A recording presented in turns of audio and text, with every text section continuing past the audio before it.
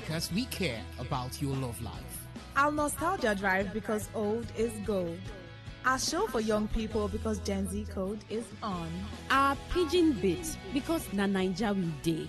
Our book review because books are a mirror. Our big stories because big things only.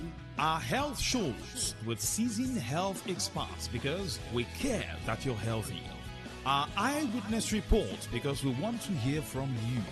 Our reggae show because Rastafari. One love. Whether it's happening in Port Harcourt, South South, Nigeria, or around the world, we've got you covered. On air, online, delivering balanced news and unbiased analysis. Today, 95.1 FM. This is Today. 95.1 FM. Port Harcourt. News.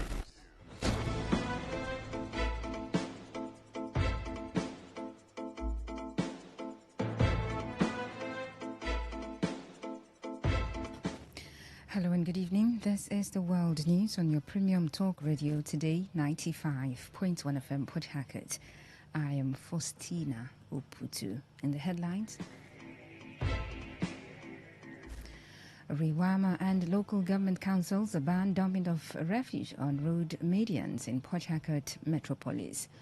Angry residents shut PHEDC office in Port Harcourt over erratic power supply. The federal government to launch Armed Forces College of Medicine to bolster national health care. On the foreign scene, President Volodymyr Zelensky expresses frustration in ongoing peace talks involving Ukraine, Russia, and United States. Details in a moment.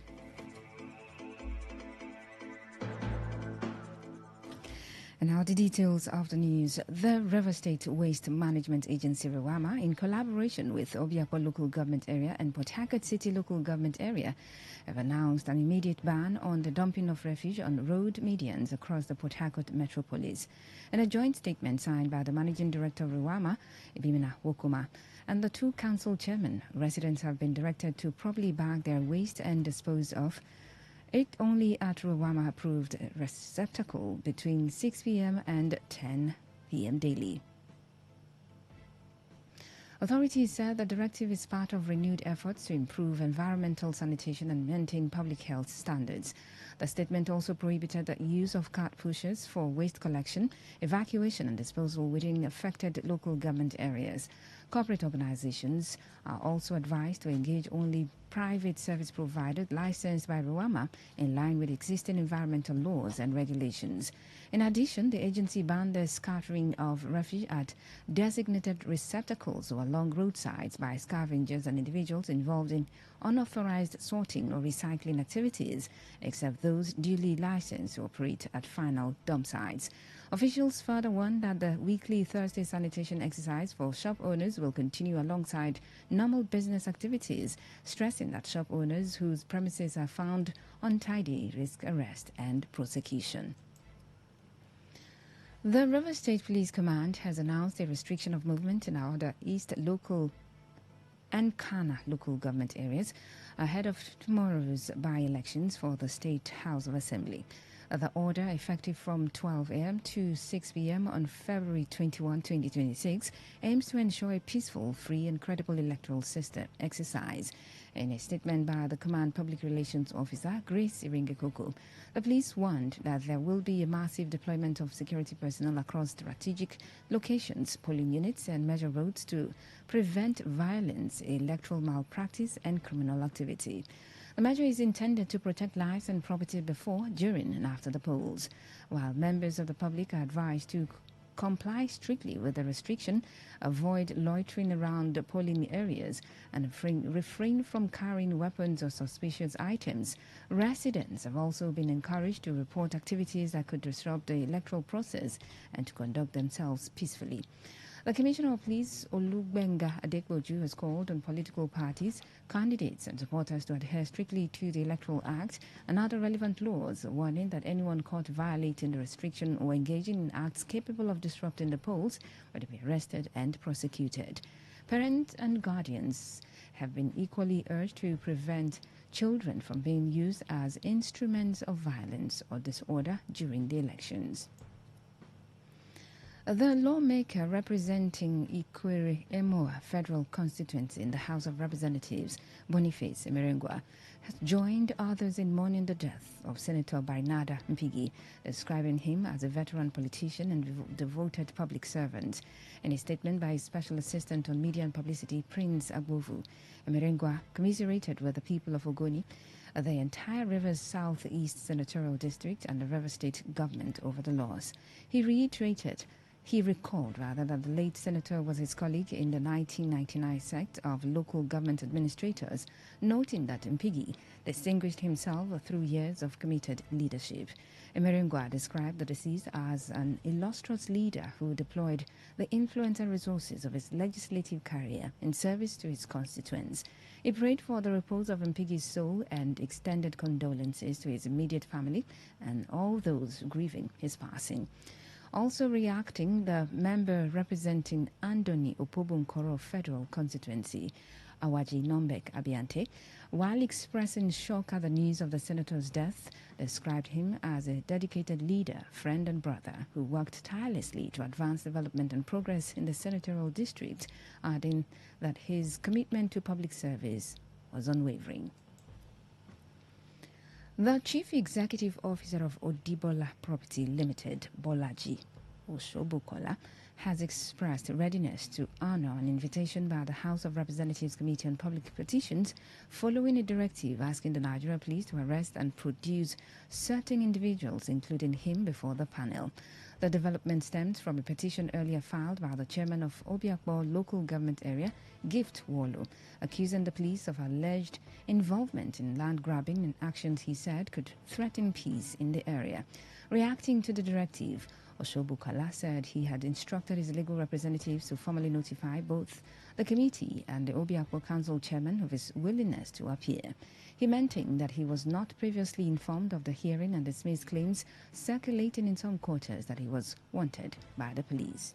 You can see online where the Roma-Kene people pushing their propaganda because of an order made by the committee of the House of Representatives, a subcommittee based on land issues in River State, Port Harcourt, where they say the order is to arrest me. And it's actually laughable because me, I'm here. I'm actually in my office making this voice. I'm very much available. I don't think there is anywhere in Nigerian people hold a meeting or a committee meeting without calling the people involved. So that is questionable for the first place. The reason why they didn't invite us is the reason I'm also questioning that meeting. We are also available. I've asked my lawyers to write to the House of Representatives, the Nigerian Police, and give Fuolo himself, the local government chairman.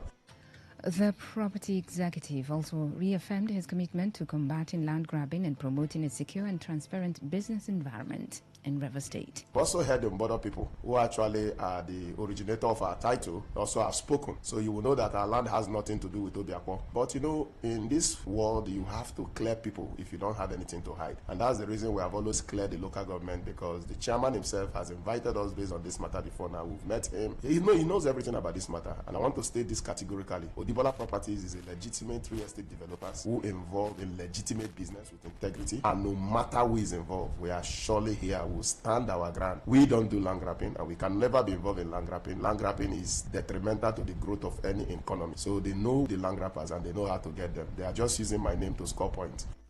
Meanwhile, some leaders of Mbodo Alo community in Ikwere local government area stated that they were responsible for the sale of the land acquired by the company. In separate remarks, Chief Dandising Ogunka and Okachi Odu cited a court judgment delivered in favor of Mbodo Alo as having settled the ownership dispute. The land we sold to Asup and others, Obiakpo chairman, Gift Wallo, should stop aiding Romeki people, because Romeki people don't have land there. The land belongs to Omokachi family and the Omonomo family in Bodalo. They are going there to worry people who sold the land since 15 years ago. Now we have gotten judgment in the competent court. We have to state categorically that that land belongs to us, and we are the people that sold to them. The local government chairman, Dr. Gift Wallo, should not listen to rulemaking people. And having one in court, the best way to follow is to go and appeal. We from our local community in the local government are stating clearly that that place does not belong to Obiakpo local government. it is Ikwe local government. Hence, they should allow the developers and those who sold land to go ahead and carry out the legitimate development they are doing in their land. And we're in that process of filing a process of contempt of court against them. Residents of Ogbunabali in Port Harcourt have blocked a branch office of the Port Harcourt Electricity Distribution Company, PHEDC, in protest over alleged poor electricity supply, despite what is described as high monthly bill payments. The protesters, mostly youths, barricaded the entrance to the company's office with canes and raffia leaves, warning officials against continuing what they termed exploitative practices. They accused the electricity distribution firm of collecting as much as 30,000 naira or more per month from households while supplying only 3 hours or less of electricity daily to residents of the community. According to the aggrieved residents, the erratic power supply has led to losses for business owners and damaged perishable goods, worsening economic hardship in the area. They insisted that they would no longer tolerate paying substantial bills without commensurate service, demanding either improved electricity supply or a halt to bill collection. More never ever come keep it for us. But we are suffering. You will give us light 11 for night. If you light for night, we know it's time again. Look who people with the sweat. My body rashes. Video ram say video ram. Rashes in my body. Doctors of children. We need light for Gunabali. Gada and Obum. December work still in my hand. They will give us light after 12 in midnight. They will come take them after 3. Ask me, I want to take me up. Now that's where we do work. Now that work where we used to pay never day. But it's unfair. Sir, imagine this morning I buy for 5,000 every day. They use at the wrong gen. You ask me. They use my own money buy fuel. Now NEPA they pay for light. We are not they use. How do you want me to feed? Anytime they spoil, run inside water. My mama they sell. Oh, don't spoil finish oga. Seafoods, prawns, fish. Anytime they walk inside water, my mama they sell. Oh, now my fridge. Mama get 2 fridge. But she does that business right now. Lights no come for that business. Even blocks they know how to buy X block. So how the one to survive now? Carry will come for protest. Man, they give us lights. Now what carry cane? This can I say. Demanding that NEPA have refused to give them lights. The protest in Ogbunabali mirrors similar complaints from residents in Rumo Lumene, Egbelu in Ogbogoro, Ruma Holo and parts of Rumigbo in Obiakpo local government area, where communities have also decried inadequate power supply despite regular payments. You're listening to the World News on Today 95.1 FM, Voice of the People. After the break, more news, foreign and sports stories. Do stay tuned.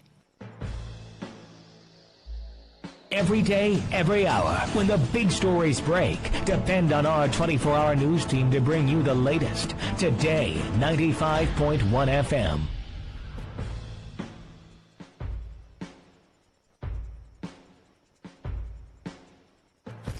Thanks for staying tuned. Welcome back to the rest of the stories. The Nigeria Labour Congress NLC and the Association of Power Generation Companies APGC are locked in a fresh dispute over a controversial 6 trillion naira debt claim and a proposed 3 trillion naira government bailout, deepening tensions in Nigeria's troubled electricity sector. Power generation companies, GENCOs, have warned that unpaid invoices for electricity supplied to the national grid, estimated at about 6 trillion naira, could cripple operations and trigger a nationwide supply crisis. The operators argue that persistent liquidity shortfalls, tariff gaps and foreign exchange constraints have undermined their ability to recover costs, leaving the market financially distressed.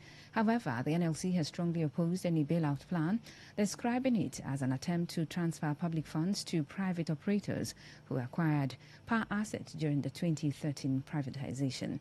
In a statement signed by its president, Joe Ajero, the union accused GENCOs of mismanaging assets and failing to improve generation capacity beyond pre-privatization levels of about 4,000 to 5,000 megawatts.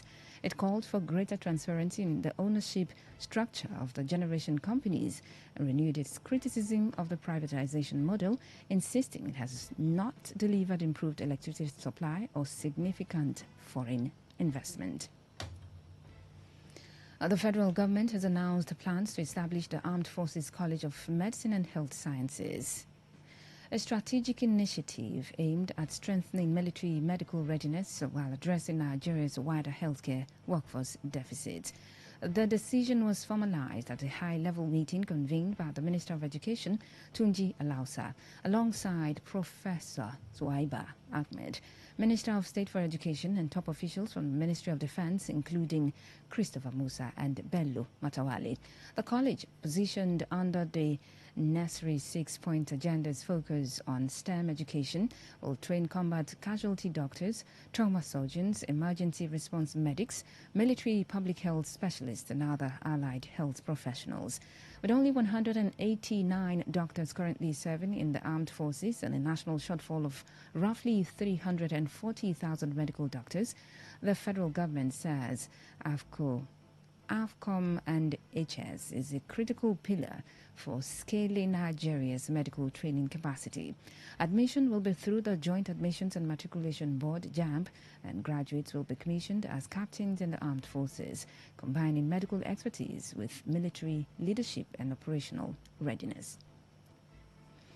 The National Orientation Agency, NOA, has cautioned traders and marketers against hoarding food items on unfairly increasing prices during the Ramadan and Lent seasons, warning that such practices worsen economic hardship for citizens. In a statement, the agency's Director General, Larry Isa Onilu, said the NOA had received reports that some traders were deliberately withholding essential food items commonly consumed during fasting, thereby creating artificial scarcity and driving up prices in markets. Isa Onilu described the trend as harmful to the economy and morally unjustifiable, particularly at a time when religious observances emphasize compassion, sacrifice, and support for the less privileged. He called on trade associations, market unions, and commodity groups to ensure compliance among their members and collaborate with regulatory authorities to prevent exploitation. The agency reaffirmed its commitment to sustained public awareness campaigns nationwide and said it would continue monitoring market activities and engaging stakeholders to safeguard citizens' interests and promote national unity. On the foreign scene, Ukrainian President Volodymyr Zelensky has expressed frustration with ongoing peace negotiations involving Ukraine, Russia, and United States, accusing the U.S. of exerting one-sided pressure to push Kiev into concessions. Zelensky, during his address, said the talks' current outcomes were insufficient and rejected Moscow's demand that Ukraine cede the remaining portion of the Donetsk region it still controls. Ukraine currently holds roughly 81% of its territory, with Russia controlling about 19%, down from 26% in March 2022. Zelensky argued that surrendering additional land will be politically and emotionally unacceptable to Ukrainians. Instead, he proposed freezing the current front lines as a basis for a ceasefire and further territorial negotiations, suggesting such an approach would gain popular support in a potential referendum.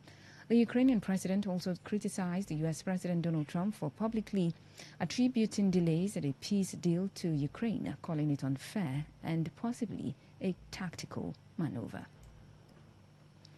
To end the news, here's a summary of the major stories. Rewama, in collaboration with Obiakpo and Port Harcourt City LGAs, have banned dumping of refuse on the road medians in Port Harcourt metropolis. Some angry residents earlier today shut the PHEDC office in Port Harcourt over erratic power supply in Ogbunabali. We told you that the federal government is set to launch the Armed Forces College of Medicine to bolster national health care. On the foreign scene, you also heard that Russian President Volodymyr Zelensky, Ukrainian President Volodymyr Zelensky has expressed frustration in the ongoing peace talks involving his country, Russia, and the United States. And that was the news. Is edited by Stella Sasongo Ukuri. For comments and inquiries, please call 0818-389-2850 or send your emails to news@todayfmlive.com. You can read our stories on www.todayfmlive.com. Follow us on Facebook at Today95.1fm, on Instagram and on X at TodayFM951. You can also join our YouTube live at Today95.1fm. I am Faustina Oputu. Good evening and thank you for listening.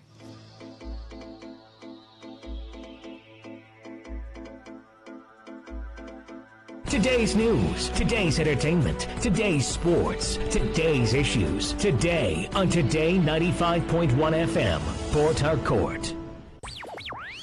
Tune in for a journey beyond the ordinary. Fasten your seatbelts. We are not just a station, we are the station. Today, 95.1 FM, the voice of the people. Across the bridge, there's no more sorrow.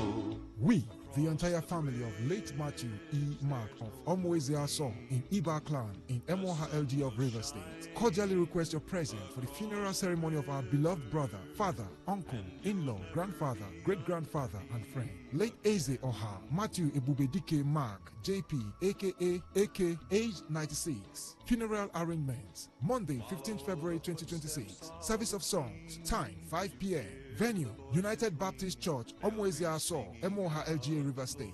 Saturday, 21st February 2026. Body leaves by Ikechi Memorial Hospital by 9 a.m. to his hometown, Omwezia Saw, Emoha LGA River State. Sunday, 22nd February 2026. Thanksgiving service, time 10 a.m. Venue, United Baptist Church, Omwezia Saw, Emoha LGA River State. May his gentle soul rest in peace. Amen. This is signed by Mr. Effort Mark for the family. The sun will shine. Shift Up Nation, aka the Sun Church, presents Revival Encounters with the Visionary, Manifold Grace Ministries. It's our 4th anniversary and we would love you to join us in this life transforming meeting. Host, Pastor Dr. Mike Okon. Date, 20th to 22nd February 2026. Friday the 20th and Saturday the 21st by 8 a.m. and 5 p.m. daily. Sunday the 22nd by 8 a.m. Venue, the Asney Place, Lewis Drive, off Sunny Abacha Road, GRA, opposite Next Time Supermarket, Port Harcourt. Free buses will be available to convey attendees from and to all major locations in the city. For inquiries, please call 0704 1000 120. Join us online at the Sun Church, the Mixela. Baal Perazim is rising up for you. That God that you serve, that God that you call upon, that God whom you serve is rising up for you. This is Today 95.1 FM, Port Harcourt, voice of the people. Radio has never been this good. Today 95.1 FM, Port Harcourt. Please listen to this infomercial. Wow, this Forex, my God. What again? Forex again. Oh. I've told you several times that this thing is a scam. Don't put our money there. This thing is a scam. I've told you several times. Okay. What do we do? But you notice something, if you're listening to me right now, this is just a simple thing every good wife would always say, every good friend will always say. Don't put it again. But you keep repeating the circle because you do not lack. You lack rather knowledge. You lack the right information. You see, what you don't know is obviously bigger than you. And if you know certain things, there are keys to transformation. Rule number 1, don't give somebody your money and tell the person say, I will trade for you and I will be giving you money. Don't do that. Rule number 2, the Forex market is not a scam. The only issue is that a lot of people do not understand what it means to trade Forex. Are you not making exchange, foreign exchange? You go to Junction at Rumala, some of all those places where you change your dollars. And what are you doing? That's Forex. But just that this is going to be done digitally. Well, talking about that training, if you're listening to me here right now, you've gone through pains, you've gone through challenges in the Forex market, or you've gone through some of things like this, you really want to improve yourself, I have an opportunity for you. The Kingdom Capital Project, in conjunction with Trade to Retire, is here again. They did that sometime last year. Lots of persons were blessed, lots of persons were changed. The Kingdom Capital Project is coming up again with Trade to Retire, starting on Monday 23rd of February. All you need to do is this now, rush down and go to their office and register, and they will teach you Forex. They will be training you on Forex for the next 2 weeks, and it's absolutely free. FREE. The Kingdom Capital Project is a kind of non-governmental organization designed to help people, to give people financial literacy. And then we're working in partnership with Trade to Retire, a complete Forex Academy, 100% Forex Academy. They will be training you and teaching you how to trade Forex. This will be done by professionals. So all you need to do is this now. Send your name to this number quickly. 0916 141 9928. Send your name to this number 0916 141 9928. So you text your name to that number, and the training starts on Monday, being on the 23rd. It's going to last for the next 2 weeks. And guess what? There is an option for offline. There is an option for online. That means you can learn on site and you can learn from your house. Means you mustn't come to the office, but all you need to do is very simple. Now, while you text your name, kindly indicate, yes, I'm coming for, I'll do online, or I will do offline. Offline means you're coming to the office. So kindly indicate, type your name, Jude Jackson, online, Ruth Ebenezer, offline. So put it that way. Is that okay? Very simple. So the number again, 0916 141 9928. 0916 141 9928. Where is their office? The office is located at number 12 Rumola Link Road, King David Plaza, the last floor. Number 12 Rumola Link Road, that is the King David Plaza, the last floor. That is where you come to that place. That is it. Remember, the training is absolutely free. You're not paying anything. All you need to do is to be very serious. All you need to do is be ready to learn, ready to commit yourself to growth. And absolutely it is free. FREE on Forex training, starting on the 23rd of this month, being on a Monday, lasting for 2 weeks. There's an online training and there's an offline training, so you make your choice. Now send your name to this number for the last time, but add whether it is online you prefer or offline. Offline means you will come to the office to learn. Online means you'll be given a link where you can join the classes online, so you could choose whichever one you prefer. The number for the last time, 0916 141 9928. 0916 141 9928.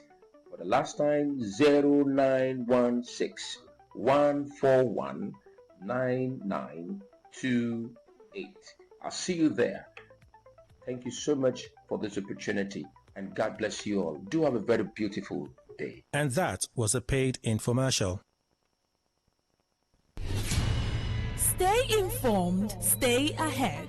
Tune in to Today 95.1 FM for the latest news and exciting sports updates. Your trusted source for everything you need to know.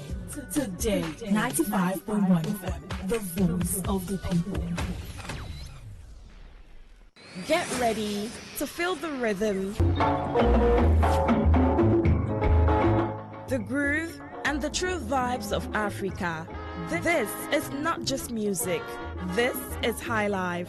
From the legends to the latest, we're bringing you the best of palm wine grooves, jazzy horns, and soul-stirring melodies.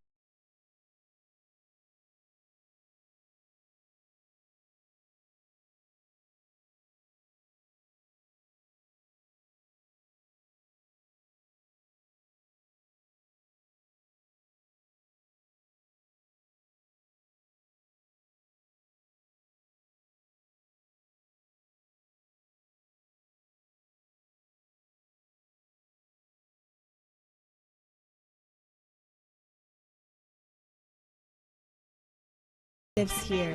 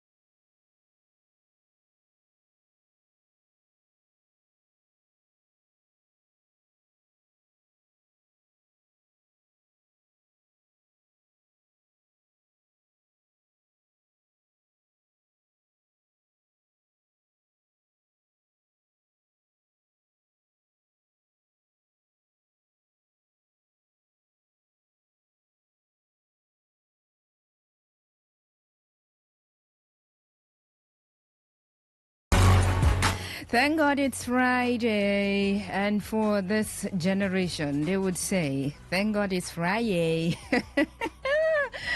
All right, thank God it's Friday. I mean, it's a scream for some people who have plans. And I think for some people who do not have plans also, they talk about it. Thank God it's Friday. Not like they have plans, all right?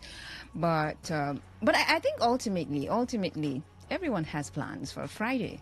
It's either you just want to rest because it's the end of the work week for you.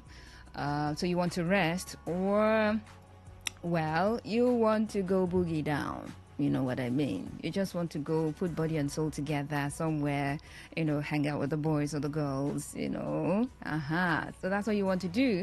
Your plan is to travel. Yeah, that's for some people. It's Friday, so... And I'm sure some people are already at their destinations.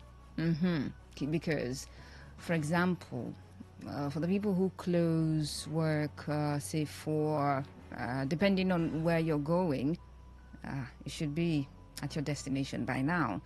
And we hope to see you, hear from you, feel your presence come Sunday evening. Yeah, Sunday evening. Or depending on when your work begins, you could breeze in on Monday morning and then go straight to work. That could be you. Anyways, however it is going for you this Friday, I think it's okay. Is it? Is it okay? Nah, I don't think so. You could just be going through a lot at this moment, so it's not okay. If you're going through a lot this moment, please hang in there. Be hopeful, all right, for the next second. You don't know what the next second holds for you. So hang in there. One more second, one more minute, one more hour, one more day. All right. It's Friday and it's February 20, 2026. Welcome to What's on Your Mind on Today 95.1 FM, Voice of the People. It's simple what you've got to do here. Pick up your phones, send me a message, you call me, and let me know what you have been thinking about all day long. Something exciting, something troubling, all of them put together. Maybe it's been a roller coaster for you today. Put all together and let me know, okay? But there's got to be that dominant thought in your head that comes to almost, it wants to pop out. Every time you open your mouth, it wants to pop out. And every time you pick up your phone to type, that's what you want to type about. And maybe you have been typing about it. You've been having conversations about it on social media platforms. Or, well, you just come outside your house and you saw your neighbors. And that's the conversation. You know why it is. Okay, that's how some conversations begin. This country, Nigeria, I don't know what is going on. Oh, yeah, that's how conversations begin. Before you know it, you're having a conversation for hours with the neighbors. Well, that's if you've got nothing to do at the moment and nowhere to be at the moment. You just want to have that neighborly time. Yeah, those conversations. Very important kind of conversation to keep brotherliness together, right? All right, so you call me, send me a message, and let me know what you've been thinking about. Call line 0810-9510-951. That is the number you can dial to be a part of it. My name is Faustina Oputu. Thank you so much for sticking to the dial. It is Today 95.1 FM, Voice of the People. So I'm excited to be here, to listen to you. Especially if you're carrying something heavy, especially if what's on your mind is truly heavy. I'm here to listen. And when you say it, you know that I'm listening. You are unburdening, so it eases the burden. Might not be off totally your shoulders, but there's something it does that you get to share that burden with someone. So it's okay to go ahead and call me, send me a message, and let me hear what is on your mind. What's on my mind? I've got a lot on my mind, but the dominant one right now, I can't say it. I can't say it. If I say it now, if I say it now, everyone will just scatter. So I will just keep it to myself and hear what's on your mind, okay? And remember, you don't have all the time in the world. You want to be a brother's keeper. So you go straight to the point, make way for the next person to call. All right? So in a minute, you can just wrap up your thoughts, okay? Thank you very much. And there is also the number that you can send a message. A regular text message, or you can send it via WhatsApp, 0701-933-9962, 0701-933-9962. Hi, good evening. Turn off your listening device. Hello? Hello. Turn off your listening device. Hoo. Okay.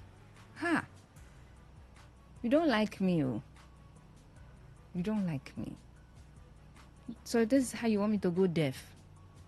You're no good now. Hello, good evening. Faustina. Yes, please. Good evening. It's Harvest calling you from Beauty. Harvest, welcome. What's on your mind? Thank you, Faustina. What is on my mind is tomorrow election, by-election in my constituency, Ghana. Okay. I wanted to ask the youth, they should be useful for themselves. Okay. And shun violence in that environment. All right. Let them carry their BVC votes and need to carry arms to do any harm to their brothers. Because anything that they are doing there, they are doing to their own brothers and their sisters. Okay. And they should know nothing like that should go on. They should just do it peacefully and leave to carry war or fight with anybody about election, because when they enter there, they will not think of them. They should just do it peacefully, come out to vote, and peacefully. Nobody should carry arms, nobody should carry gun, nobody should carry cutlass, or to wait for anybody anywhere. They should just do it peacefully. That is what is in my mind. All right, thank you very much. I'm just asking my brothers and my sisters to be peaceful. Thank you. In tomorrow election at Ghana. All right, thank you. Say hello to the baby there. All right, keep your calls coming in, messages coming in as well. As you let me know what is on your mind, an exciting story or exciting news or a glad tiding or something, well, not so glad or not so gladdening, or something not so exciting. It could just be something sad or something saddening. You go ahead and share with me, okay? I'm here to listen to you. The number, once again, to call is 0810-9510-951. And send a message to 0701-933-9962. 0701-933-9962. What is on your mind? What have you been talking about all day long or for the better part of today? Maybe you haven't been talking about it, or maybe you've just been thinking about it. Share with me. Okay, so let me see.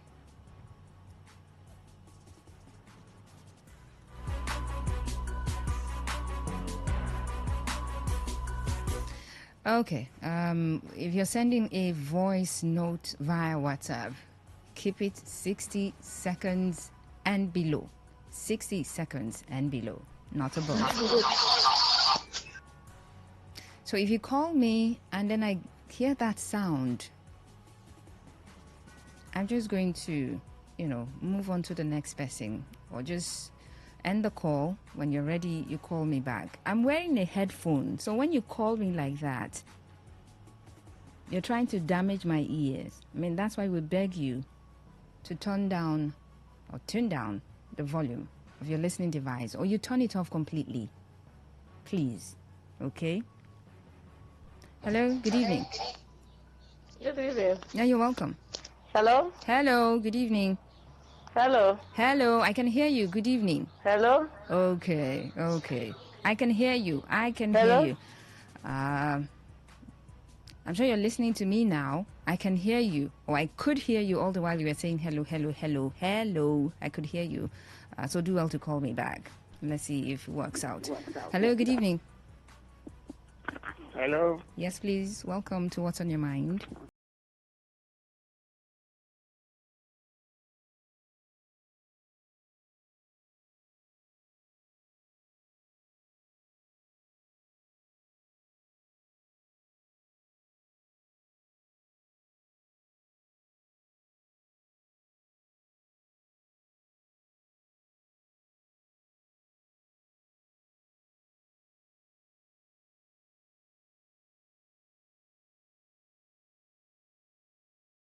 All right, let's try again. 0810-9510951. 0810-9510951. Call that number and let's see how it goes. Let's see if you can hear me this time around. Or you can just send me a message. That's another option. You can send me a message, a text message or a WhatsApp message, and let me know what is on your mind, okay? Let's see this message here. What's on my mind is the death of Senator Byron Piggy. It's sad. My condolences to his family. But politicians must learn a lesson from his death. The life and power belong to God. When you have life and power, use it well to serve the people and to serve God, so that you'll be remembered when you die. Just as power is transient, life is also transient. And those politicians who are saying that, you people, you like Wala too much. Just, condolences, learn a lesson from, and then just leave and there now, eh? Just leave it there.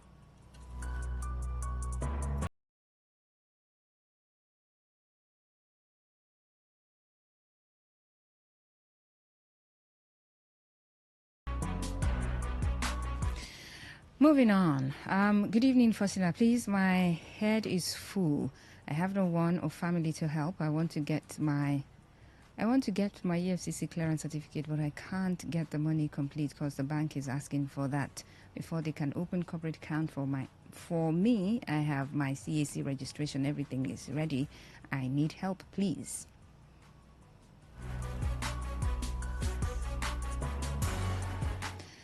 Oh, okay. Okay. What can I say now? What exactly can I say to you?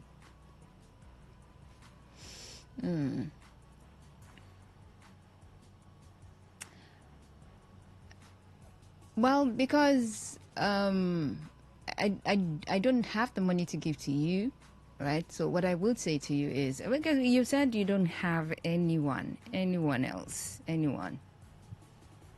and you need this for clearance. But I'm sure that there's someone somewhere. Maybe you haven't just noticed the person. You know how we want help and we have in mind some people that we should, get in touch with. But there are some people that are just there. We don't notice them. We don't go to them. We don't ask for help. But they are the ones in the position to help us. But I pray that you get the help that you need as soon as possible. Hi, good evening. Hello, Portina, good evening. Good evening. Can you hear me? Hello? Can you hear me? Yes, I can hear you. Good evening. All right, Portina. good evening. Welcome. What's on my mind is the issue of power. Light. Okay. We don't have light in Eneka. All right. Please just help reach out to PHED, I beg. May they help. They should remember us in Eneka. Don't have light. Okay. For if I'm not mistaken now, for like 3 weeks now, we've not had light even for once. They should remember us, please. Today they flash it off and on, flash, and we didn't say anything again. No. All right. Thank you. Thank you very much. See these power issues. Did you listen to the news? The people of Obunabali, making their way to PHEDC office with canes. I think I heard the story of some people in Marimbes, not now, I think some time ago, they went to, then I don't think it was PHEDC, maybe it was NEPA or Power Holding or something funny happened then. Anytime I remember that story, it's not the way to go, really. It's not the way to go. But you know how, listening to the voices of those people complaining, we are not able to carry on our businesses or carry out our businesses. The erratic power supply is affecting our businesses greatly, and all of those frustrated voices. But some ways are not the ways to go about all of these things. All right. We must not take the laws into our hands. Well, if protest, fine, peaceful, it's fine. It's your right. So it's okay. It's all right. But I hope that they do better. But generally in the country, the power situation is poor. It was also in the news that the NLC and Gencos, they were having a meeting or conversation, something like that. But it's all due to the power situation in the country. So this is, in as much as we're complaining about power issues here in the state, some areas in the state, it's also a national issue. Hello? Hello. Yes, good evening. Hello. Are you there? Okay, you are gone. All right, do well to dial back. Hello, good evening.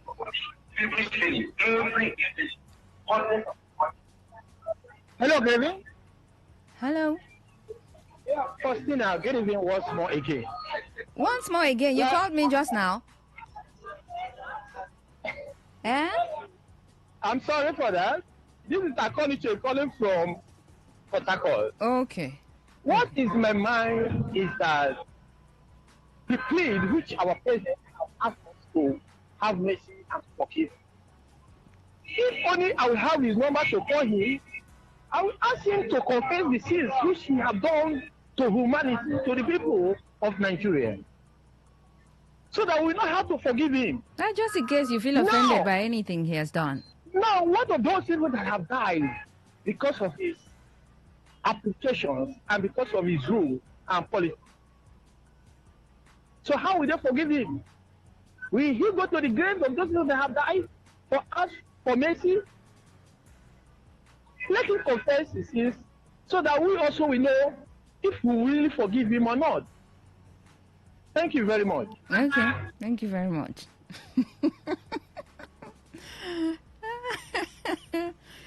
Oh my goodness. It's all right. Good evening, Lady Faustina. What's on my mind? Where is... Okay, he has left. Okay. Basi, you don't go. Moving on. Let's move on. What is wrong? Okay, Igrita, no light for the past 4 months. Riot doesn't solve problem. No. Let the government step into the matter if they have ears. This is from Oscar Igrita. What is wrong with the lights in Igrita? Let someone speak to Igrita people before things will get out of hand. This is also from Oscar.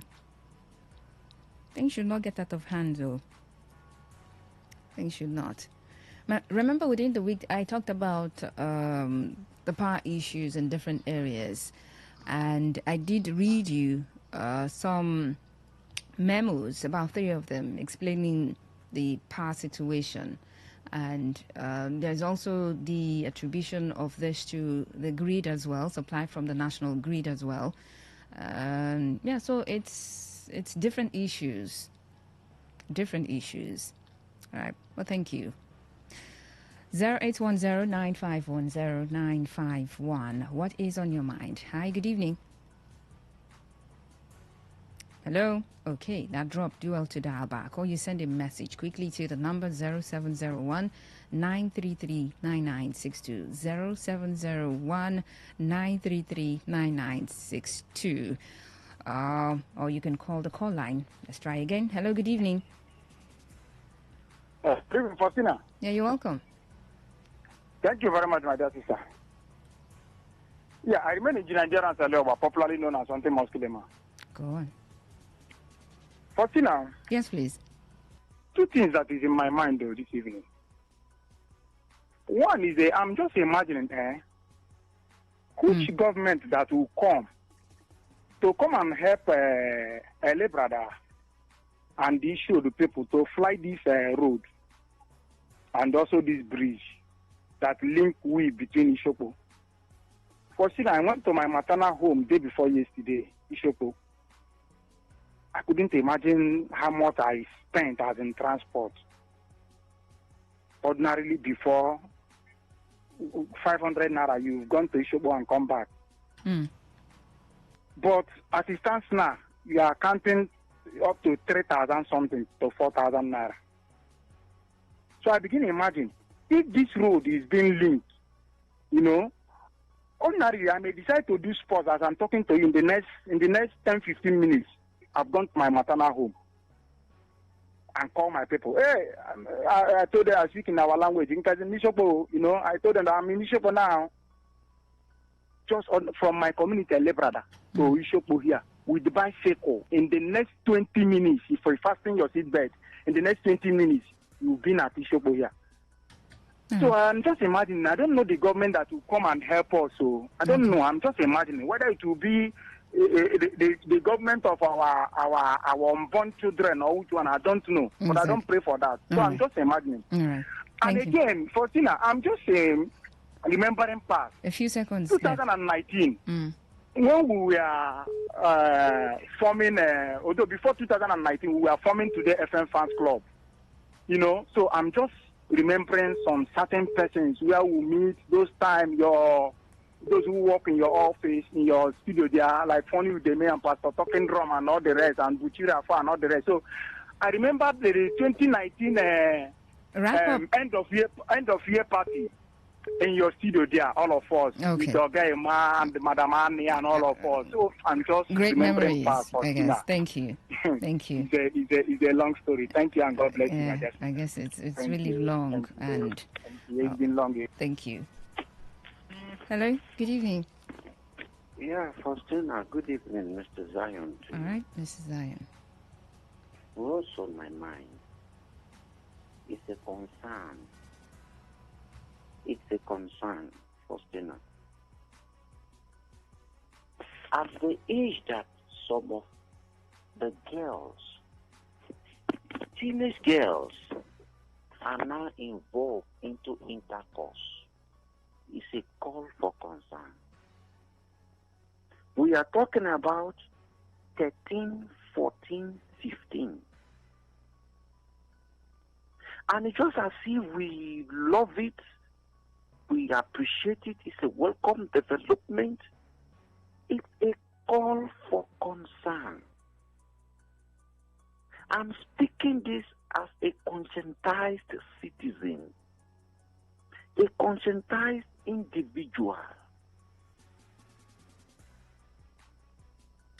Growing up, the campaign for teenage pregnancy was like a sensitization that was going from school to school. Today, where is that sensitization?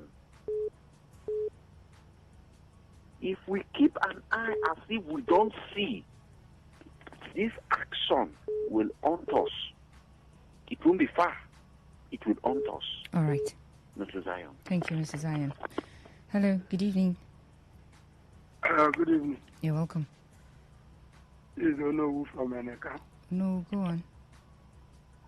Yeah, what's on my mind is about Mr. Kelly and your station. Earlier last year, Mr. Kelly in the morning show was advertising one man that came to the office that they are doing sponsorship visa. So if if it's a complaint, you can send it's a not message. a complaint, no. That it is sounds what like is bothering me. That is what is bothering me.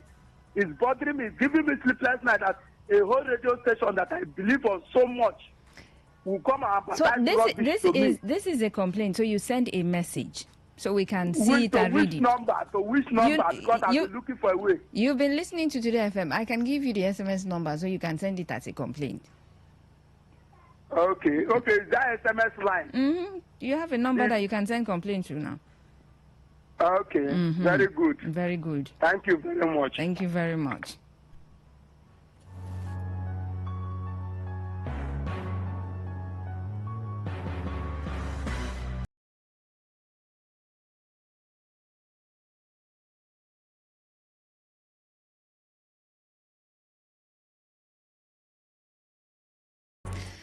All right. Let's see. Okay. The message on WhatsApp. Hi, Faustina. Good evening. Okay. Where does he? I don't know how this connection wants to work, really. Okay, let me see what I can do. But thank you for your concern. Okay, thank you very much.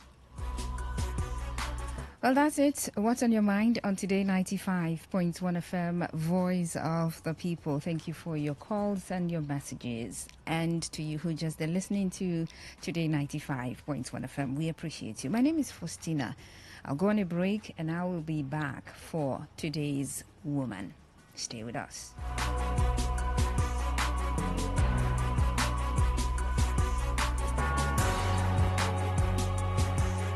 Say no to the ordinary. Embrace the extraordinary, because we are the voice of the people. Voice of the people. Today, 95.1 FM. Today, 95.1 FM.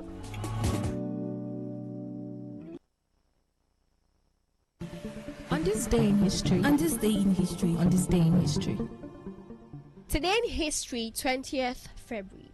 In 1962, John Glenn Jr. became the first American to orbit Earth, making 3 orbits in 4 hours 55 minutes. In 1968, the China Academy of Space Technology, China's main arm for the research, development and creation of space satellites, was established in Beijing.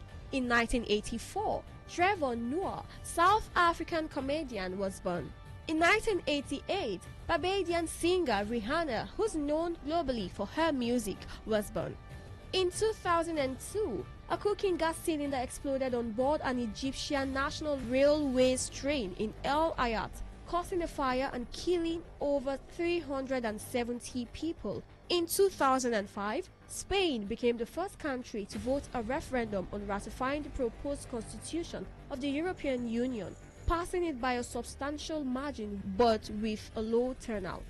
And in 2013, Estonia became the first country to establish a national system of fast chargers for electric cars.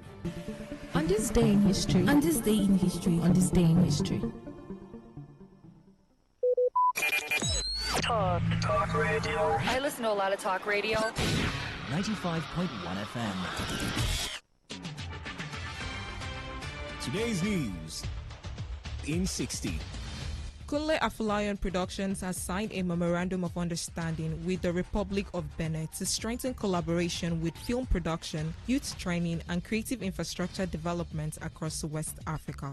Popular businessman B. Lord has claimed that he signed social media personality Very Dark Man to a 500 million naira ambassadorial deal for his app. Nigerian celebrity chef and 2-time Guinness World Record holder Hilda Bassi has shared a candid reflection on the dangers of surrounding oneself with people motivated by fame, attention, or financial gain. Her remarks comes months after ending a friendship with former best friend Ama Regina. Nigerian singer and songwriter Tems has opened up about the challenges she faced as a young artist navigating the music industry, revealing how unwanted attention affected her confidence and approach to her crafts. Segun Akinlolu, popularly known as Beautiful Nubia, has publicly accused gospel musician Yinka Ayifele and a new artist identified as BBO of allegedly copying his melody of his original song 7 Lives. On the foreign scene, actor Eric Dane, known for his roles in Grey's Anatomy and Euphoria, has reportedly passed away at the age of 53, less than a year after publicly revealing his diagnosis with ALS. Today's news in 60. In 60. Stay informed, stay ahead. Tune in to Today 95.1 FM for the latest news and exciting sports updates. Your trusted source for everything you need to know. Today 95.1 FM, the voice of the people.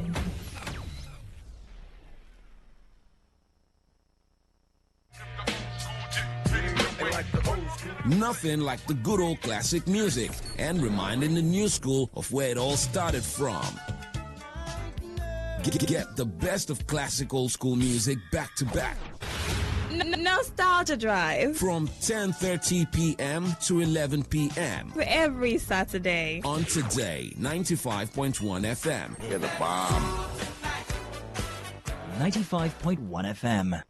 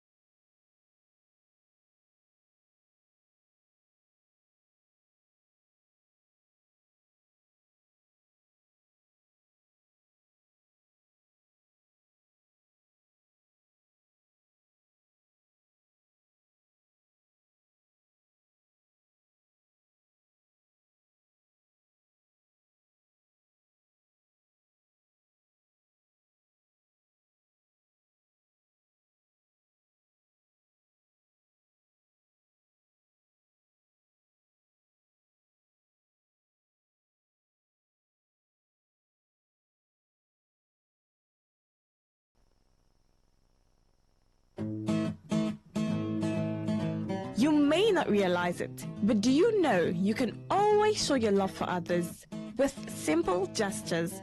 Here are some of them. Always look for the good in people. There are two sides to every story. We have our good and bad sides.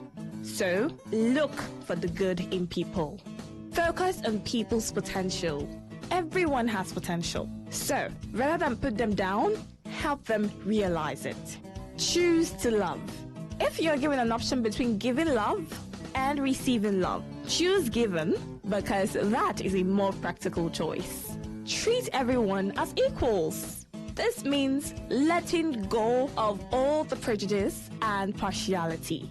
See people for who they really are, not their jobs, not their apparels or bank accounts. If everyone does this, then the world would be a better place. Love yourself. You cannot give what you don't have. So, before you try to love other people, love yourself first. Forgive. We all make mistakes. So, whether it's a family or a stranger, the best way of showing love is forgiveness. Everyone deserves a second chance. Show compassion. Care for other people. Care for what they are going through. Do what you can to help. Give back to the community. Remember that a single drop of water can cause countless ripples. That donation, no matter how small, can inspire others to do the same. Smile, even to strangers. Remember that you're never fully dressed without a smile. So, do not underestimate the power of a smile. Not only does it lighten up your face, it will also brighten up another person's day. Be the spark of positivity you want to see. When you smile, the whole world smiles with you. This message is brought to you by Today 95.1 FM, the voice of the people.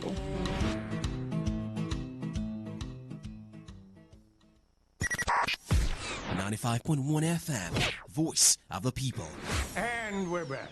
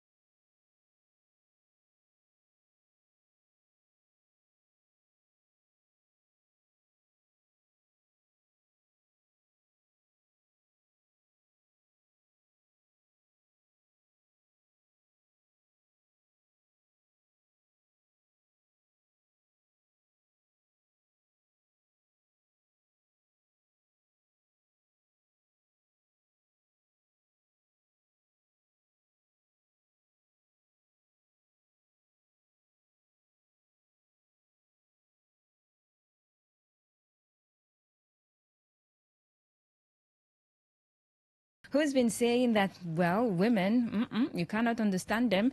Well, I believe that you can understand them little by little. All you've got to do is be observant. Study, yeah. You have women all around you. You have a sister, you have a mother, you have a daughter, that is if you have one. But you have females around you. You have neighbors, female neighbors. So you have females all around you. So all you've got to do is observe, ask questions, the necessary questions. What do you want to know about my gender, the female gender? You begin to ask one person at a time, one female at a time, the relevant questions.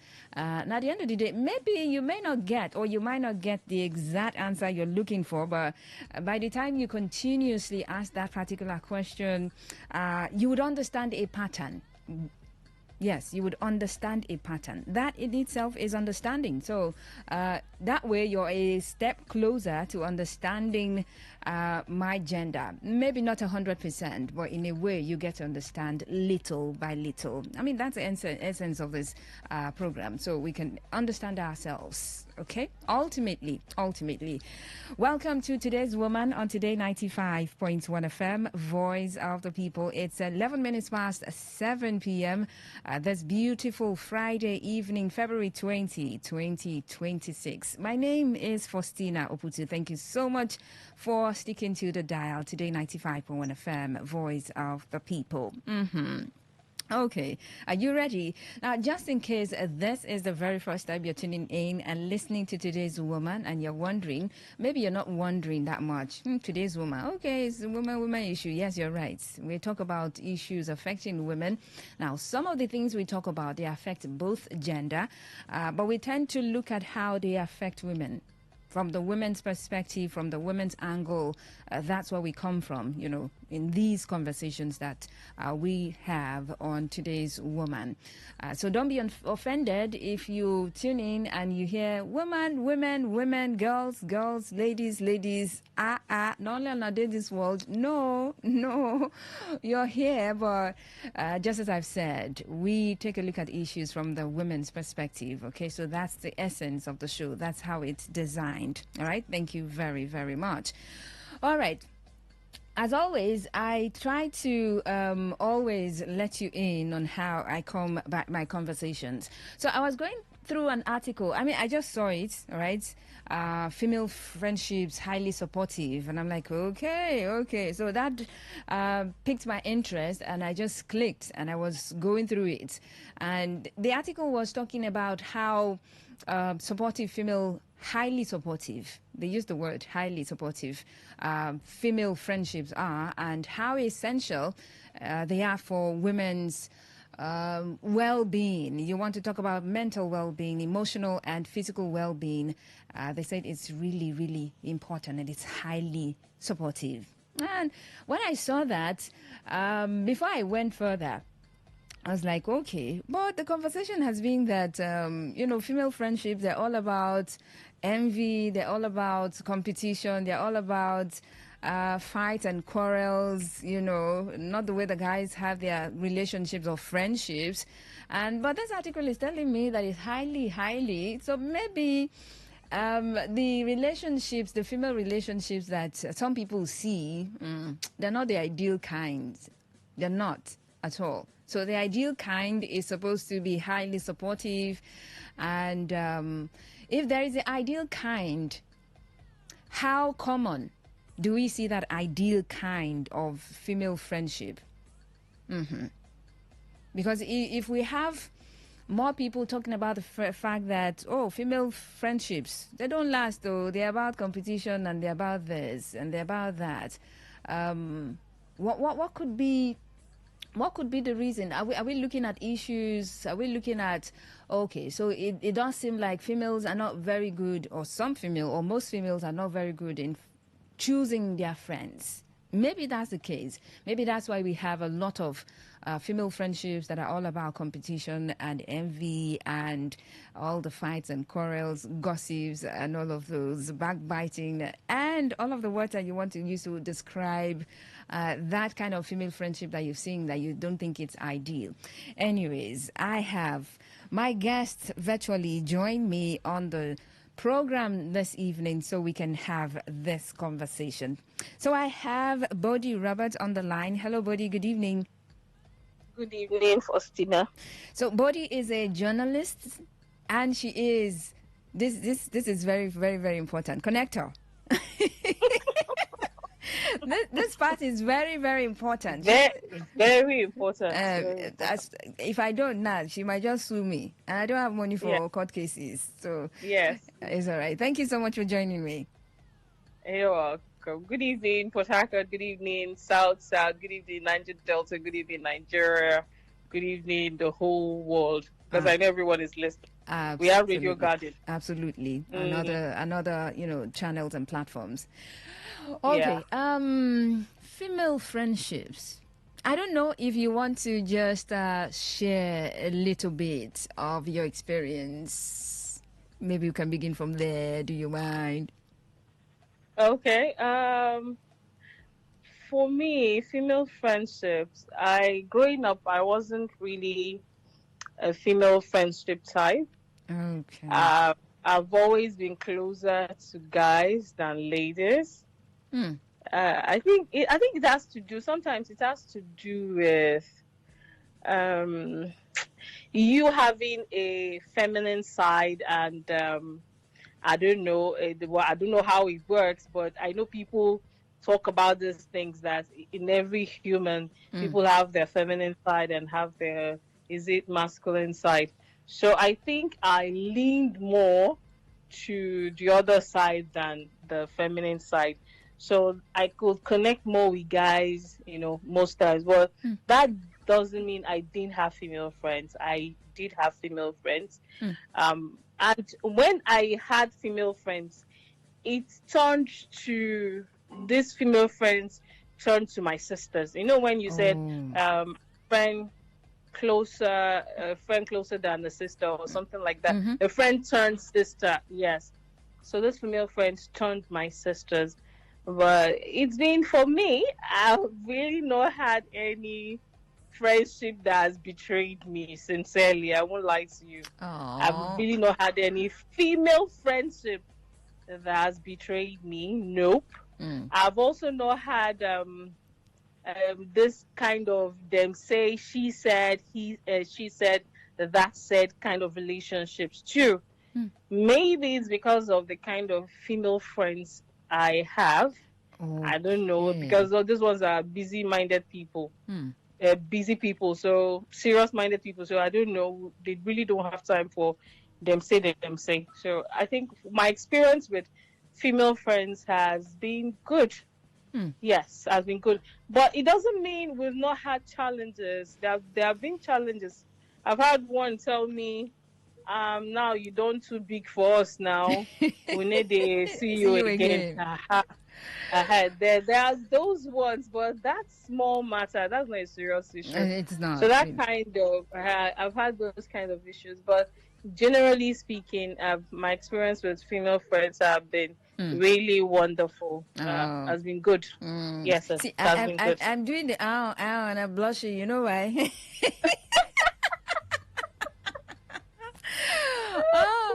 I'm blushing. I'm trying to hold my head so it doesn't burst because I know. But let's just move away from your personal experience with female friends and go general with it. I don't know if you've heard, a lot of people talk about the fact that women, they are not their best friends. Female friends, they're not their best friends. So generally, when you take yourself away from this, do you think that female friendships, they are highly supportive?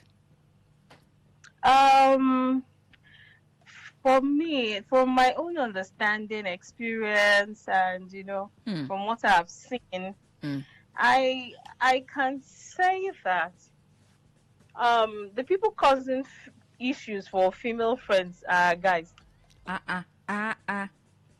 Yes. Okay. Amen. Yes. For me, they are the reason female friendships are not supportive. Yes, a lot of times because it's because of men. When you look at the deep issues, like the reason for women going against themselves in society, that usually pits them against themselves. Woman will. It's there's a competition. Why is the competition? My friend is married. I am not married. Why is the competition? My friend has a rich boyfriend. I don't have a rich boyfriend. Why is the competition? My friend is, driving a car, maybe that a guy bought for her. A lot of times when you look at these issues, I think it's this society, how do I call it? Is there a patriarchal society that actually pits women against women? But if you look at it, we are more emotional. Okay. So even in our friendships, it is emotional and nurturing. We get to put our mind into anything we do. So being supportive, women being supportive, it's complicated. It's complicated. Women being supportive. Women support themselves, so yeah. Okay. But some of the time, I think we mask our we act like we like somebody sometimes just to see what the person is doing. There's always that competition with women. The one thing about humans, as generally, is people tend to jealous people who are above them, or people tend to have issues with people who are above them. people, how do I put this, who are on the same level with them. But once you are below them, they don't have issue. But if they see that you're above them or you're in the same level with them, they do have issue with that. So with women, when they see that, okay, this is my friend, she's becoming, we are not on the same level anymore. It's like, our level is getting beyond me, kind of. They will start having issues. Jealousy will come up and all that. So we are emotional beings. Women are emotional beings. So anything we do, the emotions are there. That's why when we are close, we are very close. Okay. But when we are not close and jealousy comes, it's a strong jealousy. It's not that type that will just be mere jealousy. No, because our emotions are strong. Okay, so for me, I think supporting each other. Well, but if we look at this support, female to female support. Now, for some people, you could have that with the right set of friends. So if you have the right support of friends, for some people, that's when you get the kind of support that you expect from. Exactly. But if you don't, well, that's when you begin to see she say, then say, she talk say, she don't they do like say now she get the world pass and all of those things. But and it's really really important for you to pick your friends. Pick people who you think can. Don't just pick friends because maybe this one is aesthetic looking, for aesthetic's sake. No. Right. Well, yeah, some people do that. Some people do that. This girl fine. I want that to be my friend. Yeah. Okay. If you do like that, you might, friendship might be somehow. But if you pick people from how they think, if you guys are on the same line, you think alike, there are certain things you have in common with this person, and you see that okay, this person, we can actually pick those kind of friends. If you pick those kind of friends, believe me, for me, I think I've had those kind of friends. So that's why I said I'd have never had any serious issue with my friends, because all of us are thinking of how we want use make money, how we want carry, travel places, go on holidays, do stay vacation. So when we talk, when we have conversations, our conversations are not about how to brag to each other. That one now is that one, the jealousy comes in. So it's not about that. What we are talking about is how to uplift ourselves, how to support ourselves. If you have a job opportunity, maybe my friend doesn't have, I'm thinking of her, babe, how far now? Check this out. That's the kind of friends I do have. Maybe that's why I've not had issues with these friends. Okay? It doesn't mean I will not have a friend that will maybe talk behind my back.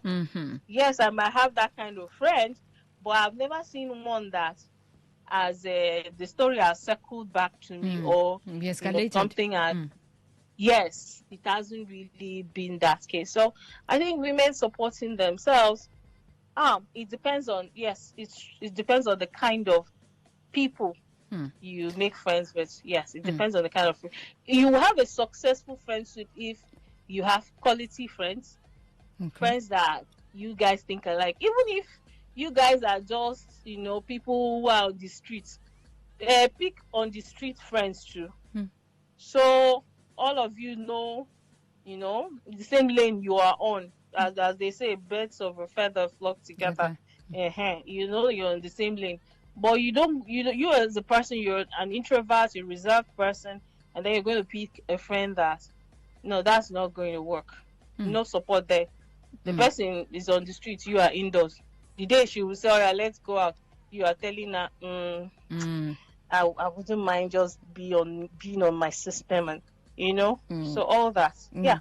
Okay. Sure. Now, there's aside the kind of people, some people have said that some specific times of in the lives of women that are friends that they get to provide that kind of specific support or that kind of support that is needed. For example, motherhood. So that's one time that some people have said female friendships grow a lot more stronger. I don't know if that's true. For me, I don't think that's true. Okay. When my friend got married, I just distanced myself from her. That's how they behave. Yeah. You understand? Yes. My friend got married. After the marriage and everything, after the fun fair and everything, I started becoming distant. And she was like, "No, please be coming to my house." I'm like, "No, I can't be coming to your house. I don't want to be that person that your husband will say I'm influencing you. A bad example. I don't want to be that person. I don't want to, because now our lanes have changed. You don't enter another lane. I'm on a different lane. So the things we have in common they're not going to be the same again. Now you are a family person. You have a husband. The children are coming. You have to be thinking about kids. I am not thinking about kids. So when you talk to me about your kids, I'll be like, I'll just go blank because I can't relate. So that kind of friendship, that's why when my friends, when they get married, I distance. We still talk once in a while. Yeah. How now? How's everything? Yeah. But that friendship, that close friendship, it's no longer there. That's how when I got married too, some persons distant, and I understood. I felt like, okay, now this is what I was doing to these people.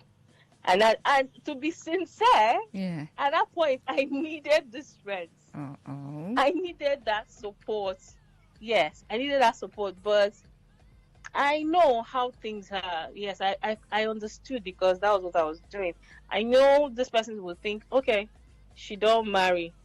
So I don't think we have anything much in common. We could be doing together. Yes. So I understood why they distanced themselves. So I think, yeah.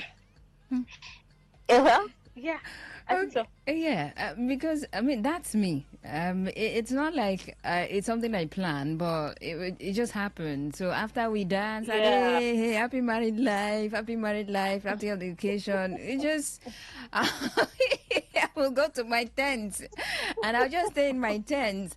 And once in a while, I'll be like, okay, for sitting a while, and I saw the abandoned person. No explanation. But then I'm like, now, you have to be busy, you take care of, and so I don't like to, or I just wave it off one way somehow. But now, if we're taking that friendship to the next level. Now, at that point where the woman, the one who is married now, right, gets married. So she's going to, if she has a friend who is married also, and maybe when motherhood comes, there will be that bonding, right? She will now be closer to that person who is on the same ship. Of course. Because that person can relate. That person can relate. It's not, you don't expect a single woman to, relate to her, children. She doesn't understand what goes on. But the one that has kids will understand what you're going through, will understand all the post stuff, pre stuff, pregnancy stuff, and all that stuff. Yeah. So that one will understand. Yes. And all the other gist. So that one would understand. But the one that doesn't have a child, in friendship, actually, in friendship, if friendship wants to thrive, female friendship, there must be some level of clear boundaries.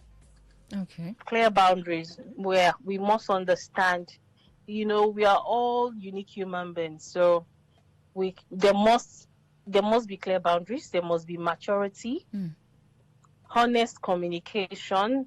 That's when you'll be thinking this is what this person is thinking.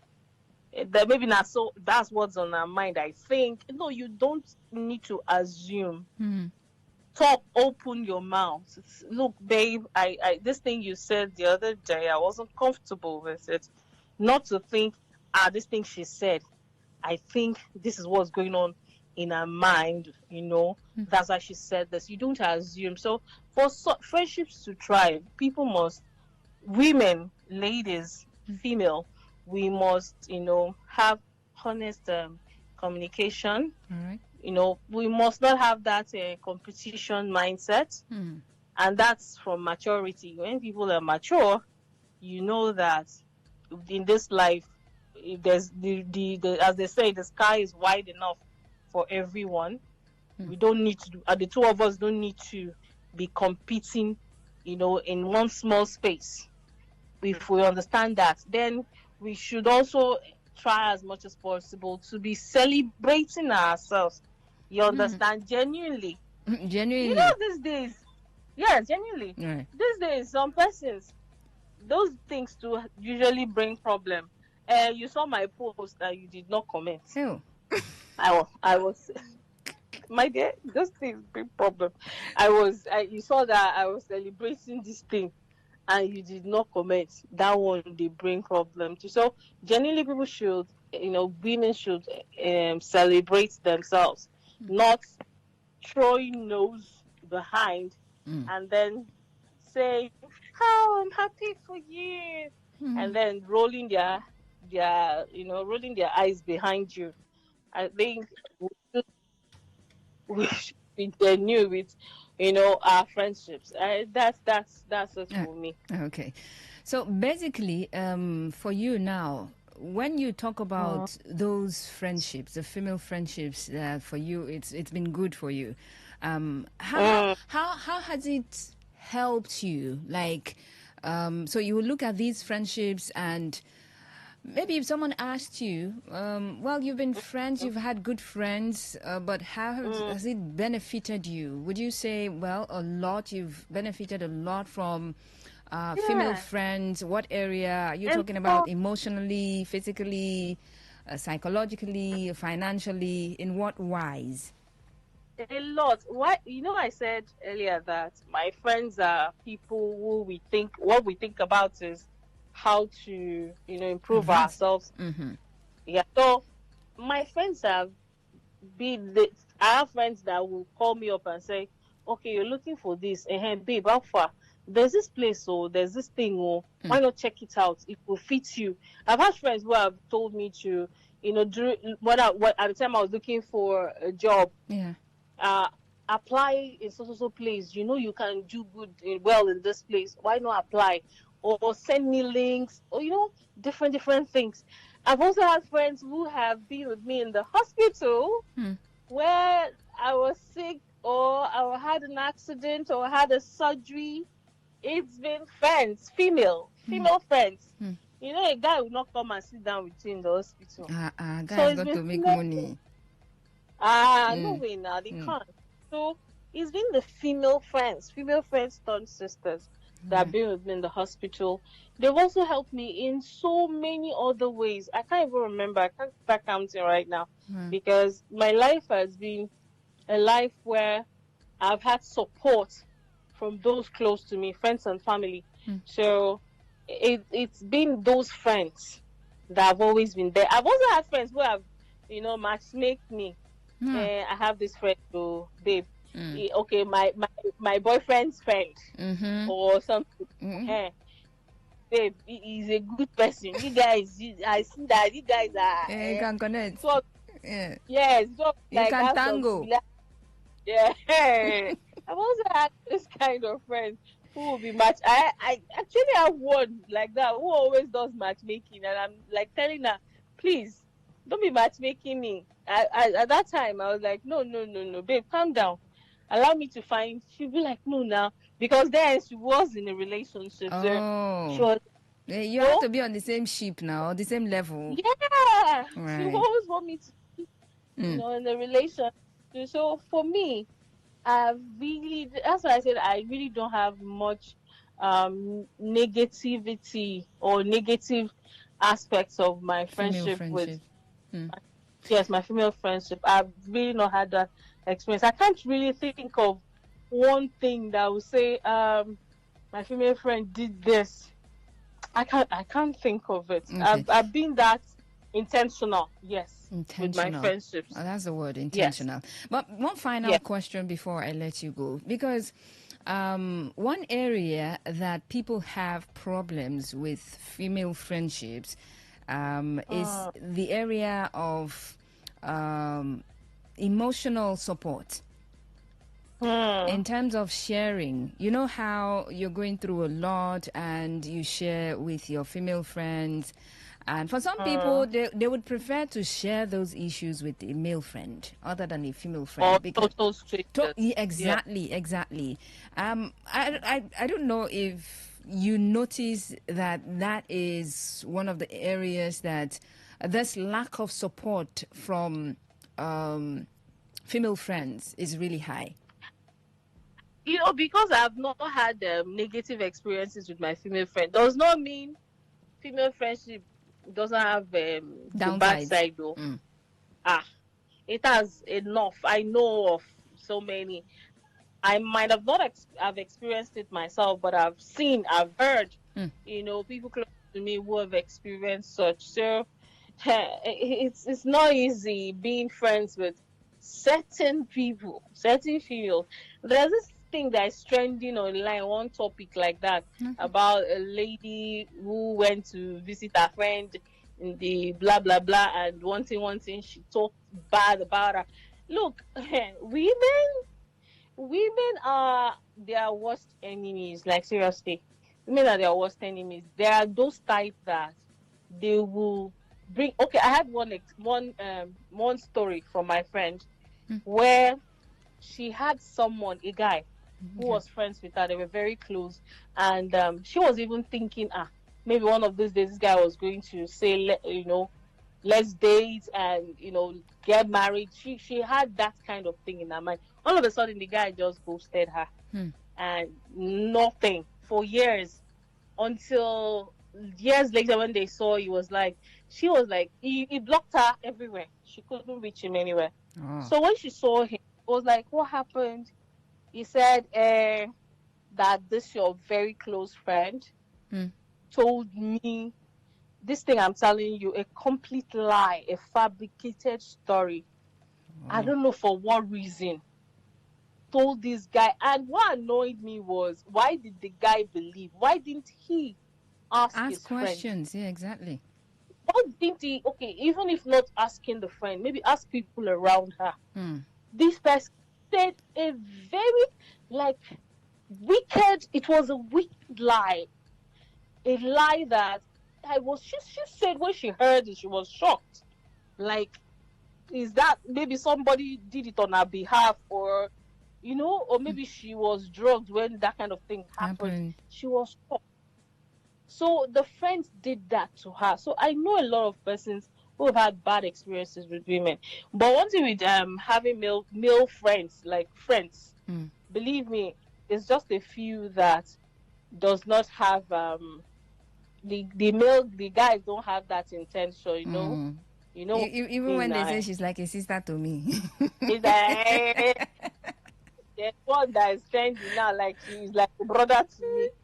But at the end of the day, they are married. So that kind of thing. So when you get to that kind of, there are people. Yes, there's negative side. There are people who definitely, they are crazy. They can't even be anybody's friends because they are just there to want to bring the other woman down.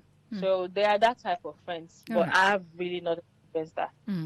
And one word that I would, want anyone to take away from this conversation, listening to you, is the word you use, intentional. So if you're intentional about picking your friends, choosing your friends, it then means you're going to have that supportive network of female friends, as opposed to Well, you just see any friend or any girl around you. Oh, you can be my friend. Oh, this one, you can be my friend because you are this. You can be my friend because you are this. But like you said, if you're intentional about choosing your female friends, well, you're going to be able to enjoy that very supportive network of female friends, and not the ones who would, she said she won't go Dubai, oh. With who should they go to Dubai? Yes, she talks, he talks, she talks it. At some point, it is confusing, really. Very, very confusing. But yeah, parting shots on the show. You've got some? Be intentional, as I said earlier, with your friendship. Surround yourself with people that can help you grow, and ensure that. And look, not every woman is your competition. Some are your collaborators. So I always see the good side in people. Some are your destiny helpers. You're not going to compete with your destiny helper. Yeah.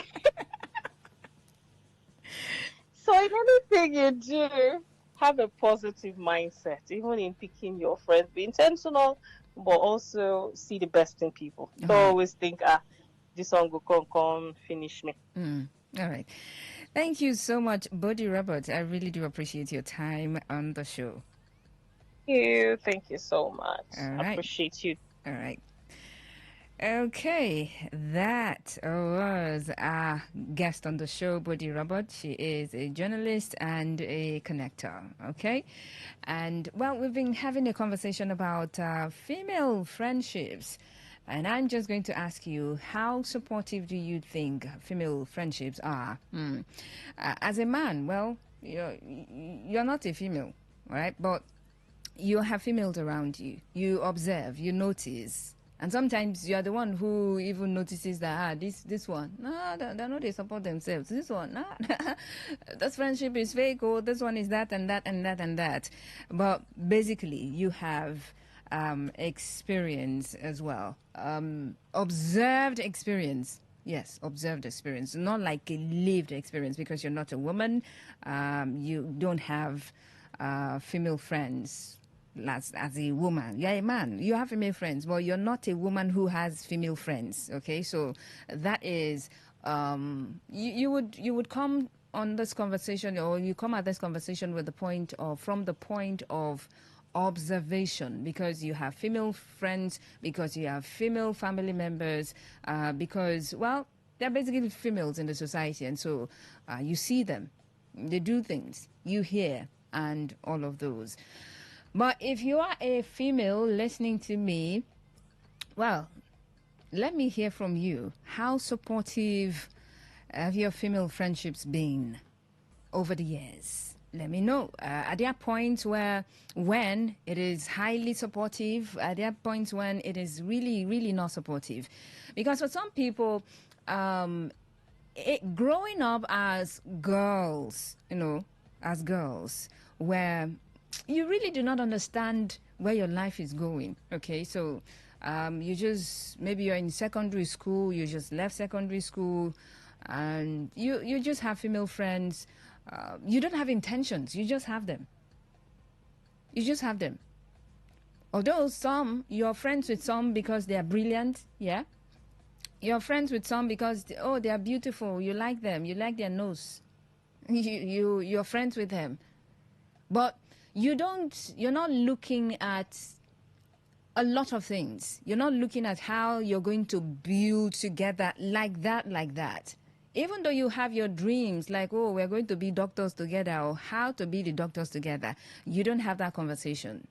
But you just know that, I want to go to this university. Oh, yes, we can go to that university together. Let's go together, But that's the stage. So for that stage, female friendships may not be that supportive, right? Or it may be supportive in the way that it is at that point in time, at that phase of life. And then you move on to another phase of life when you're done with school, and you now know that, well, this is where I want my life to go. You now have like a clear direction where your life is going, or your life is headed, or should head for. And at that point, maybe you're wise enough to look at your friends and know why you're choosing a particular friend to be your friend as a woman. That is that stage where you want to strive together to attain heights together, greater heights together. But that's that stage, all right? Or maybe it's a point where, yes, the hustle and bustle, gradually, just coming to a point where you're going to be a little bit more relaxed because marriage has come, a setting, so you are under a man now. So your outlook on life has changed. So maybe at that level, friendship or intentions with friendship or friendship will just change. You now have different reasons for having those friends, and you're so intentional at that point. Maybe at that point, at every point in time, the support system or the support is strong or maybe not strong. I really do not know. But for you, generally, you want to look at, well, because women are competitive, they like to compete. They like to, my hair, I bought it in Dubai for 500 million naira. Okay, my own, I bought it in, where now? In the US for 10 million naira. Okay. I just got a car. And then you mentioned there, it's about competition. So if your hair is a certain amount, the next girl wants to be her hair to be more than the amount that you bought yours. For some people, well, that's what they view female friendships as. It's a bunch of people, a bunch of females getting into friendships, and all they do is compete, envy themselves. Okay, this one now, she's married or she wants to get married, and the man is well-to-do, and you get boyfriend. You are thinking about your life, and so, well, you begin to think about it, and evil intentions, just crop into your head. They creep into your head, and you want to do something very, very destructive to make sure that, well, that friend of yours who has a man that is well-to-do doesn't get into that family, does not get married to that man. So you stay on the same level. You cannot be above me. I mean, there are those people. There are those friends. I mean, generally, people are like that. You want to, give it to them. Some people are like that. In friendships, generally, some people are like that. Even in male friendships, you have the ones who would envy the other. So that happens. But basically, female friendships, how supportive do you think they are? That's a conversation tonight, all right? So you can join in the conversation. You can dial 0810-9510-951. 0810-9510-951. And then you can send a message to 0701-933-9962. 0701-933-9962. There is Facebook where you can drop a comment. Facebook Today 95.1 FM, on X at Today FM 951. So you go there and you drop your comments, okay? Or you send a message. Either one you choose to do, well, it's fine, okay? Call, text message via the SMS line or SMS portal, or message via the WhatsApp portal would do, or a comment on Facebook or on X would do. All right, so as you join in the conversation, and let's get to talk about female friendships. How supportive do you think they are? Do you think that, well, female friendships, they are very supportive of themselves, or you think there are levels that females can get to, women can get to, and friendships are stronger and supportive at that point in time, but for another phase, it's not supportive at all. It's a competition at that point in time. Or maybe generally for you, you want to say, Fosina, female friendship, anyhow you want to look at it, They are not supportive at all. It is competition and not support. Maybe that's your narrative of, or that's your perspective of female friendships. Okay, so whatever your perspective is, I want to hear it. Let's have this conversation and see where it goes. Okay, let's see. All right, once again, 0810-9510-951. Send a message to 0701-933-9962. You're listening to Today's Woman on Today 95.1 FM, Voice of the People.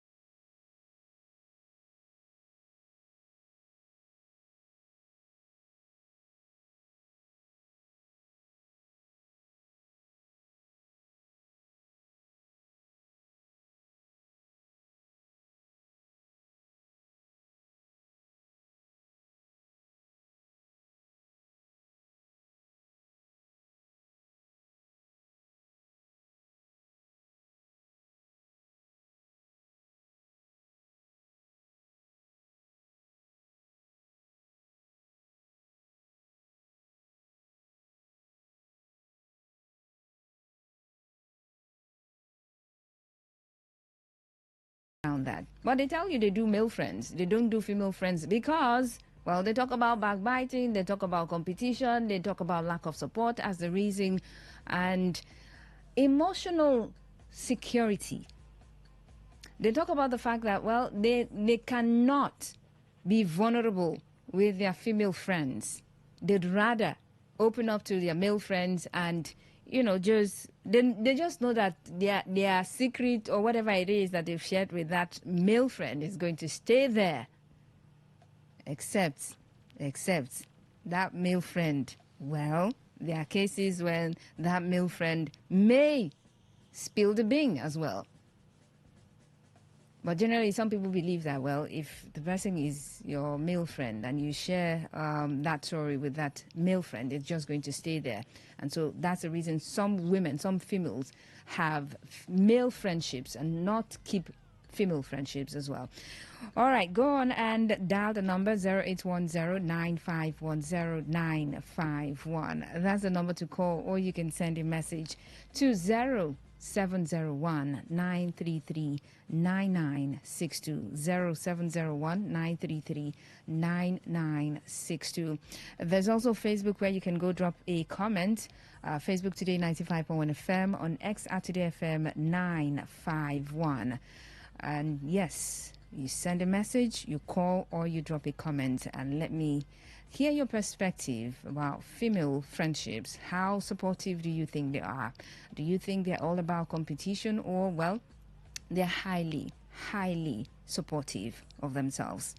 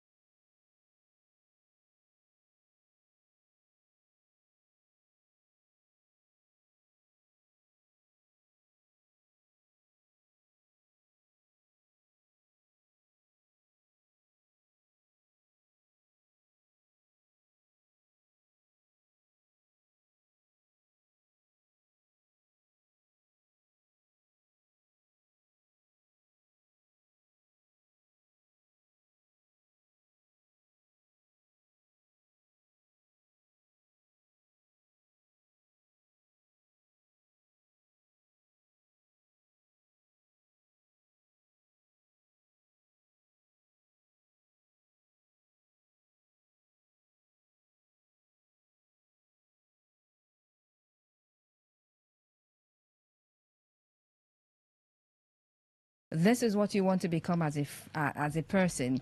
I'm going to help you in every way that I can to be able to achieve that. That is a friend wanting you to get to the next phase of your life, wanting you to achieve something that you've set out to achieve. More like, they're the ones who would say, oh, hold me accountable. I need someone to hold me accountable, more like accountability partners, friends. So if you say that you're going to, after your first degree, you're going in for another degree, and then you give yourself time. So when that time comes and you feel relaxed or you're feeling relaxed, that friend of yours should not feel relaxed. Should not be relaxed as like you. She has to be the one who will tell you, babe, remember you said that you are going in for your second degree in 2 years' time. So this is 2 years' time. What are you doing? Or what are you going to do about it? And then she keeps reminding you almost every day that this is what you said. This is exactly what you said. What are you doing about it? What are you going to do about it? So that's it. That is one support.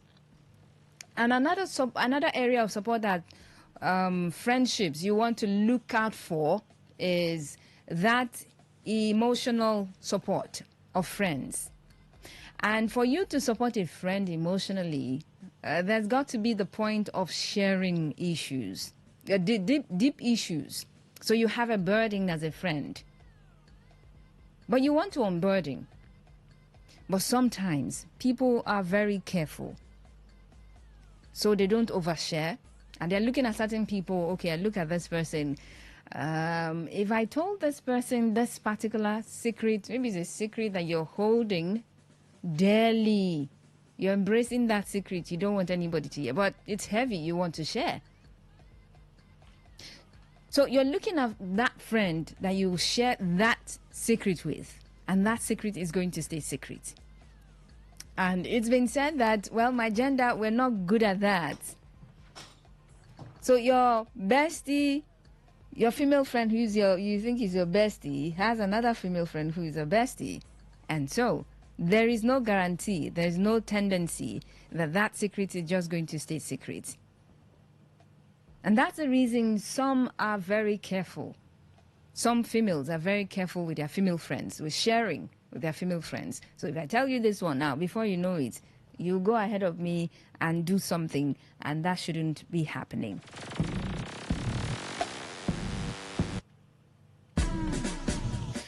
All right, what do you think about female friendships? Do you think they're supportive, highly supportive? Do you think that they're just competitive? Okay. There's a number you can call, and of course there's another you can send a message, a regular text message or WhatsApp message. You can send to the number 0701 933 9962, 0701 933 9962. And of course, you can dial 0810 9510 951, 0810 9510 951. That is the number you should call to be a part of the conversation tonight on Today's Woman on Today 95.1 FM. All right. This message here says, okay, just a moment.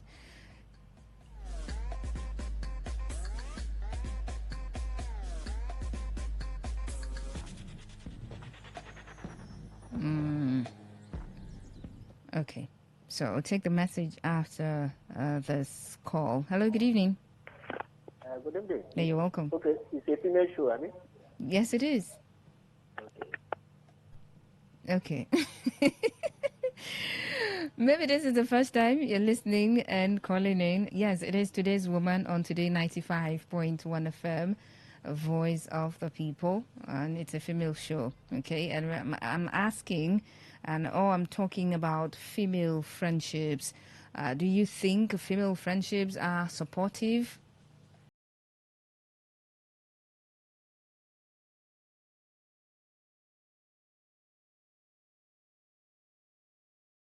think that, well, there's no support going on in female friendships. It's just competition. All right. So you can call me, you can send a message. Good evening, Faustina. Women are supportive to one another, but the ones that engage in competing with other women have a larger ratio from observation, especially the singles. The married ones are more genuine in their friendship, especially when they are more of like terms. Okay, that is having most things in common, e.g., both married with children. They automatically become family friends. This is from Andrea Yedson. I hope I got that correctly.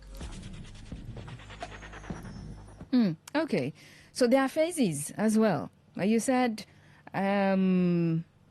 especially when they are more of like terms, having most things in common. For example, if they're both married, they both have kids. Okay, so you think at that point, their friendship is going to be stronger, and yes, they become family friends. Okay, I mean, we see that play out, but I don't know if that automatically translate into that kind of support that would be needed. Because at that level of friendship between females as well, there is the sharing that needs to be done, that has to be done.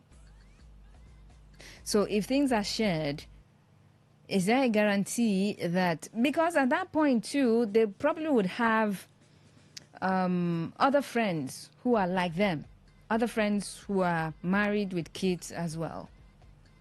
Or maybe one is closer to the family than the other, but they would have a circle of friends, both all married and all with kids. So in that circle of friendship or friends, the kind of support that is needed, will it be there?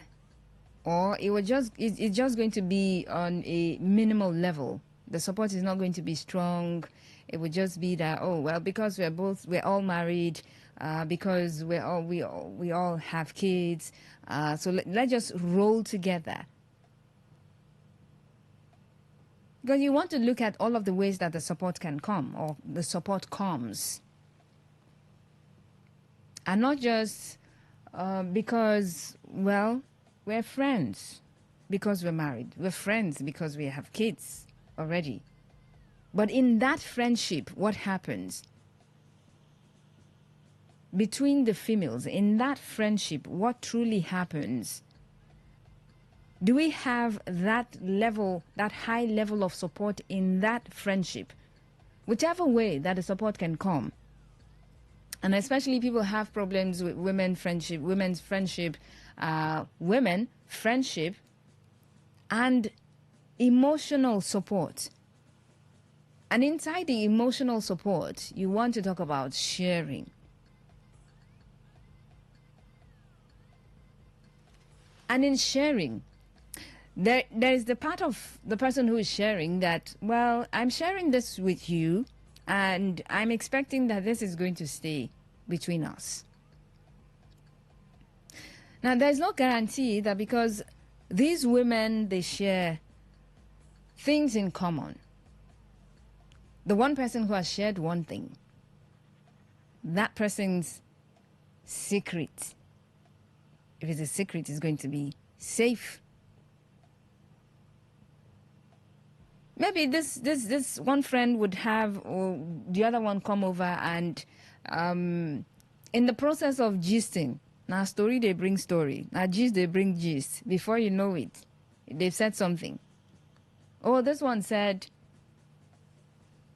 and then maybe you start to hear that, they are friends, they are married, they have kids, but they have issues. They're now quarreling. What happened? Oh, you're not talking to this one again. The other one is not talking to this one again because someone has said something they are not supposed to say. So that's it. You also want to look at the kind of support or the level of support at every phase of the female friendship. All right. Your experience about female friendships, your perspective about female friendship is what I want to hear tonight on the show. Do you think female friendships are supportive? If you've got female friends, you are a female, you have female friends, how supportive is that friendship of yours? And maybe you have more than one friend.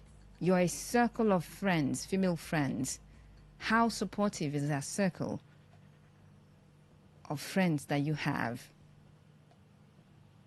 If they're supportive, was there anything you did that got you to this point of having those friends that are supportive? Or, well, it was just by chance. You just knew that, well, they were your friends. And at the end of the day, they became very supportive in every sense of the word. Just like that. But what do you think? All right, number to dial 0810-9510-951. 0810-9510-951. And yes, you can also send a message, a text message or a WhatsApp message. Okay, a regular text message, or you can send a WhatsApp message to the number 0701 933 9962. 0701 933 9962, and let me hear from you.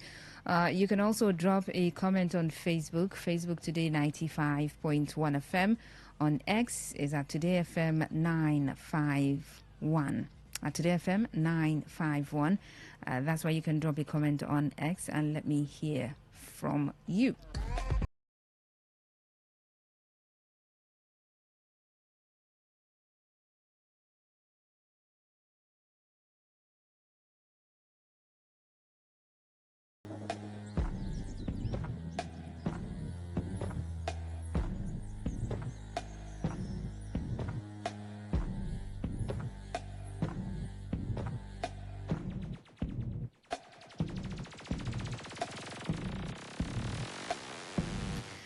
Okay, so let's try this.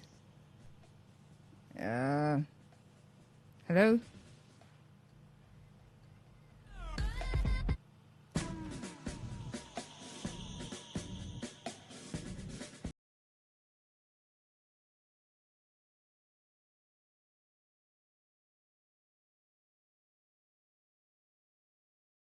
Again, 0810-9510951. That is the number to call. And, well, tonight especially, I mean, because we're talking about female friendships, particularly expecting, some females to, you want to also send a message just in case you don't like to call, you don't want your voice to be heard. You can send a message, a text message or a WhatsApp message, and let me know what you think. And your experience really matter, okay? Your experience of friendships. If you're tilted towards having male friends and you're a woman, I'd really love to know why you did that. Was there a particular reason that, other than having female friends because you're a woman, you decide that, well, it's male friends that you want to keep? Is there a reason? What's your reason? Usually, or some people that I've heard, they have reasons. And most of them, they talk about, well, that they cannot really trust their female friends with certain information. And they cannot deal with the drama that comes with female friends. Some female friends, they come with a lot of drama. And so some females, they cannot deal with the drama that comes with having female friends. This one say, that one no say, this one no say, oh, this one said. All of those drama, they cannot deal with it. And so they rather just opt for male friends. For them is less dramatic, even though there's also another drama in that regard. But for them, well, it's less drama. You tell a man that this is it, he is willing to keep it. Except Maybe he's married and then he goes and it's a conversation, it's a pillow talk.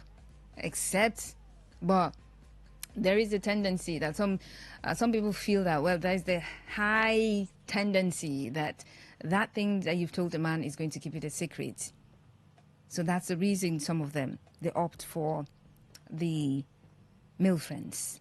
But if you keep female friends, how supportive have they been?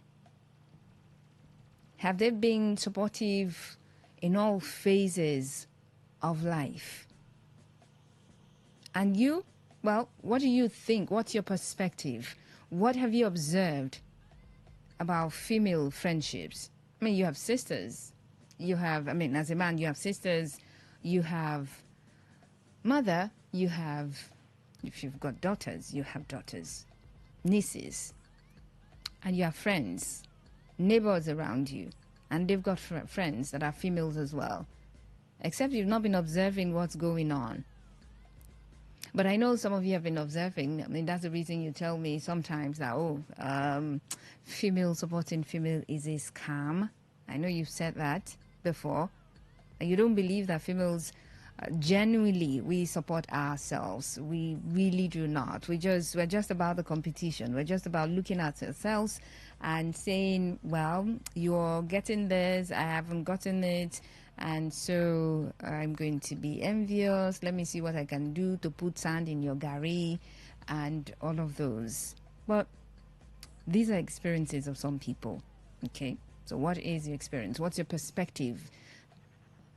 When I say experience, well, that goes to the females.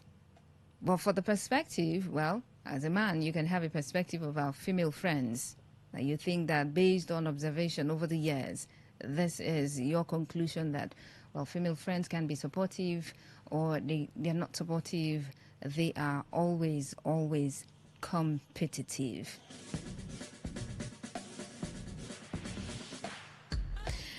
All right, this message here says, good evening, Faustina. I think that female friendships, they are not really supportive. They're more about competition, compete about who has achieved more in life.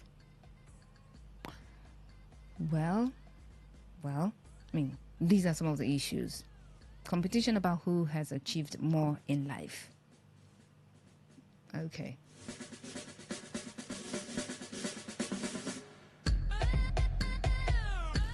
All right, more messages, keep them coming in. 0701 933 9962.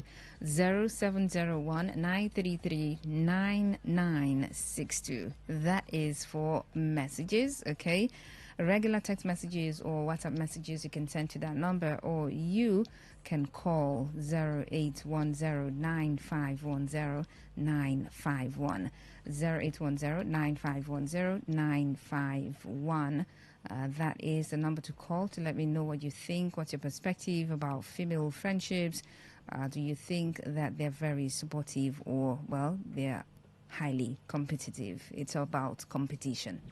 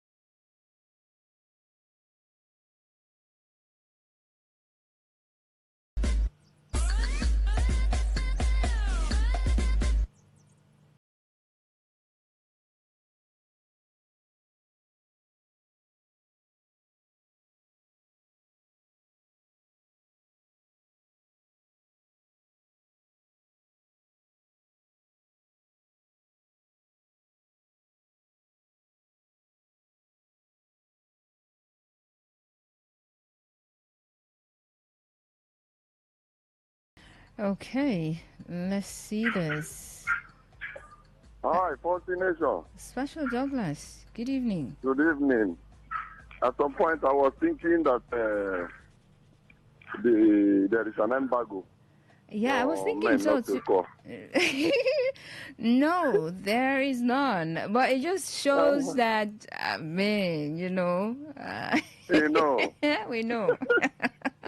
For My nation, gender. I keep wondering.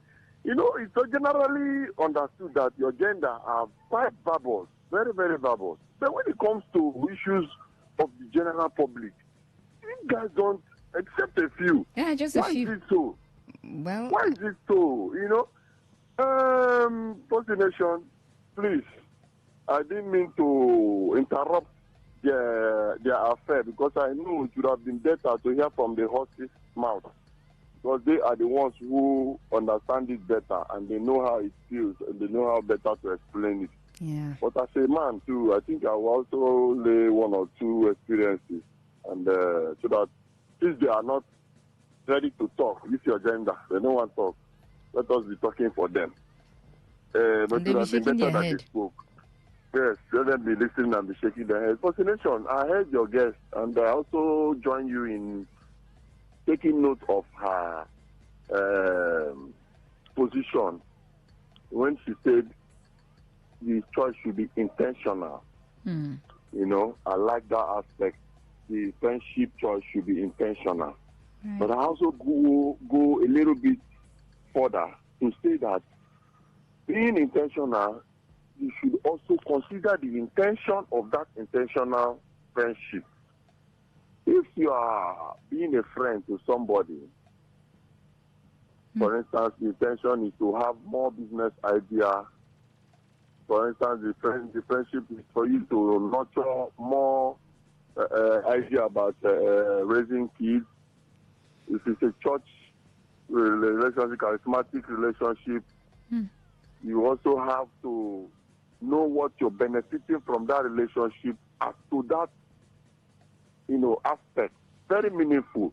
But if the relationship or friendship is about talk, share gist, gossip, no. I don't support such relationship. I wouldn't even accept that in my, house. There was a time I had one experience. A certain verbose lady, a very verbose lady. But even at that level, whenever she visits, when I'm around, I don't hear them discuss. So each time she leaves, I'll ask that my former partner, I'll ask her. All the while I was there, I couldn't hear you guys discuss. Is this how you people have been? Because sometimes they stay 8 hours long before I get back. Is this how you people have always said, no, they discuss? I say, what are the areas you people discuss? Because while I am here, what I've been here, almost 30 minutes, I've not heard you people discuss, and it's only staring at the television. And I wouldn't want to be made to believe that she came to watch television. It made me to understand that this sort of friendship is about gossip. And that sort of gossip, they cannot share it when another person is within that vicinity. If the person is not their type of person. If it were meaningful discussions, they wouldn't mind sharing it when I'm there. Okay. So that sort of thing, I cancel that type of relationship. I say, this type of person, I wouldn't want that kind of relationship in my house, because you should be able to make meaningful relationships, have friends. I also had a certain person who have friends are men, not like it's from business angle or from work angle or from church angle. If you ask what is what is the reason for this friendship, just like you can ask some partners who are in a relationship, why do you love your partner? They will not be able to pinpoint particularly why. Ask this kind of friend that you have, this is your friend. What is the reason? What do you really have in mind? What's the intention for that friendship? Nothing. Okay. They will not be able to explain. So I will agree with both you and your guest. Thank you, Mr. Douglas. Friendship should be intentional. All right. And that intentional friendship should have an intention. Okay. Not about gossip, talk, and all that. Thank you.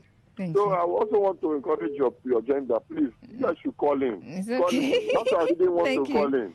People should call in. We would love to hear you people. All right. Thank you. Thank you so much for the nation. Thank you very much. Thank you. All right. Okay, the calls, keep them coming in. My gender, once again. Wow, it's all right. Well, we move. We keep talking about you, okay? Even though you're quiet about the issues you want to talk about, but you're just quiet. Hello, good evening. Good evening, Fatima. How are you? Very well, thank you. This is Bikinanda. Oh, go on. On the subject matter, long ago I discovered that you women, if you have more men as a friendship than your fellow women. Okay, is a discovery you've made? Yes, that is one. Then secondly, you find it difficult to confide together to your spouse, like you genders, the same genders. Okay. So you prefer to tell a man the secret you have than telling your fellow women. That is number two. If you also want to read the line of how you women used to relate, you can see even in politics, you hardly see women support their fellow women. Hello? I'm listening to you, Elder. Then another thing again is this. You love competition. Each time you see two women in friendship, they are always competitive. So because of that, within a short time, they will have a clash. Thank you. All right. Thank you very much. Is that we love competition. And yes, because if people are competing, there's bound to be a time where interests would clash.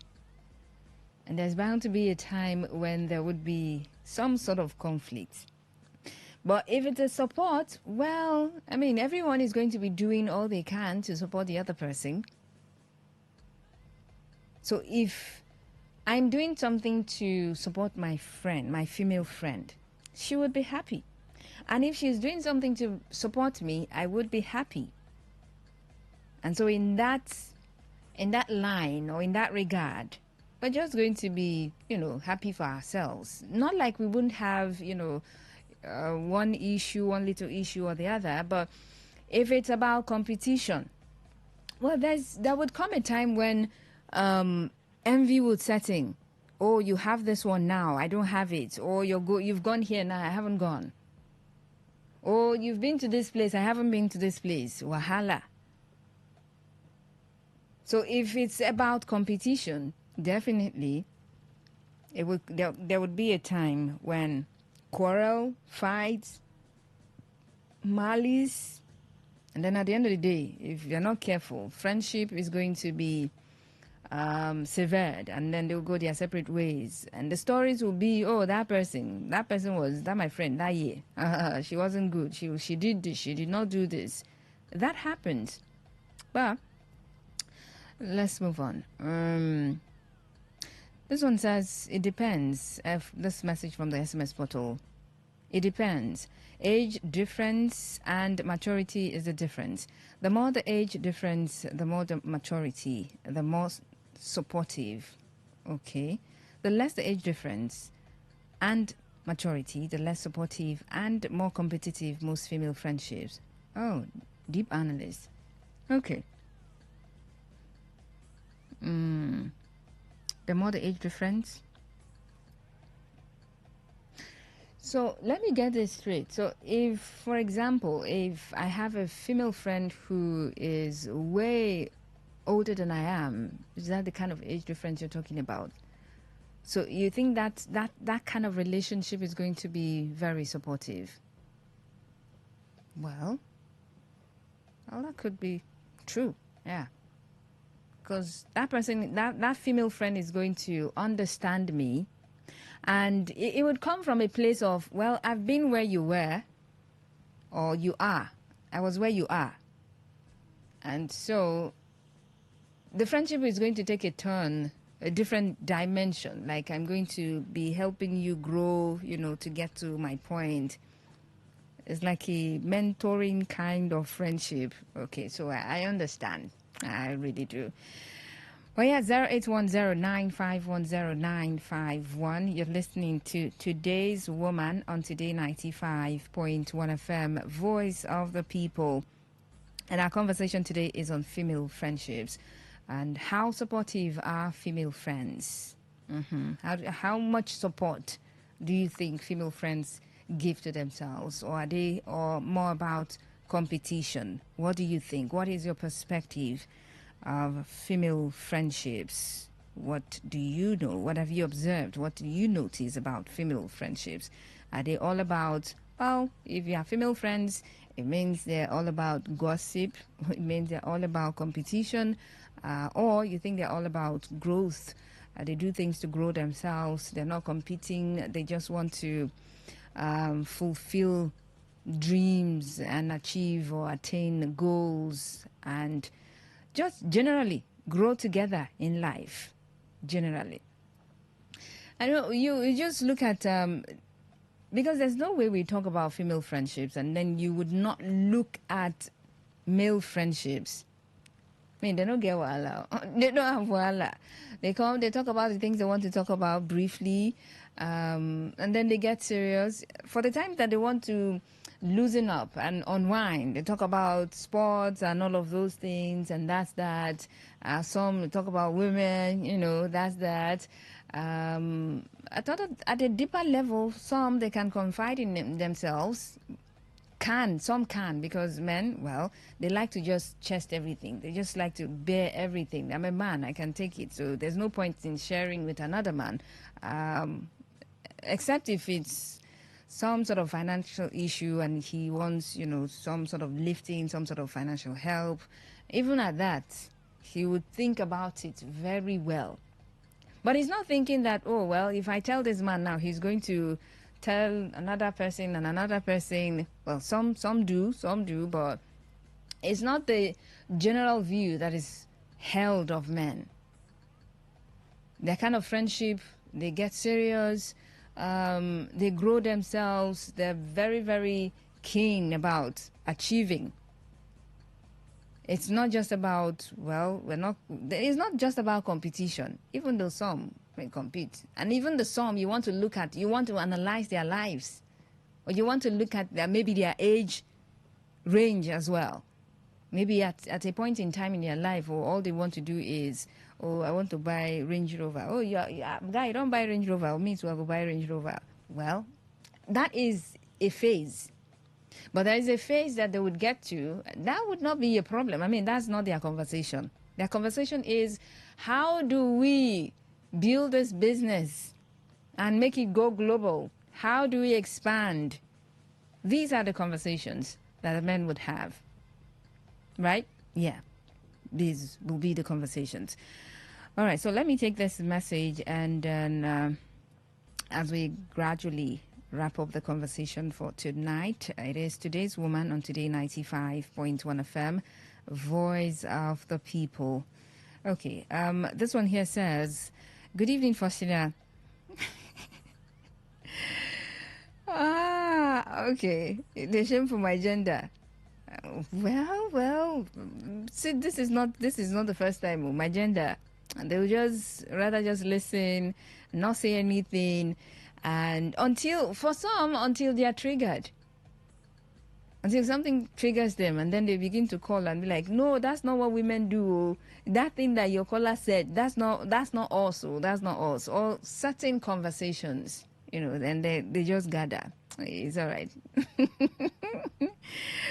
Oh yeah, that's my gender. It's okay. But that's why we're having conversations like this. We try to understand my gender better, and maybe very soon.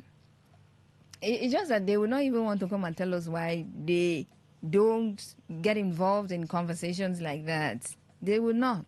Except you just go ahead and you ask them off the air. They can tell you, I don't have time. Oh, that time that people are talking, I'm cooking, or I'm trying to prepare the home. That's the time that husband is just back from work, and then the house, I'm just trying to do a lot of things at that point in time. So I don't have the time to call on the radio and be talking. I've heard that excuse. I've heard that. But that's the reason you have just a few women, call on the radio sometimes. For other times, well, it's interest. If they're not interested in certain things, they're not interested. So if there are certain conversations you're having and they feel like, this one, our area, we feast on it. And then they feast. They feast. Well, I think I've just got to wrap up the conversation here and now. It's been Today's Woman on Today95.1 FM, Voice of the People. Thank you so much for joining the conversation. Thank you so much for being there, listening and waiting. That, well, today we are just waiting for the women to come and let us know why, let us know if their friendships are supportive or not, if their friendships are more of competition or not. Well. They didn't come, and you don't know. But I know that it's something you have observed. Whatever conclusion you're drawing, it's something that you observed. If you come to the conclusion that, well, female friendships are more of competition, they don't grow themselves, they are not supportive, it's something that you observed. That's why you've come to that conclusion. And if you think otherwise, it's based on observation that you've come to that conclusion as well. But either ways, we have the male-female friendships that grow themselves, that support themselves. We also have the ones that are based on competition. But like my guest said, you want to be intentional about the kinds of friends that you choose as a female. So if you want, you want female that are supportive, you want to be so intentional about those friendships, okay? Know where you're going. And then, of course, Special Douglas added the part, the intention of the friendship matters as well. Well, that's it for today's Woman on Today 95.1 FM, Voice of the People. Coming up shortly is the Global Sports Update Show, and right after that, Kalumba is already in the studio to take you on Reggae Lighties. My name is Faustina Oputu. Thank you so much for tuning in and listening.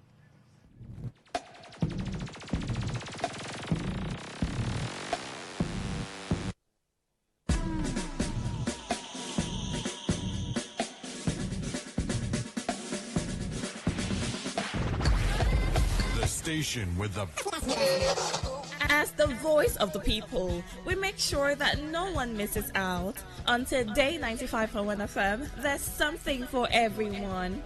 Our tech show, because tech is new money. Our kids show, because we love the little ones. Our Gospelration, because it's the moment of truth. Our High Life show, because high life is vintage. Our sports show with the adrenaline. Our midnight show, because we care about your love life. Our Nostalgia Drive, because old is gold. Our show for young people, because Gen Z code is on. Our Pigeon Bit, because na Naija we dey.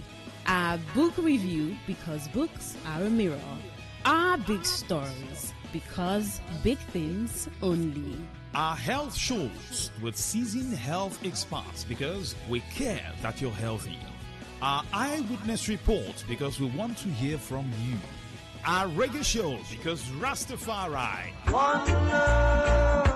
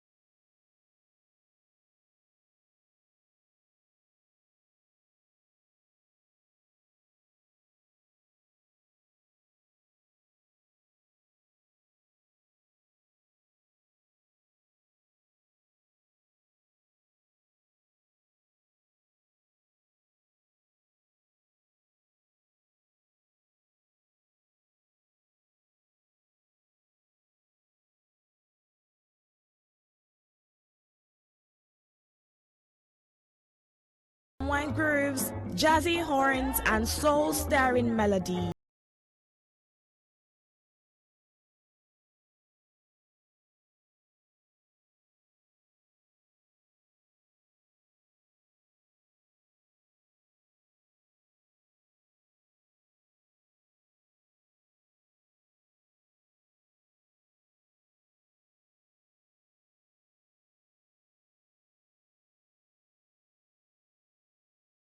Live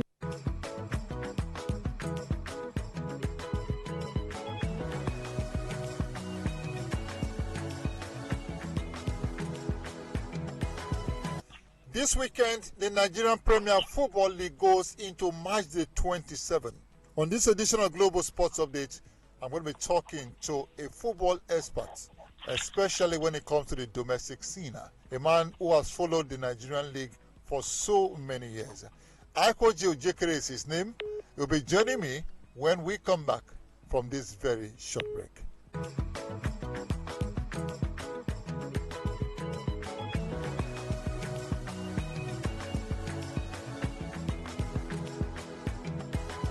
Welcome back. I did say we have Aikoji Ojekere waiting to talk to us. And it's all about the Nigerian Premier Football League. It's match day 26 going into match day 27. And Aikoji will run us through how far we have fared and expectations as the league continues. Aikoji, thank you so much for joining us on this edition of Global Sports Update.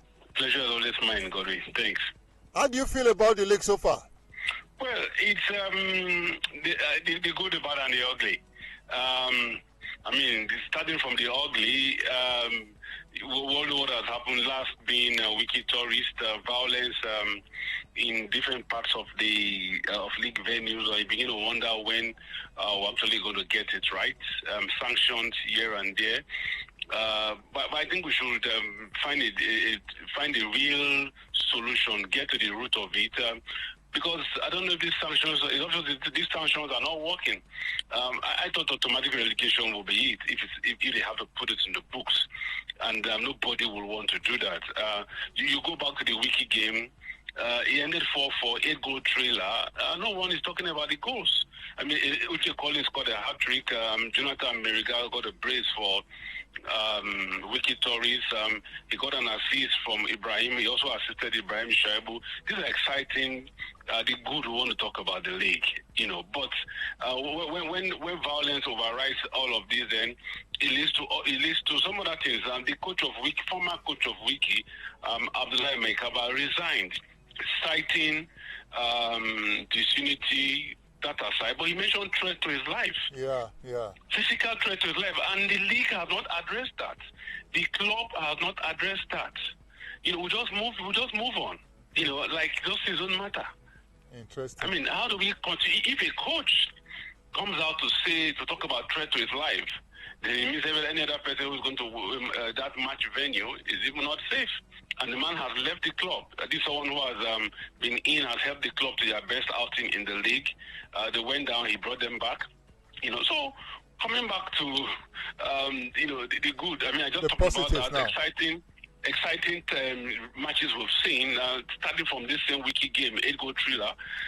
The last time, I can't remember 8 goals in the league. You know, maybe 4-3, 3-2, Dolphin won 6-0, but we're talking about 4-4. Again, the match was played over 2 days. First day was 3-all. Second day again continued. It was 1-1, so ended 4-4. You know, exciting. Some goals we've seen. Over the weekend, I saw the goal at Canopila scored against Kwara United, their equalizer. It was a brilliant goal. You know, a pull out from the left, Abdullahi Ali to Leos and Dadong, who took out his marker, Adesina Ogbonna, and scored. Interestingly, this guy was in Kwara United last season. He had to leave to get playing time and move across to Nilibo Wiki Torres. First round, he was in Wiki, scored against Pillars. Pillars obviously went for him, joined Pillars, and now he has gone to hunt his former club. These are the stories we want to hear about the league. The stories that will interest people, that will want people to want to come and see matches. And of course, the exciting story of Ikorodu City. Exactly. The story of Barrow Ikorodu is on top now, went to beat Eyimba. Last season it was a difficult game. They equalized against Eyimba. Eyimba eventually beat them 2-1. This time around, they have gone to beat Eyimba right there. And the man who scored the goal, Joseph Arumala, has scored 3 goals. Scored twice against Tornadoes in Lagos, went to Aba, has scored again. This goal was scored in the 29th minute. Eyimba couldn't come back. It tells you that the once hallowed Eyimba, seemed to be turning around. Something else has happened there. It is for those who are concerned to really go and find solutions. But the team has dropped from the height that we used to know. I was going to go into all of that. Have the best talent. I was going to go into all of that, Agoje Ojekere. Now, let's quickly look at top of the table. Fidelis Ilechukwu is back. No distraction from the Super Eagles of Nigeria as one of the assistant coaches. And boom, Rangers International are among the top 3 on the table. Okay, so it's good to see Ilechukwu back at work with Rangers after national team duties, and Rangers doing well. Interestingly, Gordon Obaje has also been consistent in front of goals, so they've been able to keep him. He goes out of the country and comes back. Enugu, if you play in Enugu, you always want to be in Enugu. It's a good place to stay. The gentleman's city. So Obaje seems to love football in Rangers, and he knows the way to goal. No surprise, he scored against his former team, Wiki Tourist, which was a baptism of fire for the new coach of Wiki, Bashiru Saleh, after Mekaba left. So it's from Fraipan to fire for Wiki Tourist, but for Rangers, the good times are back. Ilechukwu is getting the results. Everyone is happy for them. Rangers could just finish amongst the top 3. Very, very possible. Now, let's leave all of that. What do you think is working for Ikorodu City? Okay, I think they've got a set of crazy guys who want to achieve results. It takes me back to the days of Stores. If you remember the kind of players Stores will recruit, and they come, decent coaching, and they get the job done. So I think that is part of what is working. Then the guys are fast. They are young guys. If you have young guys who understand what football, fast football, they are high press. They play high press football, push you into your own area. If you don't score, you make mistakes, you commit errors, and they capitalize on it. It has worked well for them. A bunch of the players have left, but interestingly, the new guys are playing like they've been there forever. They have a new goalkeeper. Arumala was one of the top performers last season. Shola Adelani, Shola has left. So that, young and fast players, they've been able to put them together. Then the fact that they learned fast to getting that academy working well. They have this youth system that supply they play their own style of football from that youth setup, and they promote players very quickly who adapt quickly to the rigors of the MPFL, and that has been able to get them going. It was nice for Bright to come back. He left, came back. Now he understands the league. Remember, he resigned at Plateau United when nobody was even after him. He's back, understands the fact that football is a high pressure game, and you have to be ready for it. If you can't be in the kitchen, if you can't stand the heat, then don't be in the kitchen. If you can't be a coach, if you can't stand the heat of coaching, don't get close to the touchline. That he understands now, and he's getting it right too. Then the players understand the fact that Ikorodu is a high press team, and they put a lot of pressure on you, any team that comes around them, and that has been working for them. So clearly, that's a picture. That's his setup that has worked for Ikorodu. Something is frightening me, and it is about our dear Eyimba. Eyimba Football Club are 14th on the table as we speak, 31 points. They have lost 11 games this season. With Kanu Nwankwo as the chairman, this is not the kind of story that we should be hearing. What is wrong with Eyimba, and who will rescue Eyimba? Good, multiple questions. Okay, let me start this way. Every club will go through a period. It's like metamorphosis in biology, and the law of diminishing returns too. When you look at it, when you climb the hill, you come down. It takes some level of stability for you to understand why you have to be up there, and I think that's what has affected Eyimba. Some people were in a hurry to get into the team, and they got into the team in a hurry without understanding the rigors of what the league is all about. And they fail to identify talent. If you don't identify the right talent, it will not work. We're just talking about Ikorodu getting the right talent and it's working for them. If you remember, once upon a time, Eyimba usually the gathering of the best talents in the league. Eyimba does not have that pull factor anymore. Eyimba is no longer that magnet that will attract players from El Kanemi. I remember they signed Jotex from El Kanemi. Yeah. You know, they signed players from Kanu, they signed players from Ilorin, from Jos. You know, Eyimba is not that team anymore. It doesn't attract players. So the best players in the league now find themselves, you know, there's not attraction in Eyimba anymore. I mean, players will even want to play for Eyimba back in the days, but now there's no attraction. When you can't attract talent, I'll tell you this, it's so bad that the new coach, the GINE, had to sign players mid-season during the winter January transfer window from his former club, Crown, of Bomasha. So if the standard of Eyimba, don't disrespect to Crown, but if Eyimba's standard is to attract players from Crown, now mid-season, we're talking mid-season, I mean, let's just oppose this with Barao. Barao had to do something drastic. What did they do? They went for players in the top flight. They went to Kon Khalifa, got 3 key players from there. Ebokao, Wakore, Uche Moses, and Henry Zonye. They needed a goalkeeper. They went to Bayelsa, got a good goalkeeper, Chisom Chiaha. And look at the table. But Barao has gone 6 games unbeaten now. Let's come back to Eyimba. Eyimba needing to stabilize their team went to Crown to bring 2 players. It won't work. The quality they have is not even good enough. I mean, the first round, judging by the first round, the way things were in the first, don't forget they also lost the game at home in the first round. Wicked had newly promoted. So Eyimba lacks overall, from the guys on the pitch to the guys on the bench.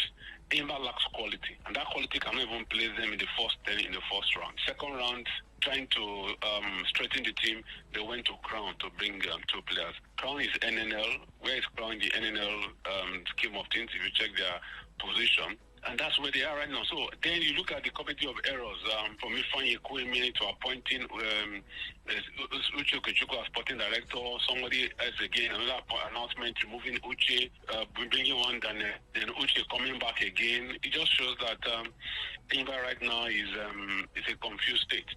So Eyimba, that's the truth. Eyimba has gone to pre-2000. When I mean pre-2000, Eyimba has gone to the level they were before 2000. If you remember that level. Yes, sir. You know, just one of the teams in the league, then the yo-yo team, lower division, they come back. That's the level Eyimba is right now. Last season, for the first time, Abia Warriors finished ahead of Eyimba. Yes, sir. This season, I mean, even with Abia Warriors running through a difficult patch, 4 matches at home, they only managed to draw 3. They lost 1 to Nasarawa United. They drew Plateau United, drew Wiki Tories, you know, drew Rangers. And Eyimba still struggling, even losing at home to Korodu City tells you how bad the Eyimba story is this season. And until they fix it well, Eyimba might just find themselves dropping this season. Wow. Aikojo Jekere, before I let you go, we do this in a few seconds. Our key matches this weekend, Ikorodu Bayelsa, you're thinking? Ikorodu will do that. Ikorodu will do the job over Bayelsa. Katsina United against Rangers? Katsina United against Rangers, that will be a draw. We have Nassau United against Bende Insurance. Another draw. Bende Insurance seem to have the magic now with Boboye. Another draw for Bende will get a point from Nasarawa. Plateau United Shooting Stars. Benga Ogubote facing his former team. This is one game Ogubote will want to win. So win for Plateau United. Rivers Eyimba. Eyimba, another defeat for Eyimba. The house is already disunited. The house, you know, it's a divided house cannot stand. And the final one, Wiki Tories against Remo Stars. We need to pray for Remo. They are 19th on the table. Yes, I hope Remo can get something out of this. But then I see Remo getting a draw or probably a win. Yeah, a win. Wow. Remo, a win for Remo at Wiki. Wow. Thank you so very much, my dear brother, for being part of the show. Aikojo Jekere. Pleasure is always mine, talking about the MPFL. Thank you. God bless you. Really good. Amen. Thanks. Thank you. I did say to you that this is a man who knows the league like the back of his hands, dissecting the Nigerian Premier Football League. That's about the size of the show. Thank you so very much. We wish you a wonderful weekend. Don't allow this weekend to weaken you. Keep praying for Nigeria. My name is Godwin A. Nakana. God bless Nigeria.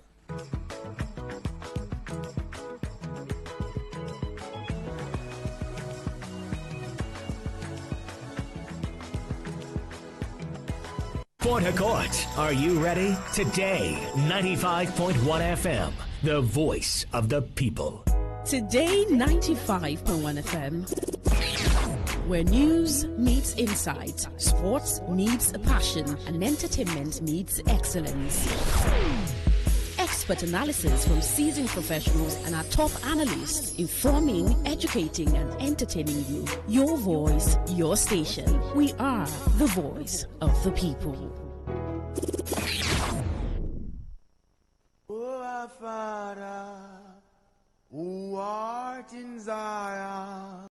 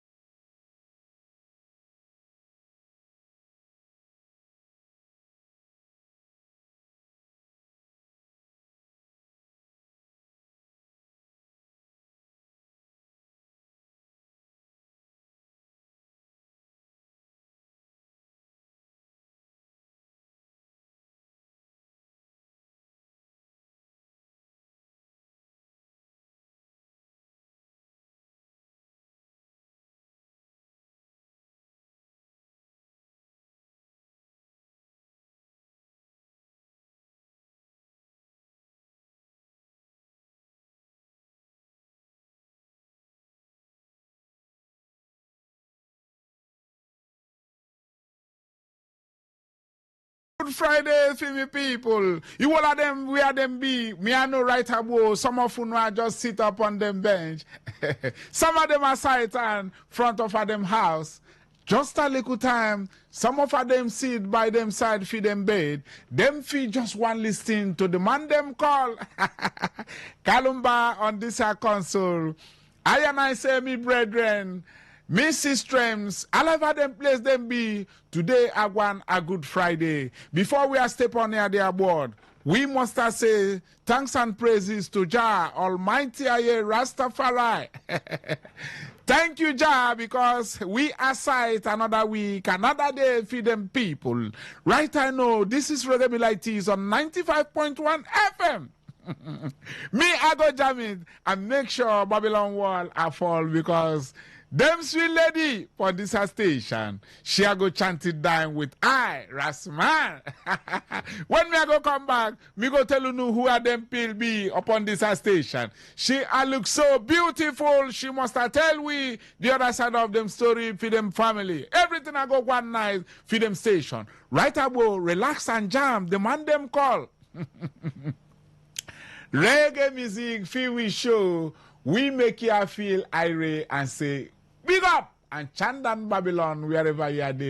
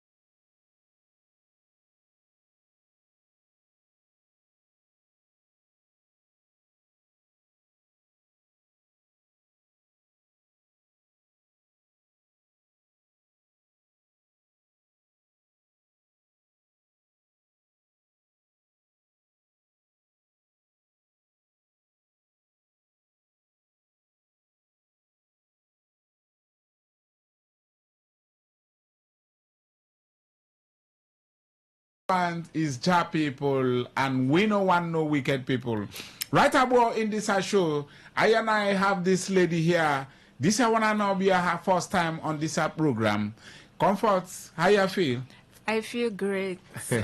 Yeah, come again for them reggae music I feel Chandan Babylon area. Yeah. How you feel? Making her feel nice? Yes, I feel good. I feel good. Really and good. And mere sites, you must have something for them fans. You must tell them something today. Yeah, of course. So, me I know you have a nice topic for today. When we are go come back, you are go tell them, welcome for them station. And Jago bless you right about this one, man.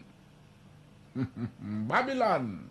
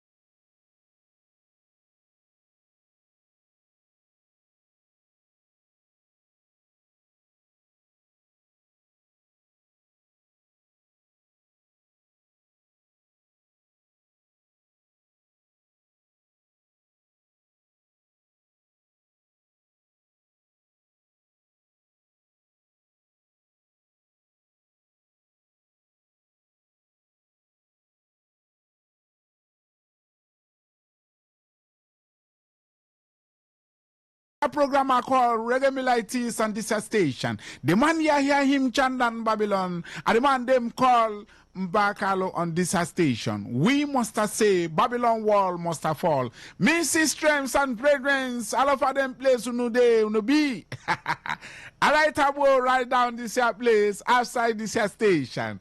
Me I know you are waiting for the right time to call this here station and make we no feel irate and feel I feel for them station. Right I know, me I go make you feel one because me aside some people upon me Facebook, and them say, Babylon, me I have Ibunimi West, share site I upon Facebook, Chibuzo Samuel, all of them right I heard them wait for I, Ngozi Okocha, them beautiful lady upon Facebook, site abo this a regular program, a regular like this, Babylon we must come, Chandan, a we Jan for them people.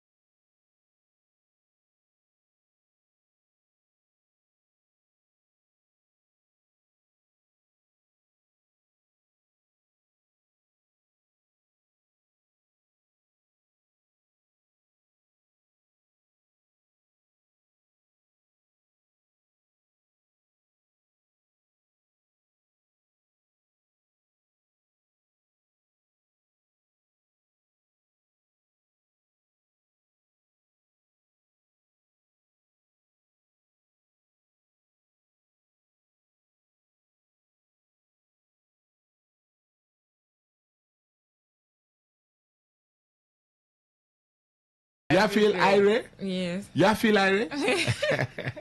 Reggae music one.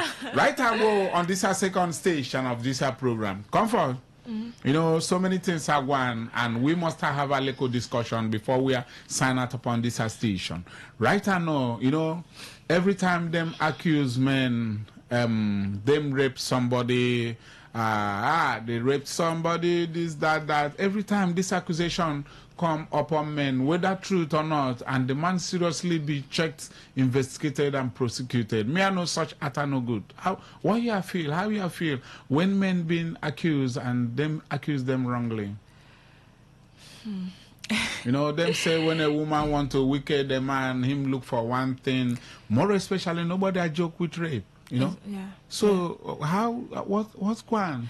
Well, I would say because rape is a very grievous offense, and because when maybe a woman is angry with you, so angry with you, you know, there is nothing like the fury of a woman. So they accuse you wrongly. But then again, I don't think it should be a punishable offense. For if a woman should accuse a man wrongly, it should be a punishable offense to the woman. Because this is something that has to do with someone's image, and sometimes it ends before the truth even comes out. It can end the man's career, tarnish his image, and all of that. But one thing I have to say is that doesn't discredit the fact that women are being raped daily, not just women. Babies are being raped. So, but then again, when people accuse men of rape wrongly, they should pay for it. Men should pay? No, the woman should pay. Yes. Is there any kind of payment, whatever payment, is there any amount of payment that could have made everything look smooth again? You know, sometimes the accusation would have gone far, travel far. How do you rewind it? I don't know. I don't know. It's just like saying that someone stole and the person went to prison, and after some years, like one I even heard, the person was in prison for 20-something years, and at the end of the day, it didn't happen. The person did not actually commit that crime. It wasn't rape, but the person had already stayed 20-something years. So the government had to like try to, you know, but then again, you can't buy the time. You can't buy back the time. So yeah. Thank you. You know, so nothing is a bad thing when man accused them man rape somebody. When him accused, it's a very bad thing. It's evil. That's evil. Thank you. We just have to tell people, you have to be sure what you say before any accusation, because such a thing feel and they feel prison. Thank you, Comfort. We are step up into the third part of this program. Somebody has sent a message upon we handle him say, Reggae Milites Friday Eve, a great delight to listen to. Please keep the flag flying. Rootman Francis, Tamagolo, Bodo City, Gokana. Tiga! First timer. You're welcome, brother. Thank you, man. We are sighted upon this station. And Jago bless you. Right about when we are come back, are we listening to we fans? Them go call them and call I and tell them how them feel.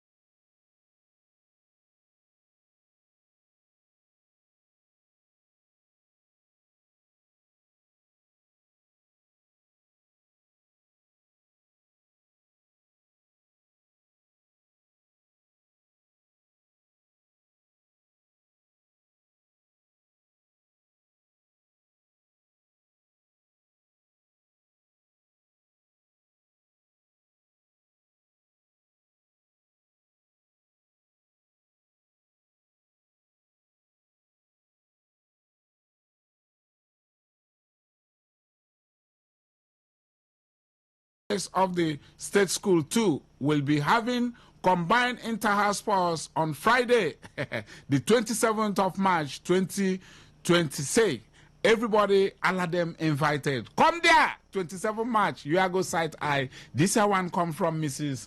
Origi Jago Blesia.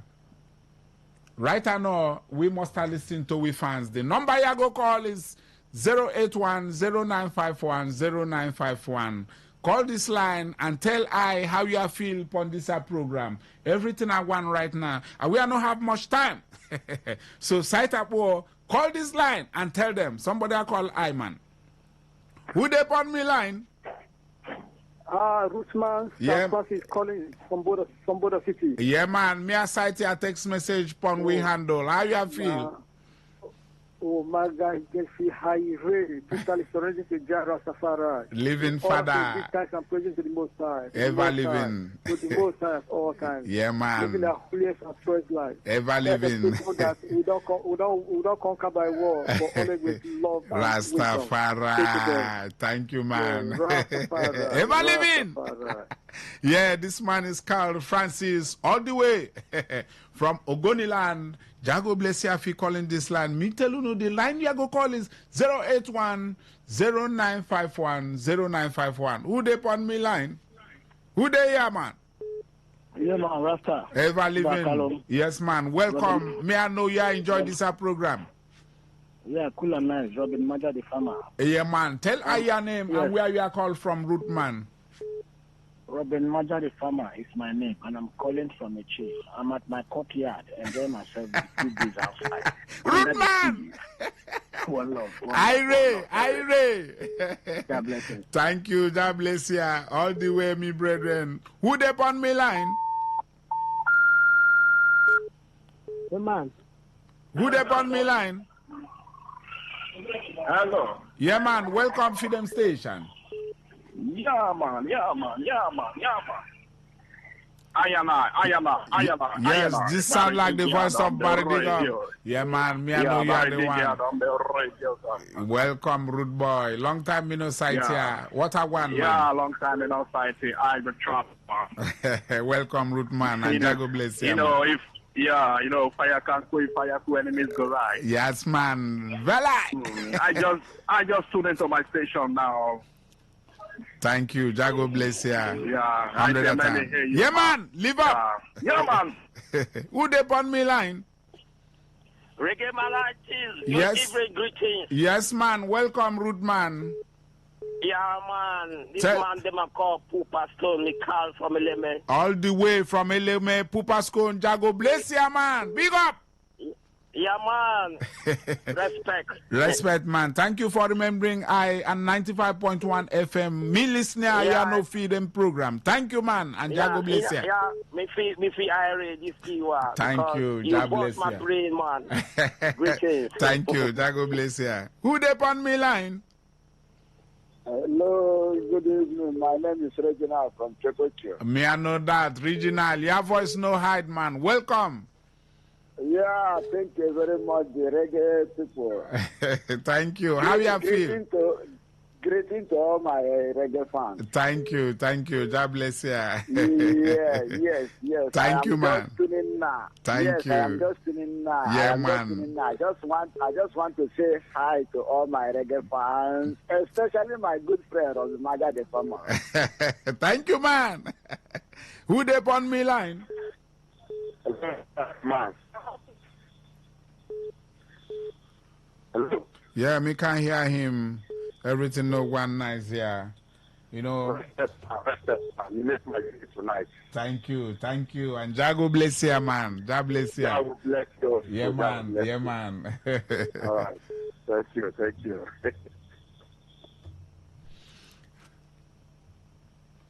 Right about on this station, this man them call Bakalo on this station. We are no time at one far and everything one far. Me I go tell ya with the lady them call comfort Carlo on this station. We are say and thank you and God bless you. Next week Friday, we I go come again on this station and make you feel irate.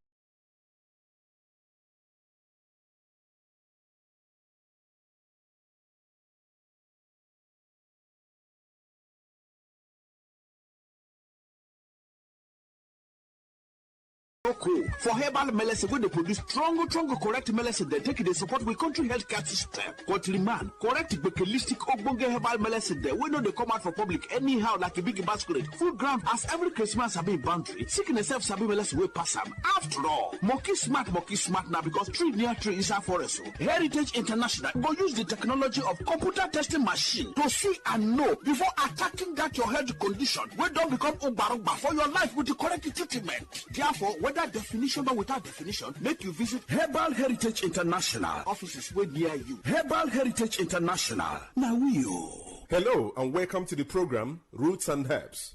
Roots and Herbs is a program that discusses health-related challenges and suggests possible ways out from the herbal medicine perspective. Roots and Herbs is put together and sponsored by Herbal Heritage International, also known as Baba Yoruba. Baba Yoruba is currently having a special New Year promo package. This New Year promo package will give you the opportunity to enjoy 50% discount on all their products and services. This offer runs while the stock lasts. And at the same time, it will give you the privilege of meeting Baba Yoruba himself at number 24 Ikwere Road, Mile 1 by Education Bus Stop, Port Harcourt. For details and inquiries, the telephone number to call is 080-33-111-946. I repeat, 080-33-111-946. 080-33-111-946. On today's edition of the program, our topic of discussion is STD and STI. And I have with me in the studio, Dr. Otumba Abiodun. Sir, you're welcome to the program. Thank you, Mr. Moderator. Sexually transmitted infections are challenges that get into the body system through sexual interaction.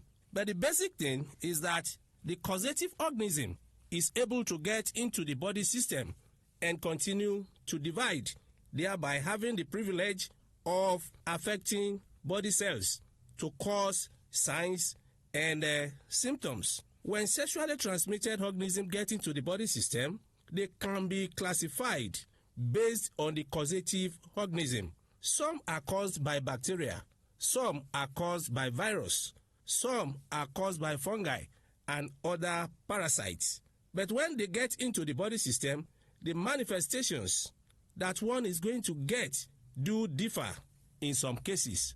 For instance, in gonococcal infection, in a man, it may not take more than 3 days before the man will start experiencing burning sensation in the urinary tract or painful urination. And when it's getting to, let's say, 7 days, you can start noticing some discharge from the male organ. In women, it may not be like this because their genital is wider than that of men. So it can hide in their body system for quite a very long period of time. In some people, they can be seen as carriers. There are other organisms that can cause challenges that are different from just burning sensation or discharge from the genitals. When we talk about herpes simplex virus, people suffering from herpes simplex virus can experience blisters and ulcers in the private part that will be seen as wounds. Some can be very painful. Some can even have some discharge in form of blood, and you see that as regular wounds. In syphilis, at the beginning, there can just be pimple-like eruptions around the pubic region, which may disappear over a week or two. But that disappearance does not mean that the organism is totally cleared from the body system. It is during that period that it will be able to go into the body tissue to continue dividing, to encroach the body further. It can go to a latent stage, a stage in which the organism is inside the body as if it is sleeping or resting. But if anything happens that triggers it, definitely one will start experiencing serious challenges. When we have all this and we fail or refuse to take care of the body, definitely complications can set in. In women, where complications are already appearing, there can be serious menstrual pains. In some women, there can be discharge coming from the genitals that can even have offensive odor.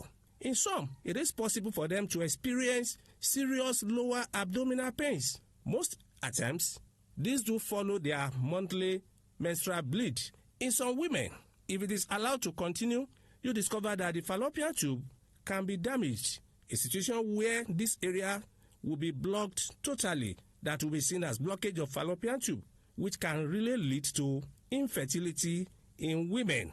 It can be primary infertility or secondary infertility, as the case may be. In men, when infectious agents are able to stay and proliferate, that is divide, to encroach the body tissues very well, definitely the sanctuaries of the body can be reached. Part of the sanctuaries of the body is the testicles. When they get into the testicles, it can lead to orchitis, a situation where the bulbs, that is the testicles, will become very painful. It can be swollen. And at that stage, the lifespan of sperm cells coming from these testicles can reduce, or they reduce in number. When they reduce in number, that can lead to oligospermia. But if nothing is done, and this is allowed to continue for a certain length of time in the body, it is possible for all the cells to become dead, a situation where we have azoospermia. In such situations, it will be impossible for such a man to impregnate his woman as a result of a sexually transmitted infection that has been poorly handled or that has been ignored. Part of the complications of sexually transmitted infections in men is a situation where a man is unable to stand like a man like he used to do before. And that's why we say, whenever we experience anything that is strange in our body system, it is very important for one to visit competent healthcare giver who will be able to give the right advice to get out of the challenge. In other words, if one is faced with challenges that have to do with sexually transmitted infections, having burning sensation, painful urination, discharge from the genitals, blisters, wounds, mind you, having all these challenges is not the end of the road. For more enlightenment and advice, the number you can call is 080-33-111-946. I repeat, 080-33-111-946. Thank you. All right. You've been listening to the program Roots and Herbs. Roots and Herbs is a program that discusses health-related challenges and suggests possible ways out from the herbal medicine perspective. Roots and Herbs is put together and sponsored by Herbal Heritage International, also known as Baba Yoruba. Baba Yoruba is currently having a special New Year promo package. This New Year promo package will give you the opportunity to enjoy 50% discount on all their products and services. This offer runs while the stock lasts. And at the same time, it will give you the privilege of meeting Baba Yoruba himself at number 24 Ikwere Road, Mile 1 by Education Bus Stop, Port Harcourt. For details and inquiries, the telephone number to call is 080-33-111-946. I repeat, 080-33-111-946. 080-33-111-946. Let's take our sponsor's message. Don't go away. We shall be right back. Herbal Heritage International, the Kokoroko, for herbal medicine, where they produce strong, correct medicine, they take the support with country healthcare system. Quality man, correct bakelistic ogbonge herbal medicine, they know they come out for public anyhow like a big basket. Full ground as every Christmas have been boundary. Sickness self sabi medicine will pass them. After all, monkey smart now because tree near tree is our forest. Heritage International go use the technology of computer testing machine to see and know before attacking that your health condition. We don't become umbarumba for your life with the correct treatment. Therefore, whether definition or without definition, make you visit Herbal Heritage International. Offices way near you. Herbal Heritage International. Now You're welcome back to Roots and Herbs. Roots and Herbs is a program that discusses health-related challenges and suggests possible ways out from the herbal medicine perspective. Baba Yoruba is currently having a special New Year promo package. This New Year promo package will give you the opportunity to enjoy 50% discount on all their products and services. This offer runs while the stock lasts. And at the same time, it will give you the privilege of meeting Baba Yoruba himself at number 24 Ikwere Road, Mile 1 by Education Bus Stop, Port Harcourt. For details and inquiries, the telephone number to call is 080 33 111 946. I repeat, 080 33 111 946. 080 33 111 946. Until we come your way again, remain blessed. And that was a paid infomercial.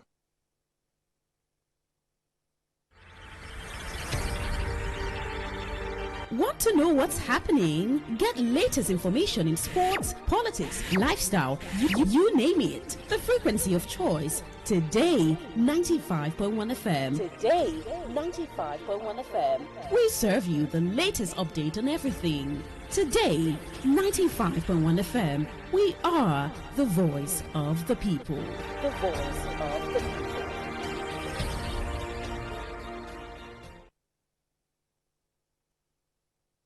Whether it's happening in Port Harcourt, South, Nigeria, or around the world, we've got you covered. On air, online, delivering balanced news and unbiased analysis. Today, 95.1 FM. This is Today, 95.1 FM, Port Harcourt. News.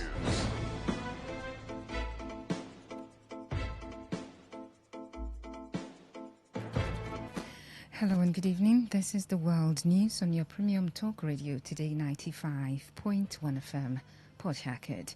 I am Faustina Uputu. In the headlines, federal government begins payment of 2024 capital projects to clear backlogs and accelerate budget implementation. NCDC urges states to strengthen contact tracing as Lassa fever death toll hits 70. NOA warns traders against hoarding food items and price hikes during Lent and Ramadan. On the foreign scene, U.S. Supreme Court strikes down Donald Trump's emergency tariffs. Details in a moment.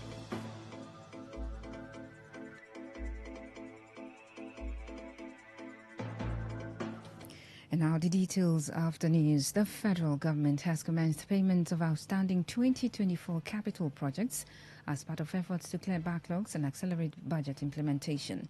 The announcement was made in a post on X by the Special Advisor on Media and Public Communications to President Bola Tinubu, Sunday Dare.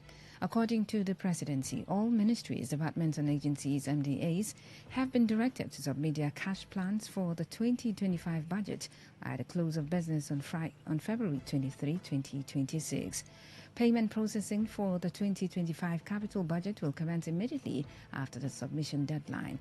The government also set March 31, 2026 as a target date for the full implementation of the capital components of both the 2024 and 2025 budgets. The development followed assurances by the Minister of State for Finance, Doris Uzoka Anite, who told lawmakers that outstanding capital payments would be processed before the end of March. She gave the assurance during an interactive session between the Senate Committee on Appropriations and the federal government's economic team on the proposed 2026 appropriation bill. Meanwhile, the federal government has raised concerns over the continued circulation of substandard and falsified veterinary medicines across the country, attributing the trend to weak regulatory compliance and poorly coordinated importation practices. The Minister of Livestock Development, ED, Mokhtar, voiced the concern at a national stakeholders roundtable on the quality and regulation of veterinary medicines held in Abuja. Mokhtar noted that inadequate oversight of local manufacturing and distribution channels has allowed low-quality products to flood the market, with livestock farmers often unknowingly purchasing ineffective drugs. He warned that this leads to treatment failures, economic losses and preventable livestock deaths, ultimately undermining productivity in the sector. Describing the livestock industry as a key pillar of Nigeria's agricultural transformation agenda, the minister said millions of Nigerians depend on it for income, nutrition, employment and livelihood security. Mokhtar also identified the misuse and abuse of antimicrobials, including incorrect dosages, poor storage, and unsupervised administration as major drivers of antimicrobial resistance, posing serious risks to animal and human health, food and safety, and the environment. The minister reaffirmed the government's commitment to building a transparent and accountable veterinary drug system to guarantee farmers access to safe, affordable, and quality medicines while boosting disease control efforts nationwide. The Nigeria Center for Disease Control, NCDC, has urged state governments to prioritize contact tracing amid the ongoing outbreak of Lassa fever across the country, which has so far claimed 70 lives. The Director General of the agency, Jide Idris, who made the appeal during a press briefing, disclosed that 15 healthcare workers have been affected in the current outbreak, attributing the trend to weak infection prevention and control practices in high-burden areas, as well as a low index of suspicion among medical personnel when patients present symptoms. He noted that some of infected health workers delay seeking treatment due to stigma and fear, further complicating response efforts. Lassa fever is an acute viral hemorrhagic illness caused by the Lassa virus and transmitted primarily through contact with food or household items contaminated by urine or feces of infected mastomys rats. According to the World Health Organization, WHO, the disease is endemic in Nigeria and several West African countries, including Benin, Ghana, Guinea, Liberia, Mali, Sierra Leone, and Togo. Since the major outbreak in 2016, Nigeria has recorded recurring seasonal spikes. The agency called for stronger coordination and increased state commitment to curb the spread of the disease.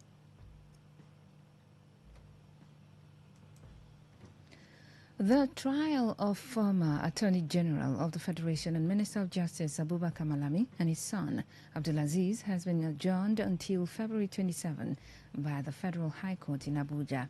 Justice Joyce Abdulmalik postponed proceedings following the public holiday declared by the Minister of the Federal Capital Territory FCT, Nyesom Wike, ahead of the area council elections scheduled for tomorrow.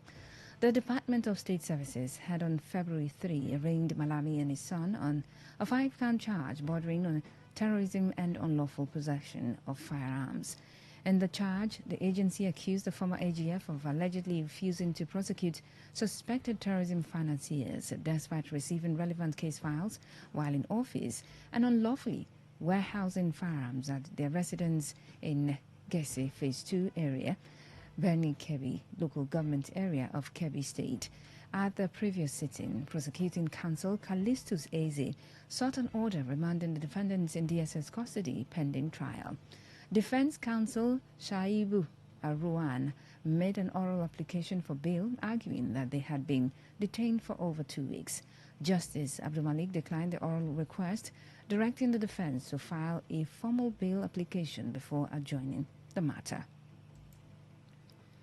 The National Orientation Agency, NOA, has cautioned traders and marketers against hoarding food items and unfairly increasing prices during the Ramadan and Lent seasons, warning that such practices worsen economic hardship for citizens. In a statement, the agency's Director General, Lanre Isa Onilu, said the NOA had received reports that some traders were deliberately withholding essential food items commonly consumed during fasting, thereby creating artificial scarcity and driving up prices in markets. Isa Onilu described the trend as harmful to the economy and morally unjustifiable, particularly at a time when religious observances emphasize compassion, sacrifice and support for the less privileged. He warned that hoarding essential commodities undermines efforts to stabilize the economy, fuels inflation and increases the burden on families already grappling with rising living costs. He called on trade associations, market unions and commodity groups to ensure compliance among their members and collaborate with regulatory authorities to prevent exploitation. The agency reaffirmed its commitment to sustained public awareness campaigns nationwide and it said it would continue monitoring market activities and engaging stakeholders to safeguard citizens' interests and promote national unity. The River State Waste Management Agency, REWAMA, in collaboration with Obiakpo Local Government Area and Port Harcourt City Local Government Area, have announced an immediate ban on the dumping of refuse on road medians across the Port Harcourt metropolis. In a joint statement signed by the Managing Director of Riwama, Ibimina Wokoma, and the two council chairmen, residents have been directed to properly bag their waste and dispose of it only at Riwama-approved receptacles between 6 p.m. and 6 a.m. and 10 p.m. daily. Authorities said the directive is part of renewed efforts to improve environmental sanitation and maintain public health standards. The statement also prohibited the use of cart pushers for waste collection, evacuation and disposal within the affected local government areas. Corporate organizations are also advised to engage only private service providers licensed by Riwama in line with existing environmental laws and regulations. In addition, the agency banned the scattering of refuse at designated receptacles or along roadsides by scavengers and individuals involved in unauthorized sorting or recycling activities, except those duly licensed to operate at final dump sites. Officials further warned that the weekly Thursday sanitation exercise for shop owners will continue alongside normal business activities, stressing that shop owners whose premises are found untidy risks arrest and prosecution.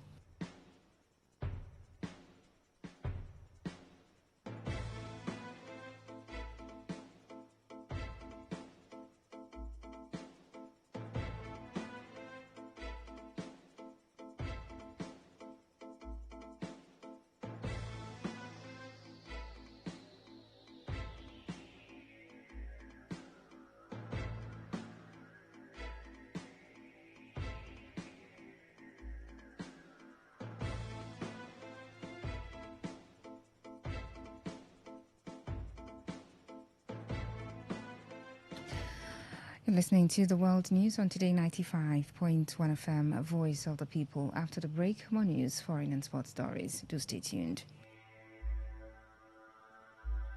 Every day, every hour, when the big stories break, depend on our 24-hour news team to bring you the latest. Today 95.1 FM.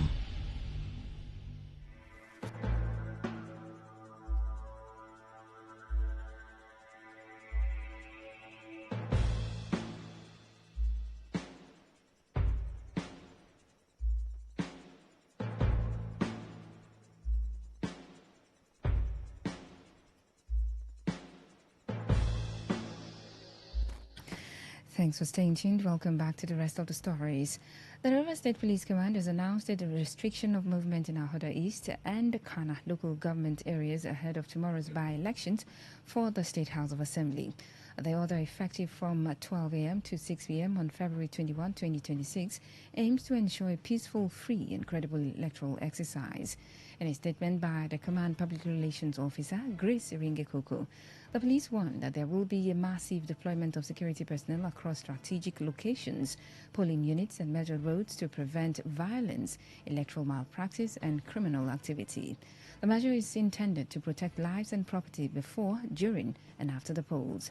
While members of the public are advised to comply strictly with the restriction, avoid loitering around polling areas, and refrain from carrying weapons or suspicious items, residents have also been encouraged to report activities that could disrupt the electoral process and to conduct themselves peacefully. The Commissioner of Police, Olugbenga Adekboju, has called on political parties, candidates and supporters to adhere strictly to the Electoral Act and other relevant laws, warning that anyone caught violating the restriction or engaging in acts capable of disrupting the polls would be arrested and prosecuted. Parents and guardians have been equally urged to prevent children from being used as instruments of violence or disorder during the elections. The lawmaker representing Ikwere Emoa Federal Constituency in the House of Representatives, Boniface Emerengwa, has joined others in mourning the death of Senator Barnada Mpigi, describing him as a veteran politician and devoted public servant. In a statement by his special assistant on media and publicity, Prince Agbovu, Emerengwa commiserated with the people of Ogoni, the entire Rivers South East Senatorial District and the Rivers State government over the loss. He called He recalled, rather, that the late senator was his colleague in the 1999 set of local government administrators, noting that Mpigi distinguished himself through years of committed leadership. Emerengwa described the deceased as an illustrious leader who deployed the influence and resources of his legislative career in service to his constituents. He prayed for the repose of Mpigi's soul and extended condolences to his immediate family and all those grieving his passing. Also reacting, the member representing Andoni Opobunkoro Federal Constituency, Awaji Nombek Abiante, while expressing shock at the news of the senator's death, described him as a dedicated leader, friend and brother who worked tirelessly to advance development and progress in the senatorial district, adding that his commitment to public service was unwavering. The Chief Executive Officer of Odibola Property Limited, Bolaji Oshobukola, has expressed readiness to honor an invitation by the House of Representatives Committee on Public Petitions following a directive asking the Nigerian police to arrest and produce certain individuals, including him, before the panel. The development stems from a petition earlier filed by the chairman of Obiakpo local government area, Gift Wolu, accusing the police of alleged involvement in land grabbing and actions he said could threaten peace in the area. Reacting to the directive, Oshobukola said he had instructed his legal representatives to formally notify both the committee and the Obiakpo Council chairman of his willingness to appear. He maintained that he was not previously informed of the hearing and dismissed claims circulating in some quarters that he was wanted by the police. You can see online where the Romekini people pushing their propaganda because of an order made by the committee of the House of Representatives, a subcommittee based on land issues in River State, Port Harcourt, where they say the order is to arrest me. And it's actually laughable because me, I'm here. I'm actually in my office making this voice. I'm very much available. I don't think there is anywhere in Nigerian people hold a meeting or a committee meeting without calling the people involved. So that is questionable for the first place. The reason why they didn't invite us is the reason I'm also questioning that meeting. We are also available. I've asked my lawyers to write to the House of Representatives, the Nigerian police, and give Wolu himself, the local government chairman. The property executive also reaffirmed his commitment to combating land grabbing and promoting a secure and transparent business environment in River State. We also heard the border people who actually are the originator of our title also have spoken. So you will know that our land has nothing to do with Obiakpo. But you know, in this world, you have to clear people if you don't have anything to hide. And that's the reason we have always cleared the local government, because the chairman himself has invited us based on this matter before now. We've met him. He knows everything about this matter. And I want to state this categorically. Odibola Properties is a legitimate real estate developer who involved in legitimate business with integrity. And no matter who is involved, we are surely here. We'll stand our ground. We don't do land grabbing, and we can never be involved in land grabbing. Land grabbing is detrimental to the growth of any economy. So they know the land grabbers and they know how to get them. They are just using my name to score points. Meanwhile, some leaders of Umbodo Alu community in Ikwere local government area stated that they were responsible for the sale of the land acquired by the company. In separate remarks, Chief Dandising Ogunka and Okachi Odu cited a court judgment delivered in favor of Umbodo Alu as having settled the ownership dispute. The land we sold to Asup and others, Obiakpo chairman, Gift Wolu, should stop aiding Romekini people, because Romekini people don't have land there. The land belongs to Omokachi family and the Omonomo family in Bodalo. They are going there to worry people who sold the land 15 years ago. Now we have gotten judgment in the competent court. We have to state categorically that that land belongs to us and we are the people that sold to them. The local government chairman, Dr. Gift Wolu, should not listen to rulemaking people. And having one in court, the best way to follow is to go and appeal. We from our local community in the local government are stating clearly that that place does not belong to Obiakpo local government. It is Ikwe local government. Hence, they should allow the developers and those who sold land to go ahead and carry out the legitimate development they are doing in their land. And we're in that process of filing a process of contempt of court against them.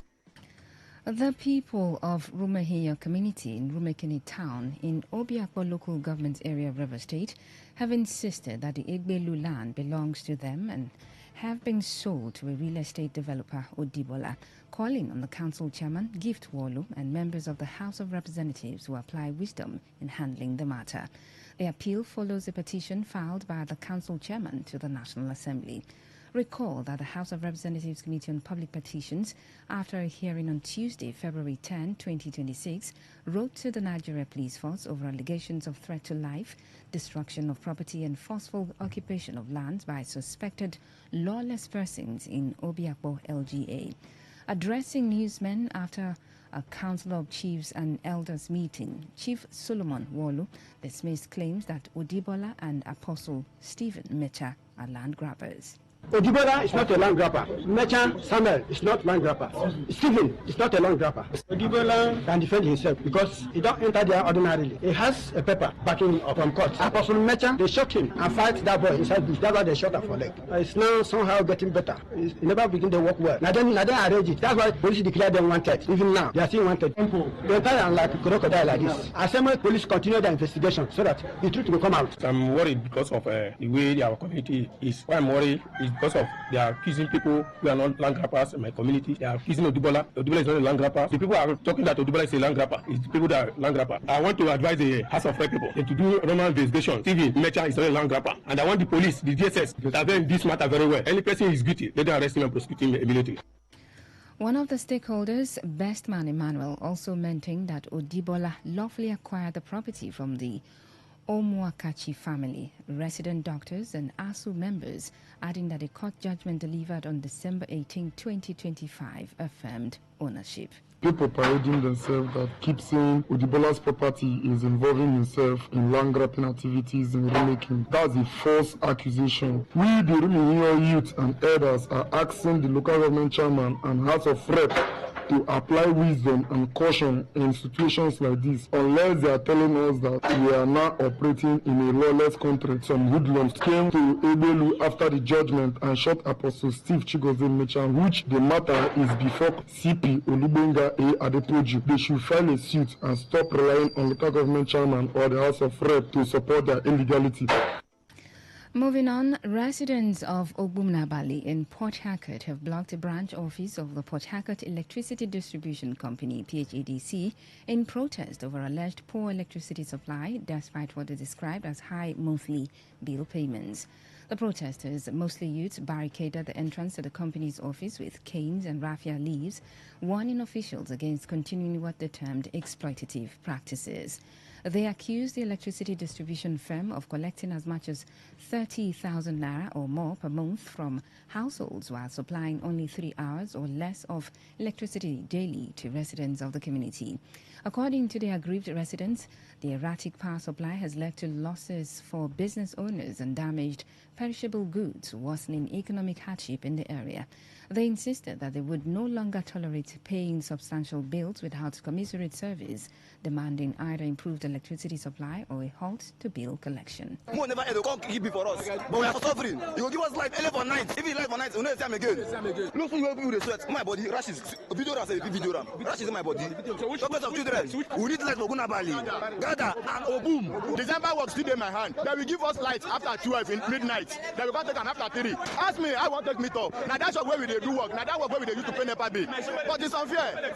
Sir, imagine this morning I buy for 5,000 every day. They use at the wrong gen. You ask me, I they use my own money buy fuel. Now NEPA they pay for light. We are not they use. How do you want me to feed? Anytime they spoil, we run inside water. My mama they sell. Oh, don't spoil finish oga. Seafoods, prawns, fish. Anytime they walk inside water, I tell my mama they sell. Oh, now my fridge. Mama get 2 fridge. But she use that business right now. Lights no come for that business. Even blocks they know how to buy X block. So how the one to survive now? Carry will come for protest. Man, they give us lights. Now what carry can? This can I said. Demanding that NEPA have refused to give them lights. The protest in Obunabali mirrors similar complaints from residents in Rumo Lumeni, Egbelu in Oboguru, Ruma Holo and parts of Rumigbo in Obiakpo local government area, where communities have also decried inadequate power supply despite regular payments.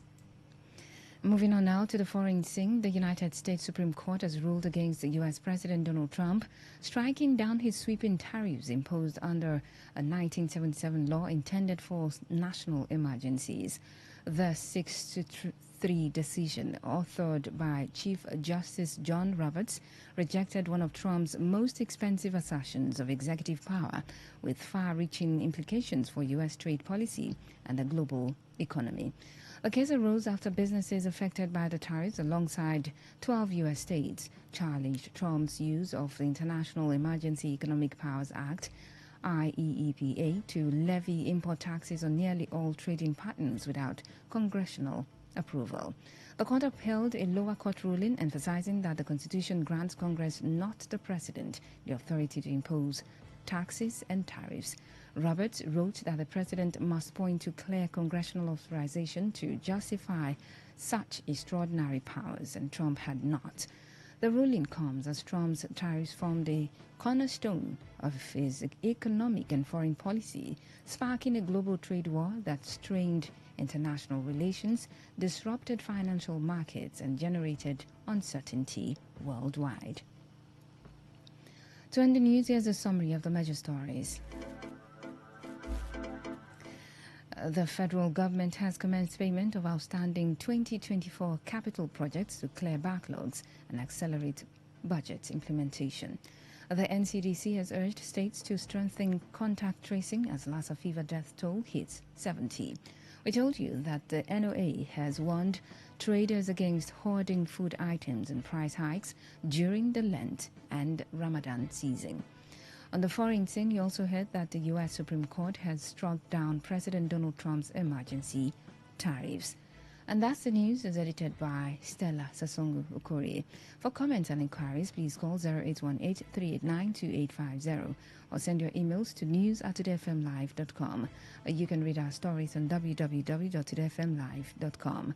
Follow us on Facebook at Today95.1fm, on Instagram and on X at TodayFM951. You can also join our YouTube live at Today95.1fm. I am Faustina Uputu. Good evening and thank you for listening.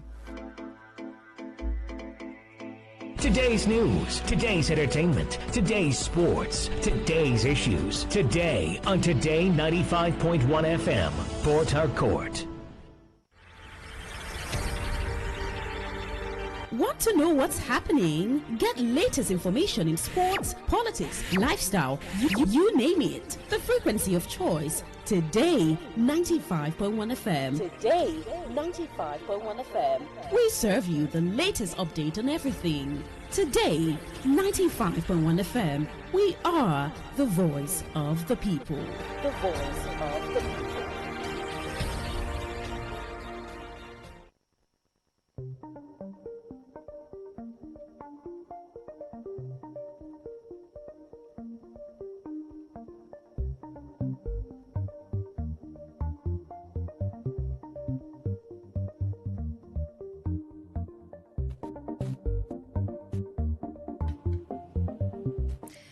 Hello and good evening once again. This is Today 95.1 FM, Port Harcourt, Voice of the People. And it's time again for a rundown of the foreign news stories that made the headlines on the world today. I am Faustina Uputu. In the headlines, Mugabe's son in police custody over Johannesburg shooting. France denies deploying combat troops to DR Congo. Burundi border closure paralyzes trade in eastern DR Congo. U.S. Supreme Court blocks Trump's global tariff campaign. Trump wants Iran to strike nuclear deal within deadline. And now the news in detail.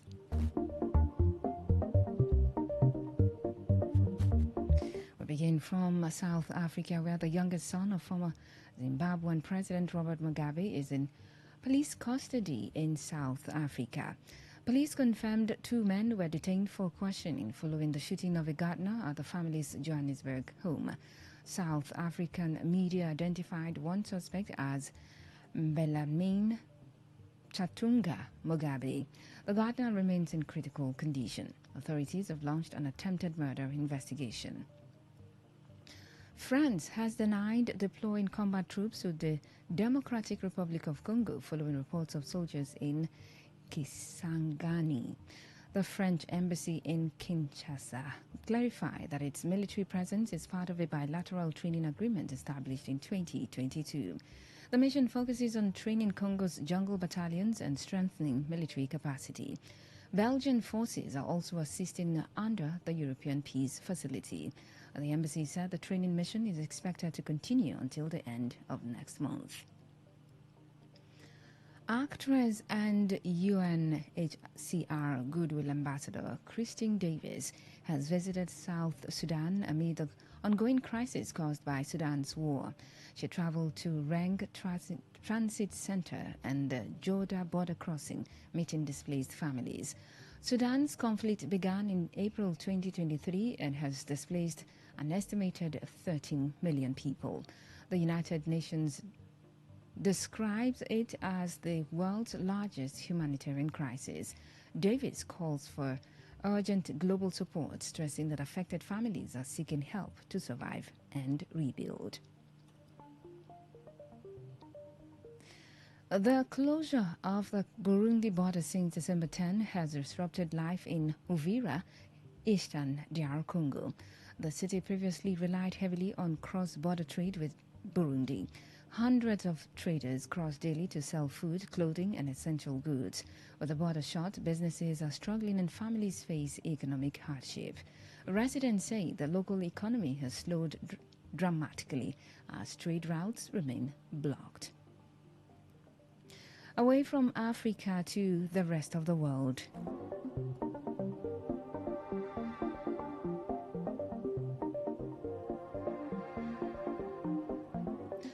Thailand has become a growing transit hub for Chinese-made drones destined for Russia, according to a Bloomberg News report published on February 19.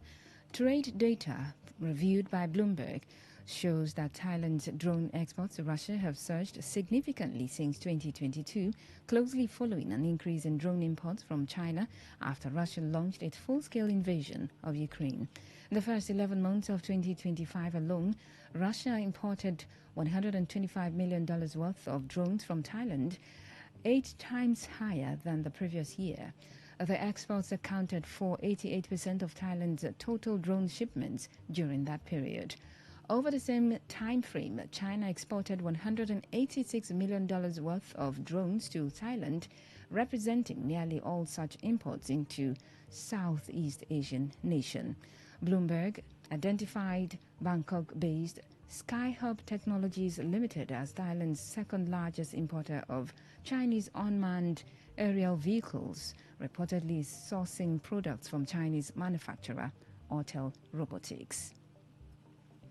The United States is currently discussing the potential sale of Venezuelan oil to India, according to U.S. Ambassador to India, Sergio Gore. Speaking on the sidelines of an artificial intelligence summit in New Delhi, Gore said negotiations are ongoing between the U.S. Department of Energy and India's Ministry of Energy.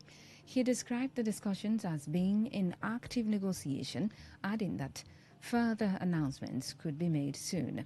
Last month, President Donald Trump stated that India would begin purchasing oil from Venezuela instead of Iran, which remains under U.S. sanctions.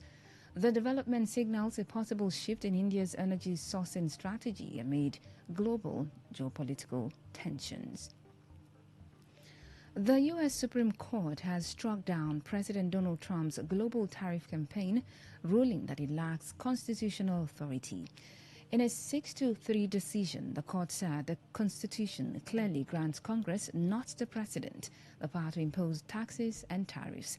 The ruling significantly limits a major policy tool Trump used during his first year in office to influence trade and foreign policy negotiations. Trump had relied on a 1977 law, the International Emergency Economic Powers Act, to justify imposing tariffs on multiple nations. The court dismissed that rationale, stating that emergency powers under the law do not extend to broad tariff impositions.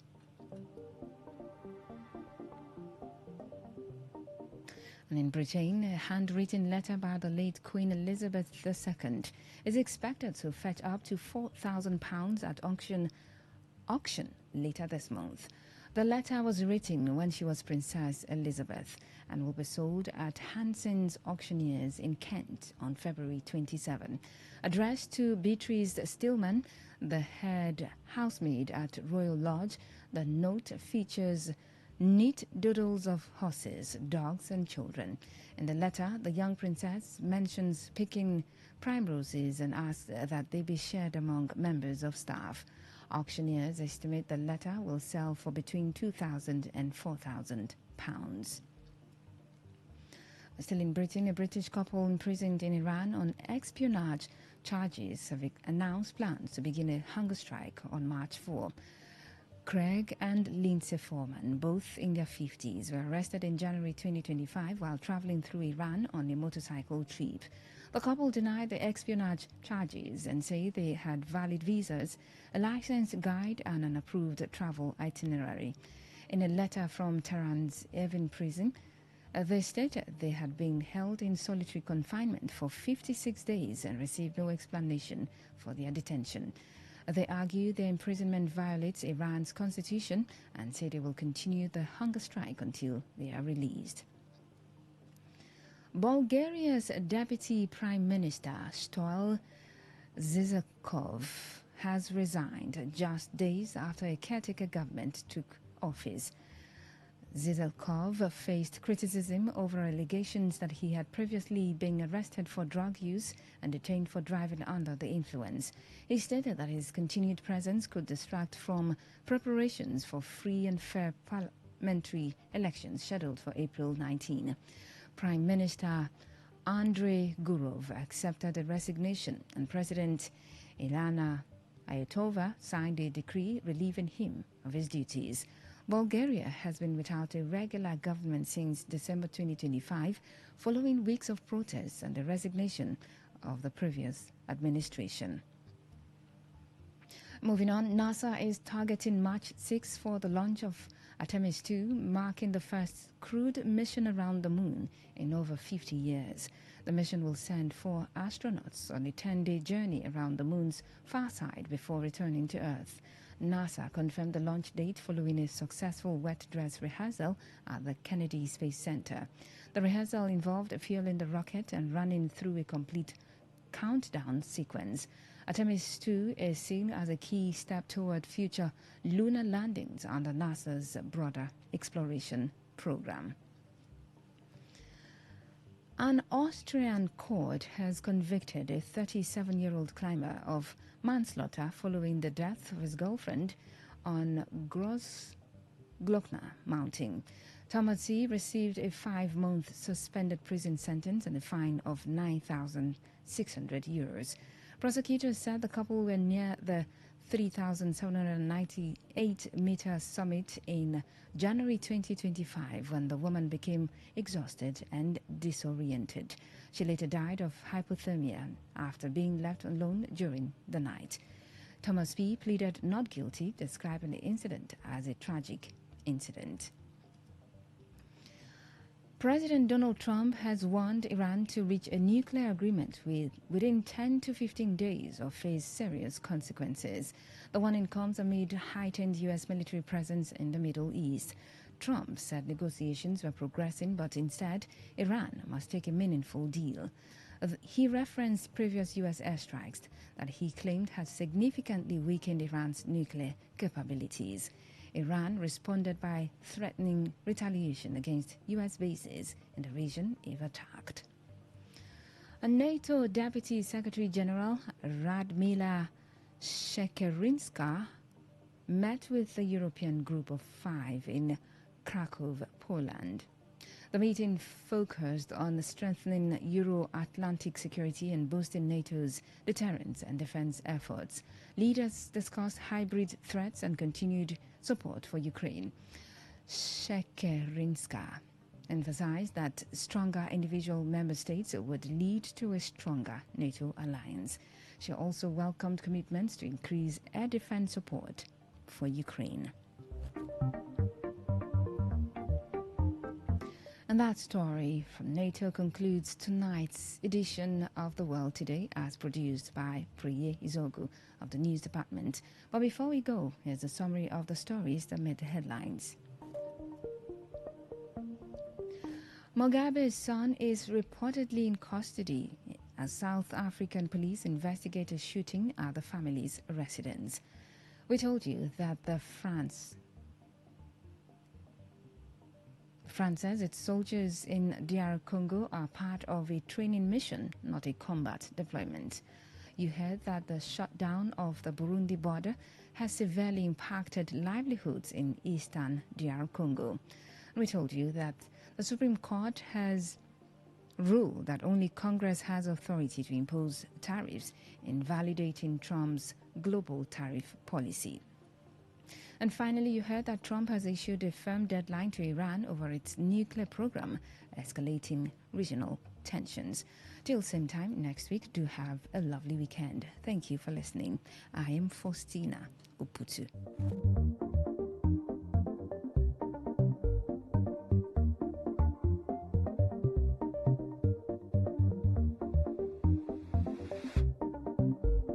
Today 95.1 FM, where news meets insight, sports meets passion, and entertainment meets excellence. Expert analysis from seasoned professionals and our top analysts, informing, educating, and entertaining you. Your voice, your station. We are the voice of the people.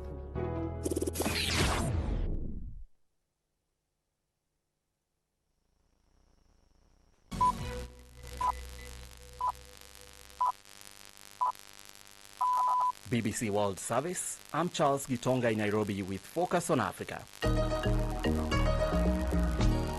An intelligence report by the Kenyan government claims that more than 1,000 of its citizens have been enlisted into the Russia-Ukraine war. The rogue agencies are targeting ex-military, ex-police officers, as well as civilians aged between the mid-20s to 50 years who are desperate for job opportunities abroad. Many of those recruited say they were not made aware that they would be traveling to join the Russian army. They gave me the documents and I was asked to sign. I was unable to read because it was in Russian language. So when I was signing, I knew I'm signing a basketball contract. The Russian embassy in Kenya has denied these allegations.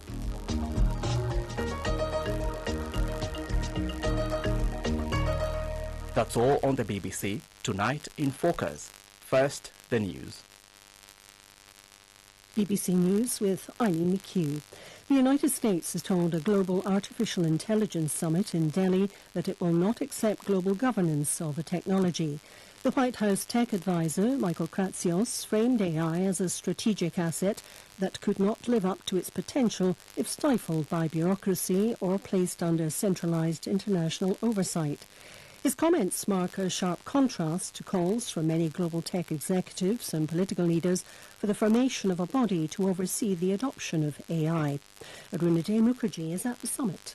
In his address, he outlined what he described as America's alternative vision and said its allies could unlock the prosperity offered by AI if they worked with U.S. technology. Significantly, the statement came just as the U.S. included India in Pax Silica, an American initiative to secure AI supply chains among what it calls trusted partners. Europe's leading defence powers have agreed to work together to develop low-cost air defences in the face of Russia's invasion of Ukraine and concerns about the US commitment to NATO. Meeting in the Polish city of Krakow, defence ministers of the E5 nations, Germany, France, Britain, Italy and Poland, said they were investing in the next generation of air defence systems, including autonomous drones, to strengthen NATO's shield. Poland's defence minister is Władysław Kosiniak-Kamysz.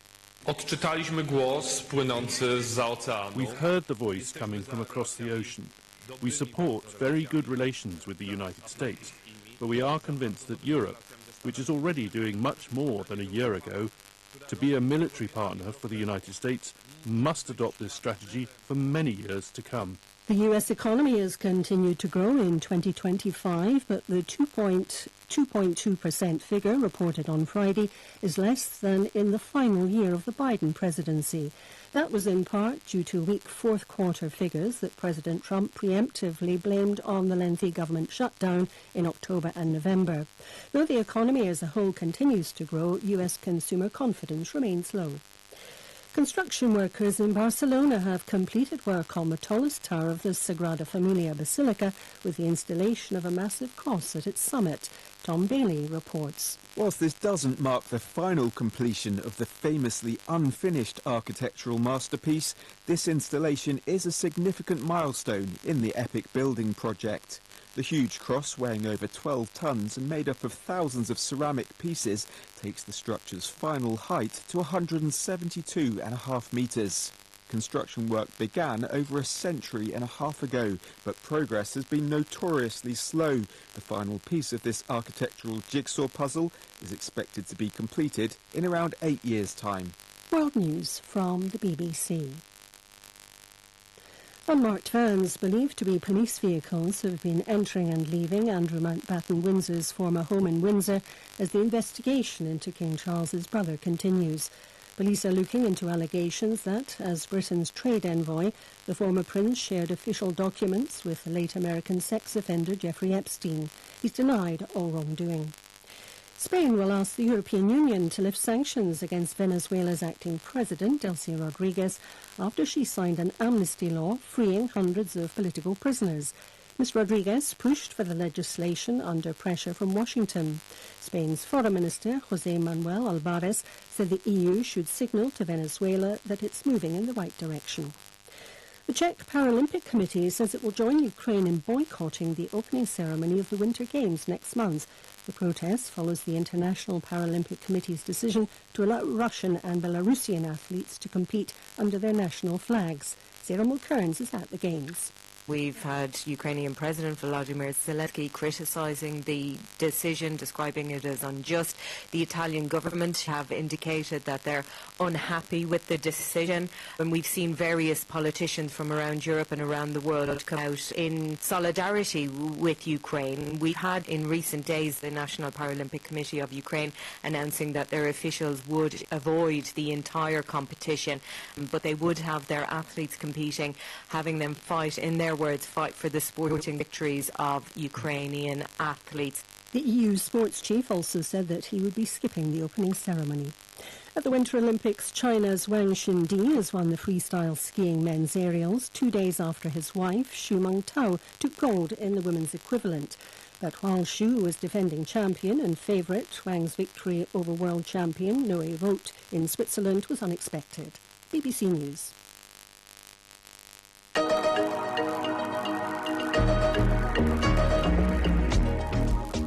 I was shot by right hand. I turned. I was shot by the left hand. There's one Indian guy. He helped me stand up. We moved like a kilometer. Another drone came. It killed this guy. The one who was assisting me, it shot by bad luck. He was killed. And I was shot on my left leg now, my knee. I slept there like I'm dead. A Kenyan man describes a shocking and painful ordeal he encountered at war. He says he was among the thousands of Africans reportedly recruited to join the Russian army in its military operation in Ukraine. Him and many others say they were lured with promises of well-paying non-military jobs, only to be forced to the battlefront once in Russia.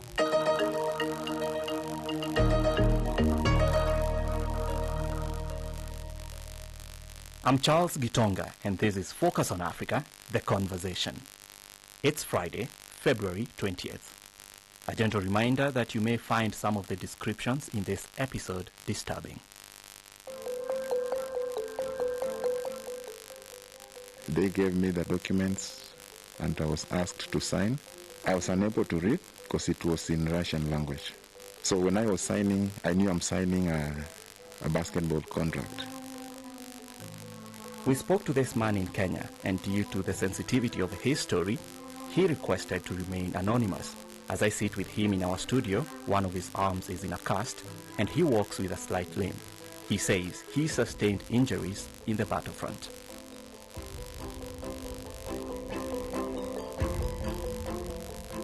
Now, the Kenyan government previously estimated that about 200 of its nationals had been recruited into this war.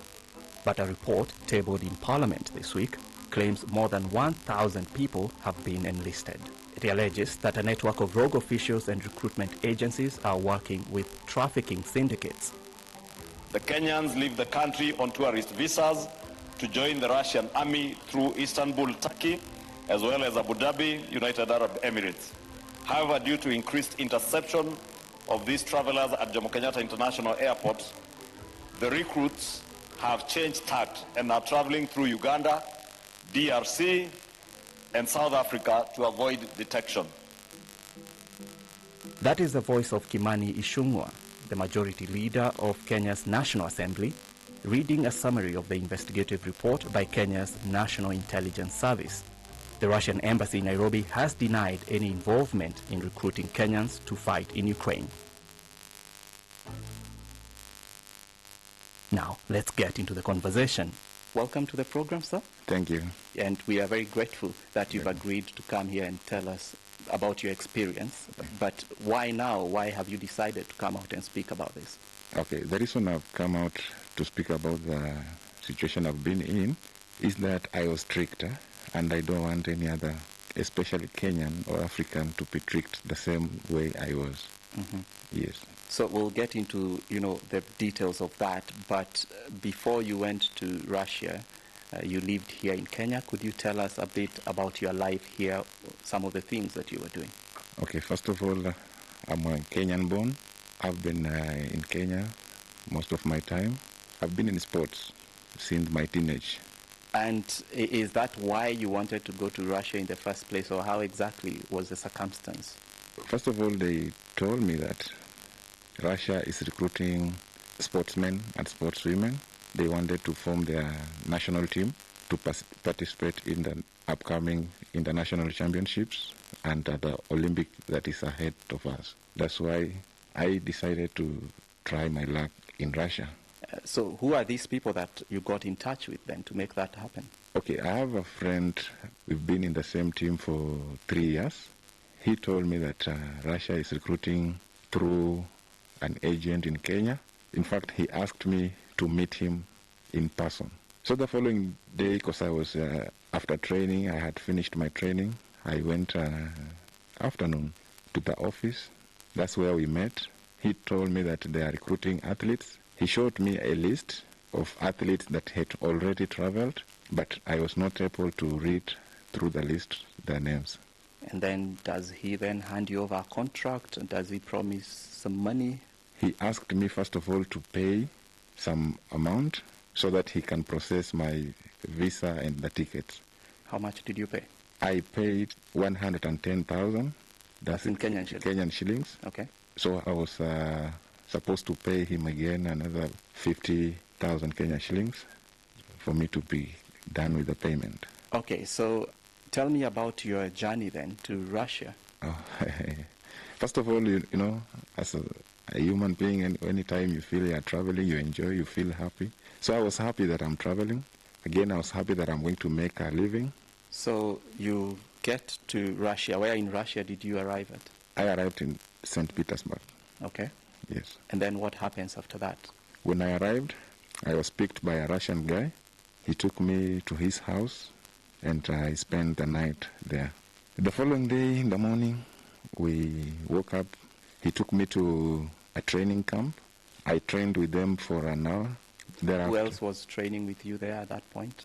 I never knew who they were, but most of them, by the look, they were students. It's a school, institute here. Could you tell whether they were from Russia or another country? No, they were all Russians. Okay. Yes. After training, he took me again to another office. On arrival in the office, they gave me the documents, and I was asked to sign. So when I was signing, I knew I'm signing a basketball contract. I was unable to read because it was in Russian language. And they don't interpret for you? They didn't. In fact, before signing, I asked if it can be interpreted to English, but they said it's all about basketball. that made me to sign the document. Yes. But they had told you that this is a basketball contract. Yes. So you signed knowing that's what it is? Yes. Okay. So at what point then does it start to look like it's not a basketball contract that you signed? Okay. Immediately after signing the documents, the person I was with handed me over to another team, a team of 2. They told me that you have been selected. You can join now the team. So you are being taken to the national team training camp. So we entered a small vehicle, now 3 of us. Remember the person I was with now handed me to this team of 2. Those are the people I travel with. It was a long journey, roughly 5 to 7 hours. On arrival, we entered another office. They handed to another office. In this office, I met now other Africans. These Africans, I can remember, they are some from Nigeria, South Africa, Morocco, Uganda, and there was a guy from Zambia, yes. We were all Africans. Now this point is when I saw it's not what I thought it was. Because after a short discussion with these other African guys, everyone was saying there is a driver, there is a carpenter. Now everyone with his own trade. Just to get you right, so these people were talking about their skills, their professional skills. So yes. There's a carpenter and a driver and all of that. Yes. And you came in to play basketball. Yes. So in your head you must have been wondering what these people are doing in what's meant to be a basketball training camp. Yes. Okay. Yes. So when does it start to get real? Do you get any training or? Now when we meet this, when we are now joined with this Russian and other countries, we are taken to a training camp, forest now. In the forest, we are picked with people in military attires. That's when I realized it's not what I thought it was. We were being taken in a group of 4. I had to follow the guy I was given. He took me in an underground, where they were sleeping. Like bunkers? Yes. Okay. Now that's where I went. Was given a place to sleep. Now the next day, very early in the morning, we are all woken up. Now the 4 of us, we are taken to another bunker to take now the uniforms. I refused the uniforms. What kind of uniforms? The military uniforms, attire now. I refused.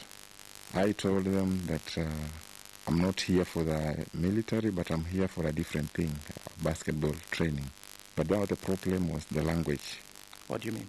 The people in charge of this bunker, they were not understanding the English language, and neither was I understanding the Russian language. They took me to the commander of the training camp.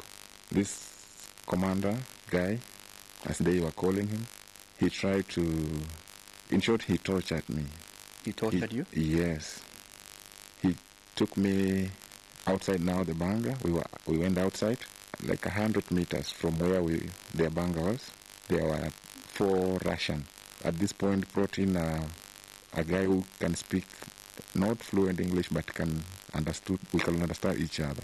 He was now explaining to me everything, that if I won't take the uniform and go for the training, I will be killed. Now he took me to the place where these Russians were.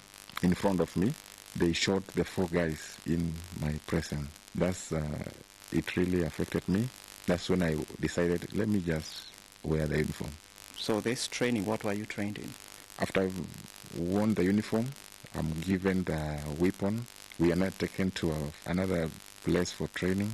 We are only being taught how to shoot.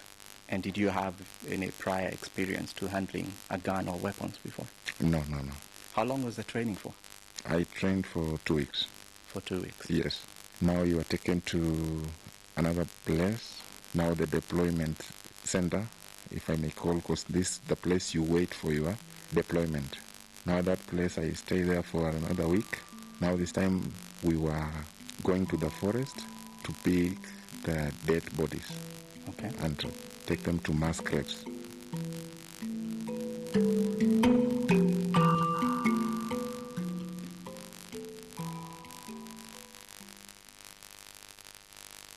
This is Focus on Africa, the conversation from the BBC World Service.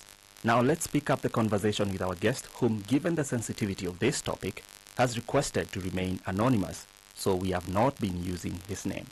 At what point do you get engaged in some form of combat, because you were injured also at some point? Now, after my 1 week of body picking, we advance. We go to shoot the drones. It was a difficult thing because a drone is moving at a high speed. Ours was just to shoot them. After, I think it was 2 days, my company, they killed almost 10 of them out of 25. The drones, you mean? Yes. So after my team has been killed, we were remaining now 15. We advanced again. As we were going, one guy stepped on a landmine that killed several of us. Now from that point, we dispersed from. I couldn't get in touch with my company. We moved ahead, 3 of us, yeah. So does that become now your daily life? No. So we were taken with another company. Now this company gave us a duty of collecting food. So you collect the food, you take it to another point where another drone will take it to another team. So that's what I was doing with the 3 guys. We did it for 2 days. On the 3rd day, my 2 teammates were killed. So I remained alone. I was now given the duty of supply of water. That's when I got injured. I was shot the hand, my right hand. Now I slept there like I'm dead. Now the best thing, the drone didn't shoot anything else. At that point for 2 days, with the pain, with the injuries, for 3. The 3rd day is when the team came in. This team was now the team of those people who kill those who are in pain or they are injured but they can't help themselves. One of the guys assisted me. Wait, before I'll come back to that. Okay. Tell me a bit about that team that you say that they come to kill. Okay, there is another team that come in. When you are, maybe let's say you are injured, you are broken both your legs, or you are one of your legs broken, you can't move, or you are in pain, so they will kill you. Okay. Yes. So when they arrived, how did they assist you? Okay, when they arrived, there's one Indian guy who talked to me in English. He asked me whether I can move, whether I can stand. I said I can move, I'm okay. So he helped me stand up. Then by the support he gave me from the one side of my left hand now, we moved like a kilometer. When we arrived at another open ground, another drone came. It killed this guy. The one that assisted? The one who was assisting me. It shot, by bad luck, he was killed. And I was shot on my left leg now, my knee. Now I'm injured the hand. Again, the leg is injured. Mm-hmm. Again, I had to stay at that place for a day. By good luck, another company came in. The company had a medic who gave me the first aid, and I was assisted to a nearby bunker that had medics here. Were you getting a form of salary for fighting? No, I never got any salary. I was never paid in church. When you are with the Russian soldiers, you call them company. I would assume that's a group of, a good number of soldiers. Yeah.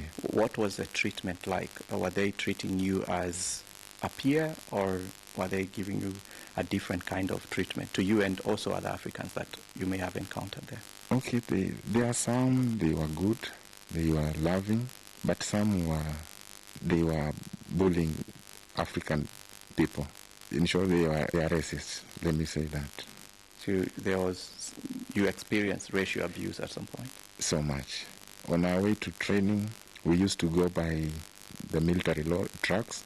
You'll find that they don't want you, the African, to sit. They want you to sit on the floor while they are seated on the seats.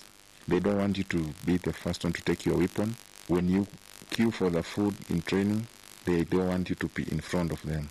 At this point, I'm just wondering, have you been able to speak to someone back home in Kenya and explain to them what's happening?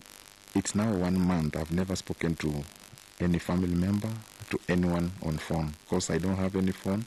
We don't have a network, so you can't communicate. So how did you end up in Moscow and trying to figure out how you come back to Kenya? Now in this bunker, they After 2 days, we were taken to hospital in Ukraine. When I arrived there, I slept there for a night. That's when I was taken to Moscow in hospital. At what point did you leave the hospital? I left the hospital after 3 months. While in Moscow, I met a Russian guy. This Russian, he was also a soldier. He became now a friend. So he overheard the discussion that I was being taken back to my unit for medication. Then from there, I'd be taken to war again. So he came to me and asked me, are you ready to go back to war? I said, I don't want anything of the sort. He told me to be careful, to look for money. He will assist me, the Russian guy now. Mm-hmm. Yes. He really helped me. Anyway. Okay. At least he gave me a phone. I talked to my family. Tell me about that first phone call that you made to your family and what you discussed with them. My wife was shouting. He was shouting. She was happy, in short. Did you explain to them where you were, what you had been doing? No. I told them I'm safe. That's the only thing I told them. Why? Why didn't you tell them? Okay, first of all, I didn't want to make them anxious. One, to any report reaching my parent, my mother. She has this chronic disease, so she can get shocked. So I didn't want her to know anything. So the hospital bill in Russia, who paid for that? No, I never paid for any hospital bill. Yeah. I think the Russian government is taking care. They are taking care of the soldiers. Because I was not the only one in hospital. There are so many soldiers. Yes. So how did you come back to Kenya then? I had a car in Kenya. My wife sold the car to send me the money so that it can be used for me to get back to Kenya. This guy helped me to get a taxi. On arrival to the embassy, so they asked me for the money. So the embassy got you the ticket, but you paid for I paid for my ticket. Okay. Yes. Have you then received any kind of support from the Kenyan government? No.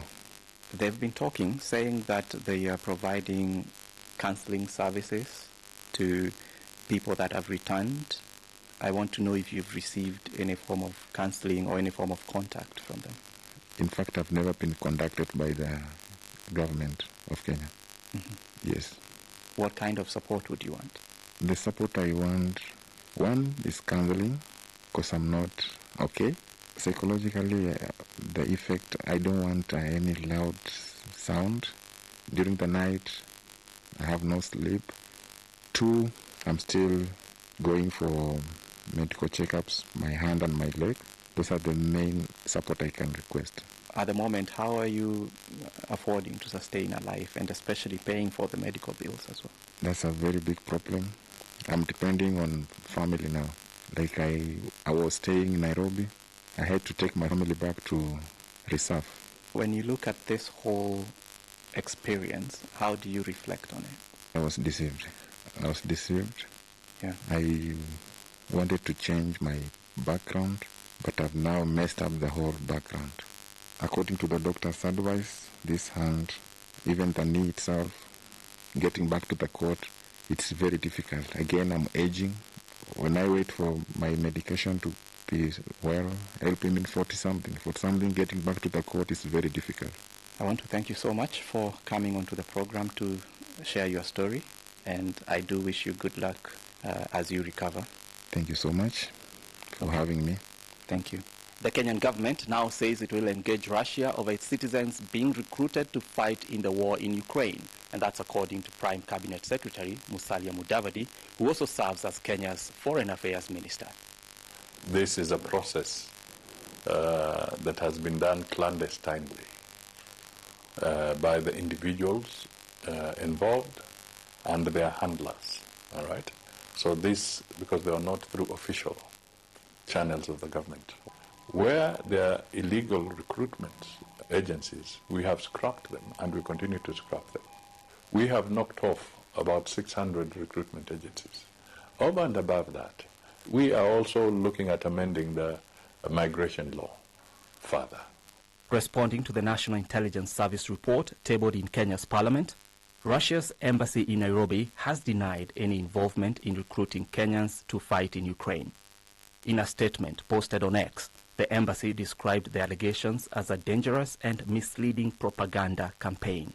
It said it has never issued visas to Kenyan citizens seeking to travel to Russia to participate in what Moscow calls its special military operation in Ukraine, nor has it encouraged anyone to do so.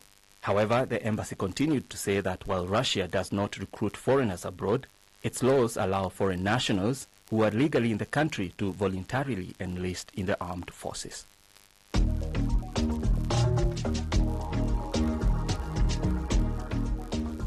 And that's Focus on Africa, the conversation today. If you'd like to catch this episode in vision, find us on YouTube every Saturday.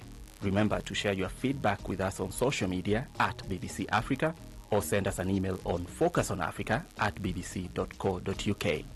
This episode came together through the efforts of Caroline Kiambo and Fana Negash in Nairobi. The senior journalist was Priya Sipi, and Herbert Masua was the technical producer. Our editors are Samuel Murunga and Mariam Abdallah. I'm Charles Gitonga. Speak again soon.